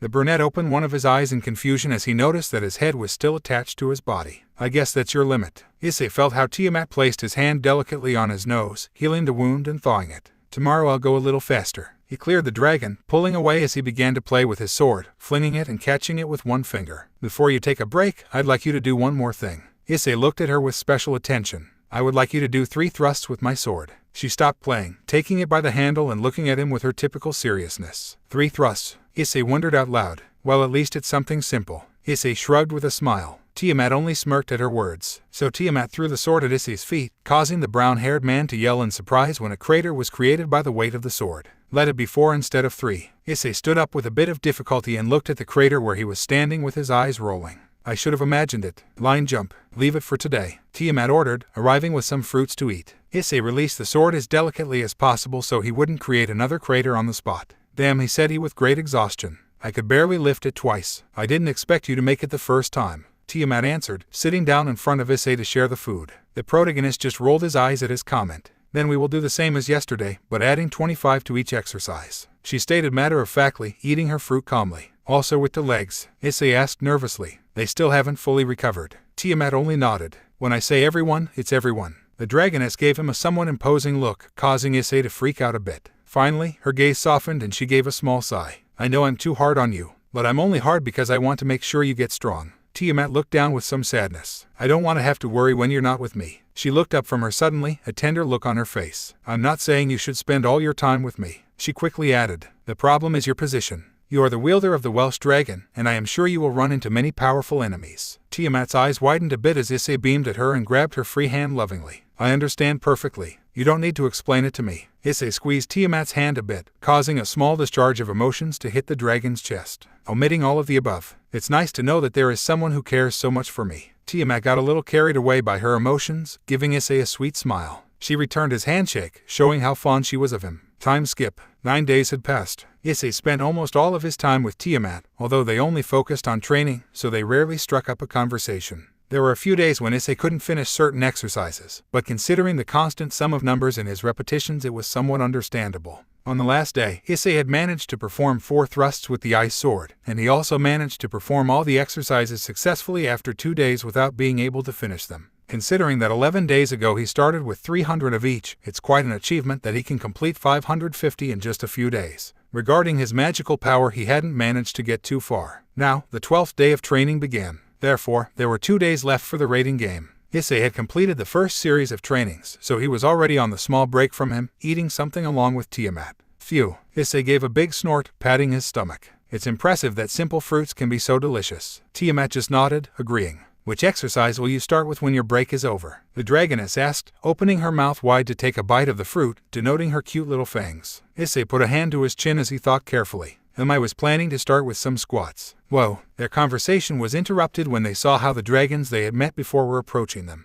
How long, friend? Issei replied, giving the smaller dragon a small smile. The little dragon just nodded with a smile. War, waver, 6, var. She says that she comes to fulfill her promise. She wants to play with you. Tiamat served as translator while he continued to eat without paying much attention. Where? The little dragon touched Issei's face with her paw, making Issei look at her confused. You are stained. To play, you must remove the stain by staining another person who has not passed it on to you. Tiamat translated simply. Issei quickly fixed her gaze on the dragon Pope, causing him to jump a little at her gaze. The brown-haired man made a quick leap towards him, which was dodged without much trouble by the dragon. Issei smiled defiantly, seeing that he was faster than he thought at first. At this time, Tiamat found the game interesting. More than anything, because of Issei's look. Remember that in an hour you must resume your training. Issei just nodded, without taking his eyes off the dragon, who was starting to feel a little nervous because of his intensity. Issei made another sudden jump again, being dodged again by the dragon. In less than a second, they began a huge chase around the entire cave and a part of the forest. I guess you didn't need the rest, Tiamat thought with an amused smile on his face, seeing how Issei tried to reach the dragon without success. The other 2 dragons were laughing at their interaction. Blind jump.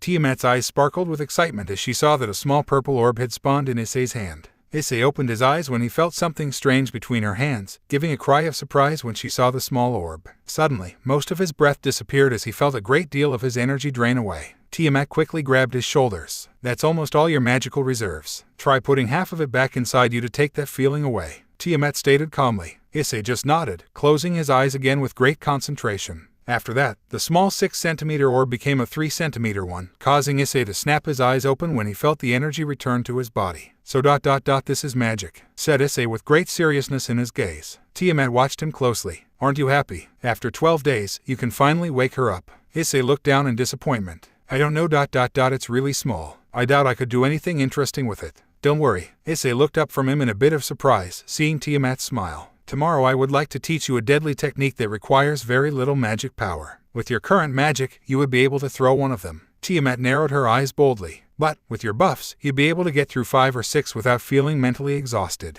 Issei could feel how a small chill ran through his entire body. Not only because of the new technique that he would learn, but also because of the fact that he would use his sacred gear. That's right, Issei hadn't used his sacred gear at any time during his training, so he had no idea how many augmentations he could perform right now. I can't wait until tomorrow, he thought with a flash of excitement in his eyes. Line jump. Activate your sacred gear. Issei just nodded. A small flash of red encircled his arm, revealing the gauntlet. Issei looked closely at Tiamat, waiting for the next instructions. Release all augments. Boost. The word echoed through the gauntlet for 2 long minutes, with a slightly slow continuity. Finally, the counter stopped when it reached 35. 15 more than last time. Tiamat nodded to herself. It's pretty good. Issei nodded in agreement and amazement. In her first month she had managed to improve her limit by 20. But now, she barely spent 12 days training with Tiamat and the limit had almost doubled. Listen and observe carefully. Tiamat raised one of her arms with her open palm, pointing to a mountain in the distance. Aim towards your target with the hand that you will launch the attack. After that, concentrate a small amount of magic in the palm of your hand.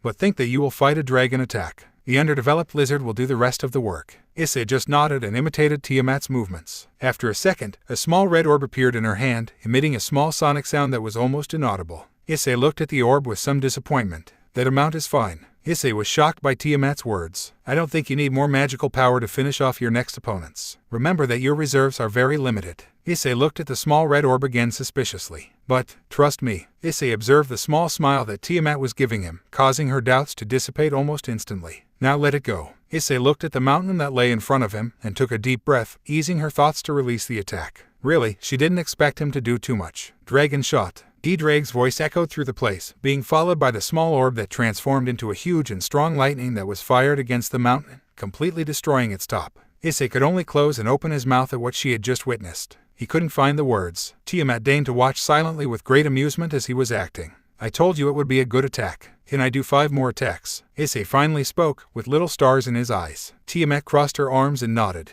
Though, with just one of those attacks you would be able to defeat a mid-class devil without much difficulty. You just have to make sure you hit it. Issei looked at the gauntlet with great admiration. Tomorrow will be the last day of training, so I would like to change the routine just for that day. Issei watched Tiamat with bated breath. What will we do? Tiamat placed both hands on her hips, giving him a commanding smile. We will have a match, one-on-one. You will use your sacred gear and do your best to defeat me, as if I were your enemy. Issei gritted his teeth a bit at the statement. He didn't have a good experience fighting her. Your power may have increased considerably, but if you don't test it once during a match prior to the rating game, it won't do much good. Issei just looked at her seriously, without saying a word. Even though every fiber of her body was screaming that she was going to suffer a lot, something inside of him was making him emotional. He didn't know what that something was, but he liked it. Line jump. Tiamat was dodging all the punches and kicks with great ease and technique. Damn, I can't get a hit, Issei thought, gritting his teeth in anger. In one of the many blows that he tried to hit her, Tiamat ducked to avoid a punch that grazed his light blue hair. Not a second later, Tiamat had plunged her fist into Issei's stomach, causing the protagonist to vomit a little, adding to the fact that he was thrown backwards by the blow. Since they were fighting outside, this time there was no wall to stop him from sliding, so he only stopped a couple of meters behind.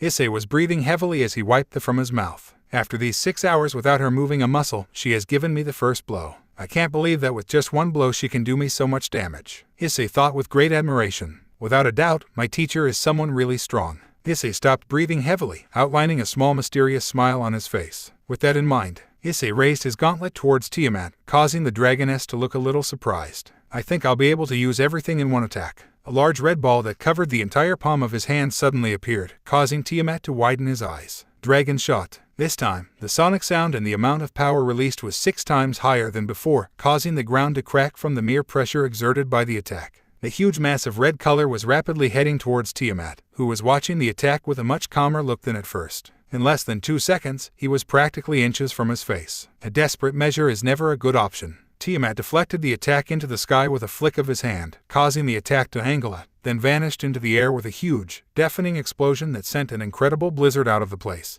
Issei could only watch helplessly as Tiamat had deflected the attack without getting annoyed one bit. Finally, his physical and mental exhaustion took over completely, and he fell unconscious. Tiamat approached him with a worried look on his face. It was too sudden a move. Ddraig spoke, causing Tiamat to look down at the now non-existent gauntlet. I didn't have time to tell him it was a bad idea. Tiamat closed her eyes seriously. It was my fault I didn't tell him that a sudden large drain on magic reserves can make you pass out for a few minutes, or render you completely immobile for a few seconds. Tiamat loaded Issei on her back to take him to the cave. Can I ask you a question? Tiamat remained silent as he walked into the cave, giving her consent. Do you think he can win against Razor? Tiamat stopped short after hearing the question, lowering her head in serious thought. I don't believe it, Tiamat answered, closing her eyes in regret. Although he has become very strong in 2 weeks, I think he needs more time to face a demon that belongs to the high class. His physical strength, stamina, and speed are far below what is recommended for this class of matchups, and I don't think he can just beat him using his dragon shot. His enemy would have to be very stupid to take the hit, since it's not that hard to dodge when the attack is so weak, since the shot is too thin and takes a few seconds to hit, depending on the distance. To be honest, I think the same thing. I'm worried about him. Tiamat looked up at the sky with a glint of concern in his eyes. I don't care if he loses or not, since in this case, the result is irrelevant when it comes to his safety. What worries me is how much that defeat could affect him. Ddraig gave a great tired sigh, understanding what Tiamat meant. You only have this chance to return the favor to the bratty demon. The lights in the gym came on, causing Issei to startle a little, while Kaneko seemed unsurprised. Come out, Gremories. We know you're here. The command from the female voice made Issei and Kaneko come out from their hiding place, seeing how 4 girls were waiting for them. Issei just looked at them with some surprise, not knowing what exactly to say. 3 are pawns. The one in front is a rook. Kaneko's simple, cold comment made Issei glare at her. Issei bumped her fists with a defiant smile on her face. In that case, leave the rook to me and you take care of the pawns, Kaneko. Kaneko looked at him with an expression that said, Are you an idiot? Causing Issei to look at her in confusion. You don't have much combat experience, so I don't think you'll be able to withstand the blows well, and we're talking about a rook. Basically, your forte is stamina and/or physical strength. Issei blinked in confusion, not understanding why Kaneko didn't want him to fight her. I already know that very well, that's exactly why I want to fight her. Kaneko continued to look at him like he was an idiot, making Issei start to get nervous. How much longer do you intend to keep talking? The woman in front asked, with a hint of irritation in her words. Issei and Kaneko looked at her with some surprise. If you guys don't come to us, the woman gave them a slightly creepy smile. Then we will come to you. The four women rushed towards the stage at top speed. Kaneko got into a defensive stance when she saw the three pawns rushing against her. No, Kaneko thought, knowing that the rook's target was Issei. Issei gritted her teeth as the woman began to raise her staff to deliver a heavy blow. The chestnut prepared to defend himself. He prepared, embraced himself. How slow Issei thought with widened eyes as he activated the gauntlet to block and grabbed the staff with almost no difficulty, then lured her towards him and delivered a hard blow to her abdomen that separated her feet from the ground. The woman's eyes widened in surprise, spitting out a large amount of. Issei took a step back, surprised at himself as he watched the woman writhe on her knees in pain. Kaneko and the other three women looked on in shock. At what point did she acquire such strength and reflexes? Thought the Nekomata in genuine amazement. The woman looked at him with great pent-up rage as she struggled up from the ground with great difficulty. Tiamat was much faster and stronger, Issei thought as a small smile began to form on his face. Boost! The woman lashed out at Issei again with her staff without paying attention to the speaking voice. With the newfound strength, Issei deflected the attack with all her might using the gauntlet, sending the woman's staff flying away as it couldn't withstand such force exerted against it. It didn't take more than a second for her to be surprised by the fact that her weapon went flying, as Issei gave her a strong punch in the face that deformed her face a little, and then gave her a strong kick in the chest that sent her flying against the other side of the gymnasium. When she hit the wall, she kicked up some dust and spat spit, falling to the floor with a thud and falling completely unconscious. By now, the three razor pawns were staring at Issei with some terror, feeling a cold sweat break out all over their faces. Kaneko didn't waste the distraction and proceeded to deliver a heavy blow to the neck of one of the girls, which was heard as a loud pop. The two remaining women turned to look at Kaneko, gritting their teeth tightly. Issei isn't the only one who hits hard, were Kaneko's simple words, giving the two girls an expressionless look. Rook, Shui, Pawn, Kira of House Razor have been defeated. Issei watched with some surprise as the two down girls disappeared from the gym via a green light. Issei, go. Kaneko's simple words caused Issei to glare at her. I'll take them both. He nodded without complaint, rushing out of the place, while multiple boosts could be heard, due to his emotions being somewhat run wild for obvious reasons. After Issei exited the building, he took a couple of steps until he saw a large light project over his head. Knowing that indicated trouble, the Brown quickly defended his head with the gauntlet, while another boost was heard in the process. The magical attack hit his gauntlet with great force, sinking his feet into the ground a little. Issei gritted his teeth in surprise when he saw that the fire attack was cracking his gauntlet. Finally, the attack stopped as the gauntlet shattered into 1,000 pieces, resetting Issei's hit count, causing him to fall to the ground from the sudden loss of strength. Oh, you managed to withstand my attack. That's pretty incredible stuff for a low-class demon. The wavy purple-haired woman spoke, looking at Issei with a bit of surprise. The young man wasted no time and leapt to his feet, activating his gauntlet again. This time, the boost ran even faster than the previous time, due to the somewhat desperate feeling that emerged from him because of that woman. She's not like the others. I'd better be very careful, or one of those attacks could really hurt me, he thought, gritting his teeth tightly as he reached his 10th boost with great speed. And the woman hummed to herself. In that case, a considerably larger fireball appeared on her staff. I'll use a slightly stronger attack. The woman's eyes widened in a sinister manner, causing Issei to quickly get on guard. Not a good option to block it, Issei thought sharply, preparing to pounce when she launched the attack. Just as she pointed the staff in his direction, a large electric yellow magic circle appeared in the green sky, causing the woman to widen her eyes in shock and change the direction of the attack at the last second, sending it skyward. A huge bolt of lightning descended from the magic circle in the direction of the woman, which slammed hard into the large firebomb, causing both attacks to cancel each other out in a nice explosion. Phew. Issei recognized that voice instantly, causing a huge grin to break out on his face as a familiar figure appeared flying in front of him. Akino, I think it's time for me to have some fun, commented the aforementioned, licking her finger in a sadistic and lewd manner. Issei, quickly go where Kiba is. Issei grabbed his ear at the sound of Ria's voice. He recently locked 3 razor pawns in the trap, but the circle of containment was too obvious. It's more than certain they'll head in his direction and break through the barrier or wait for him outside for an ambush. Issei just nodded seriously and ran off towards Kiba's position, leaving Akino and Kaneko alone. Line jump. 2 razor pawns have been eliminated.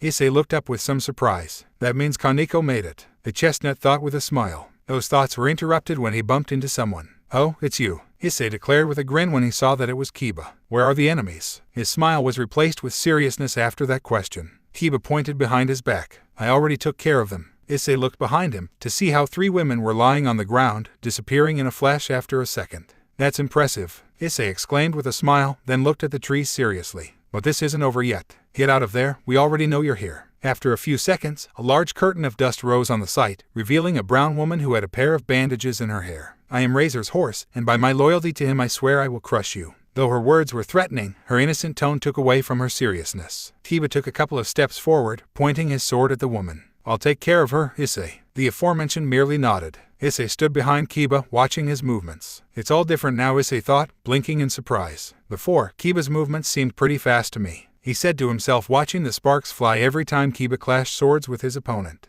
Now he's not slow, but not fast either. It's normal. Issei looked down at his gauntlet as he heard another surge. Maybe it's due to the augmentations and training. He wondered, surprised at himself. They're outnumbered. Issei watched as a woman smaller than him appeared, bearing a rather large resemblance to Razor. We'll crush you first, and then we'll take care of the knight. Who are you? Issei pointed at her brazenly. My name is Ravel Phoenix. I am Razor's younger sister and his bishop. The woman replied in a fine and proud manner, denoting her noble background. After Ravel introduced herself, Razor's remaining pieces surrounded him, causing Kiba to glance back with a frown. Issei, on the other hand, was thinking of other things. Wait a minute. Issei placed his hand on his chin as he thought carefully. All of Razor's pieces are women, so he must be some sort of harem king, and he has his younger sister among those women. Issei stood completely still, causing all the women to look at him strangely. Slowly, his face began to turn violet. Your brother is sick. Issei pointed indiscriminately at him, making Ravel blush to understand what he was referring to. We must maintain the purity of our species, Ravel shouted, making Issei look at her as if she were insane. Ravel quickly regained her composure. Whatever. A low-class demon should not and cannot meddle in matters that do not concern him, especially if he is a reincarnated demon who understands nothing about our kind. Finally, the chestnut decided to forget everything that had just happened, or else he would be distracted from the fight. Isabella, finish him off, the blonde ordered, causing a chestnut woman with half of her face covered by a metal mask to step forward. I am Lord Razor's rook. By my loyalty to him, I swear that. Yes, yes, yes. Issei waved his hand in boredom, making the women a little angry. I'm getting tired of your ridiculous presentations. Issei's eyes would flash, raising his gauntlet against the woman as he pointed at her. Let us begin at once. The woman gritted her teeth. You will pay for your insolence. She lunged at Issei. The protagonist waited for her until the last second, feeling he had all the time in the world to dodge her. But it was not in his plans to do so. The woman tried to punch Issei in the face, but Issei stopped her in her tracks in one swift movement, using his left hand. That is, the one without the gauntlet. With his bare hand, shouted Ravel with great surprise. I don't keep track of how many augmentations I go, but it must be more than 20, so my strength, stamina, and speed must be more than double when the first battle began. Issei clenched his gauntlet tightly, making a menacing metallic noise. The chestnut watched this in terror and tried to quickly wriggle out of his grip to no avail, as Issei had a pretty good hold on her. She's a bit stronger than the last one, so 2 hits should do it. Issei punched her hard in the abdomen, causing the woman's eyes to widen as wide as they could go. Issei's entire fist sank into her stomach, forcing her to vomit up a large amount of, staining Issei's face a bit in the process. The heavy blow generated a small blizzard around her, causing everyone, even Kiba, to look on in shock. Just as Issei prepared to strike the second blow, the woman collapsed in her grip, causing the brown-haired man to look at her in disbelief. A second later, the woman disappeared in a flash of green. Issei looked down at his gauntlet in shock. Silence had been palpable on the Phoenix side. In one fell swoop, Ravel thought rather alarmed. There is no other choice, the blonde shouted, causing them all to glare at her. Let's all attack together. The women quickly nodded and rushed at Issei, while Ravel and the other bishop hung back, preparing magical attacks. Issei watched as the women quickly ran towards him, with absolute coordination. Even so, they were still slow. Issei ducked his head to dodge a blow, then swung his body to the side to dodge another one that went for his chest, then leaned to the other side to dodge another blow that went in the opposite direction, and finally finished with a great leap, dodging all the women and causing them to slam into each other. Issei spread his wings so that he could fly, watching from above with some grace. Your coordination is really good, but it's no use if your opponent is much stronger than you. That's what Tiamat explained to me, and I see she was quite right. 2 considerably large magical attacks impacted against Issei's back without him being able to defend himself. We got him, Ravel exclaimed with a huge grin on her face as she watched the dust cloud begin to dissipate. Both women widened their eyes in shock when they saw that Issei's shirt was torn, but he only had small scratches all along his back. Damn, I let my guard down, thought the young man with a frown as he felt pinpricks along the entire length of his back. Her face slowly turned purple. If Tiamat had seen this, she would have surely increased my training hours even more. Issei tried to look at his back, seeing that it was no big deal. Good thing the power-ups are already taking effect, or else that attack would have been devastating. He thought seriously. The tower and the queen of the House of Rias have been eliminated. Both Kiba and Issei widened their eyes in shock at what they heard. Issei clenched his fists tightly as he watched as all the gathered women were studying him warily with their eyes. The protagonist gave Kiba a quick glance, causing him to nod as he continued his fight, though the other woman was already visibly exhausted. Issei tilted his gauntlet towards them, causing them all to visibly twitch. A small red orb generated at the tip of his gauntlet, causing the women to look at each other in confusion.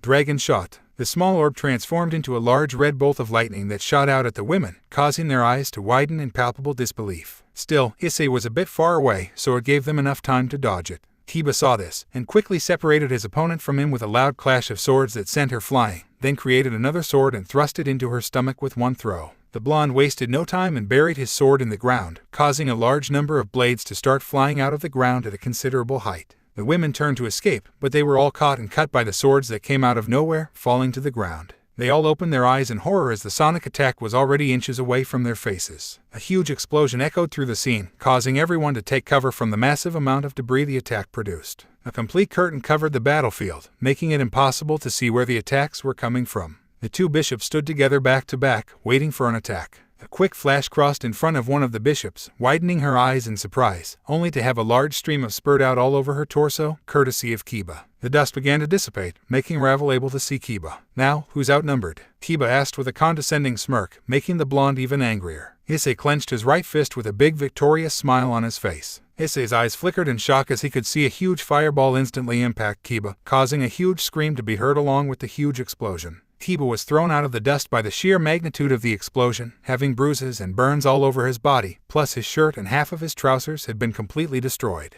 Kiba rolled a couple of meters on the ground, until he finally fell completely unconscious, causing a green glow to cover him and disappear from the scene. "Ravel, go with Razor. He's taking on the Gremory brat." Issei raised his gaze, gritting his teeth tightly at the sight of Razor's queen. "I'll take care of this kid." Ravel nodded. "Thank you, Yubaluna." She took off running towards the direction of the rooftops. "Wait," Issei would yell, starting to fly in his direction. He slammed on the brakes as another, smaller fireball passed within an inch of his face. "I am your rival, boy," Yubaluna declared with a mischievous grin on her face. Issei took some distance, gritting his teeth tightly. "I must end this quickly." Issei tilted his gauntlet towards Yubaluna. "With a normal one I won't make it through their attack. You must be careful with the amount of magic power you use. If you use a large amount of magic reserves all at once, you will cause your mind to overload, as if you go into an uncontrollable dizzy spell, and you might even faint, like what happened to you just now." Issei recalled Tiamat's words, causing a small smile to appear on his face. In that case, Issei gave a large sigh as the small orb grew twice as large. "It'll be 20%. Yubaluna just watched the attack with a small smug smile on her face. "Really, you think that'll rival my firebomb?"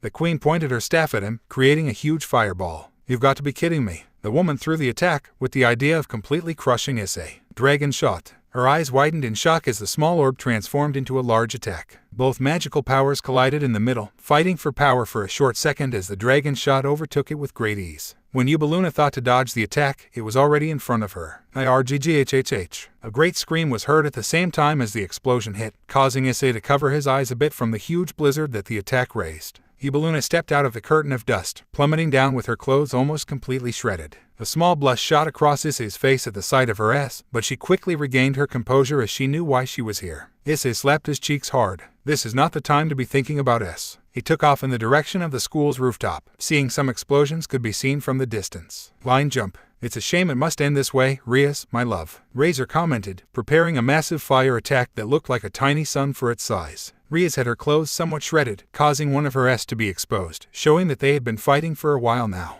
"Damn, what can we do against his regeneration?" Rias thought in despair, gritting his teeth tightly. He didn't have much time to think of an idea as the large fireball headed in his direction. Although the attack was really big, its speed was completely abnormal, so it was already only a meter away from the two women. Issei stepped right in the middle of the attack, stopping the huge fireball in its tracks with his gauntlet. The chestnut clenched his teeth tightly as he felt the heat and force of the attack pushing him to his limit very quickly. The attack began to drag him down, causing him to widen his eyes beyond belief. Boost, boost, boost, boost, boost, boost, boost, boost, boost, BOOSTOOO. That last surge indicated that he had reached his limit. Although he had managed to stop the attack's advance, his gauntlet was beginning to crack, causing him to become visibly worried. "Promise to tower," he shouted with elation, causing the tower symbol to appear on his body in a red magic circle. The gauntlet instantly stopped cracking. But even so, it still wasn't enough. Issei clenched his teeth tightly in great pain as he rested his bare hand on the attack. He took a step forward, causing the massive fireball to begin to recoil. "Oh," Razor said to himself, quite impressed by what he was seeing.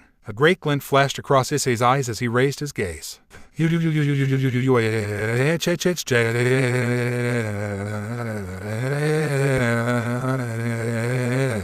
A large fireball shot up into the sky after Issei's shout, causing it to crash into the barrier and generate a huge explosion. Issei fell to his knees, breathing heavily as he grabbed his burned arm in considerable pain. They easily became second-degree burns. Asia quickly rushed to his aid, beginning to heal him. "Good job," the nun commented, causing Issei to give her a pained smile. "Issei, are you all right?" she asked Riaz, approaching him. Issei was unable to answer, as Razor's leisurely clapping drew everyone's attention. "Impressive. I would never have thought a low-class reincarnated demon could stop my best attack," Razor exclaimed, a cocky grin on his face. "You've got some pretty interesting pieces, Riaz." Razor narrowed his eyes with a dangerous glint in them. "Don't you think it would be really bad if something happened to them?" Riaz just glared at him with great hatred, causing Razor to shake his head in disappointment. "First, you dare to interfere in the most important matters of maintaining purity in the demons, adding the factor of wanting to damage a great pact between two families belonging to the 72 pillars for your own well-being. And now, you are willing to throw away such valuable pieces for reproach, knowing that your defeat is imminent." Razor bowed his shoulders, a smile on his face. "You are a hopelessly spoiled brat." Razor gave him a lustful look, making Riaz feel disgusted. "But I'll take care of controlling you when you're my wife." "How can you say that, UFC cur?" Issei shouted, rising from the spot, now fully healed. "The president should be able to marry whoever she wants, and for that very reason she acts that way." Razor gave him a somewhat surprised look, until he finally burst out laughing. "It doesn't matter what that girl wants or doesn't want." Razor's face instantly grew serene. "The demons are going through very hard times since the last war. There are very few pure demons left, and we need to increase that number so that our species doesn't end up disappearing. She is not the only one who will have to submit to arranged marriages, so will her younger brother and many other pure demons, regardless of their social class." Razor raised both his hands to emphasize his words as a smile appeared on his face. "It is for survival. Therefore, it is inconceivable that this brat would behave this way." Issei lowered his gaze, taking in everything he had heard. He stayed like that for a couple of seconds, until, "What does it matter to me?" Razor looked at him in astonishment. "She's the one who gave me a second chance, so it doesn't matter what you say. I don't care if the demons will be extinct in a day or hundreds of years. If she's happy, it means I'll have accomplished my job as a servant." Issei waved his hand disapprovingly, clenching it tightly at the end. Razor looked at him seriously for several seconds, without saying a word. "Brat, you're just as much of an idiot as she is," Razor replied, folding his arms as he looked at him with a big smug grin on his face. "First, for thinking that the extinction of a species is worth the happiness of your mistress. And second, for thinking you can defeat me." Razor spread his arms wide, being a target everywhere. "Go ahead, try any attack to make you realize the difference between us." Razor gave a quick glance behind his back, signaling Ravel to get the hell out of the place if he didn't want to come to any harm. Issei looked at him with great seriousness for a few seconds. "Aren't you going to dodge it?" "Of course not, I won't need to lift a finger," Razor exclaimed, mocking him. A small smile appeared on Issei's face upon hearing his response. Then the chestnut bowed his gauntlet towards Razor, causing an orb considerably larger than the previous one to appear in his palm. "I'll take your word for it." Razor merely nodded, his smug grin widening even further as he saw the small magical attack he was about to launch. "You've got to be kidding me. I'm sure his physical condition is his real strength. Otherwise, I can't understand how she manages to defeat my queen."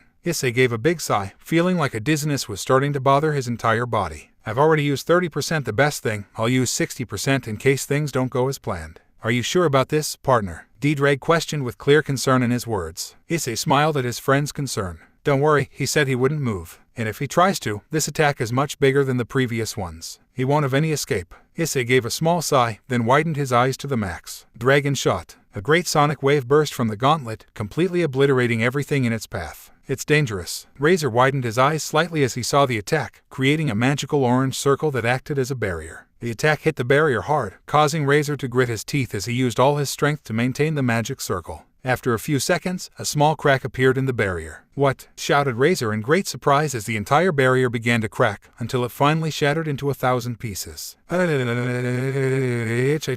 Razor screamed with great force as he was engulfed by the dragon shot, causing only his figure to begin to release a large amount of. After that, Issei threw Riaz and Asia to the ground along with him. A second later, a huge explosion rose up all over the place, causing the roof of the school to be completely destroyed. "President, Asia," shouted Issei with great concern, not seeing how they were doing due to the huge curtain of dust. "We're fine, Issei," Riaz would reply, struggling to his feet as he rubbed his butt in pain from the fall. "You blew up half of QO Academy with just one attack. You're awesome," Asia would add, getting up from the ground in the same pain as Riaz. When the dust finally began to dissipate, they could see that they were at the entrance of the academy, though the first floor and the others were already history. FCK, The three widened their eyes in shock at the sound of the voice, slowly beginning to turn around. That hurt like hell. Now I can see how you defeated Yubaluna. Issei quickly stepped in front of the two as he saw that Razor was lying on the ground a few feet away. His entire body was surrounded by flames, with the exception of his face. On it, you could see that he was holding a huge fake smile while a large amount of cold sweat was running down his face. I'll never trust myself that much again, damn it.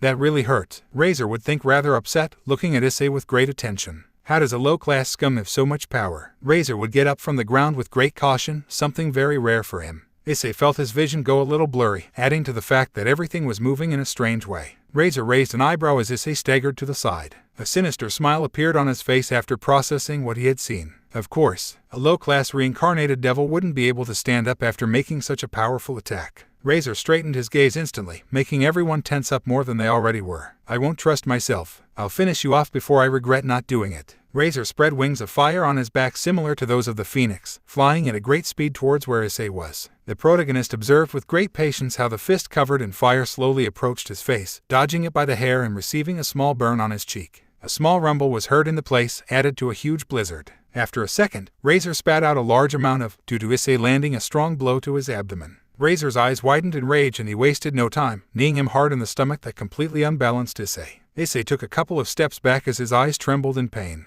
Razor wiped it from her mouth as she slowly approached him with a seriousness palpable on her face. Issei landed a strong blow to Razor's face, causing him to expel a large amount of. Even so, the pure demon was unfazed by the pain and struck him hard in the face, followed by another and another. Having taken a complete beating, Issei finally fell to the ground, half conscious. Razor took a few steps towards him while looking at him seriously. He stood in front of Issei, looking down at him with great superiority. Issei, get up and use another dragon shot. Razor's scream made Razor look down at her. This boy can't even move anymore, he thought the blonde while he looked at him in disgust. Even so, he gave his all to defend his master from him. From what I understand, he was only reincarnated a month and a half ago. Razor recalled the great magic attack. And he could already do attacks like that. A small mysterious gleam graced his eyes. I don't like to admit it, but his power and high fidelity will come in handy when the time is right. Besides, if I keep having fun with him until I kill him, I'd be in pretty big trouble with Surzech, and that wouldn't do me any good. Razor slowly shifted his gaze from him to Rias, making the woman jump from her murderous aura. If the Sekiryude is on the side of the devils, why eliminate it?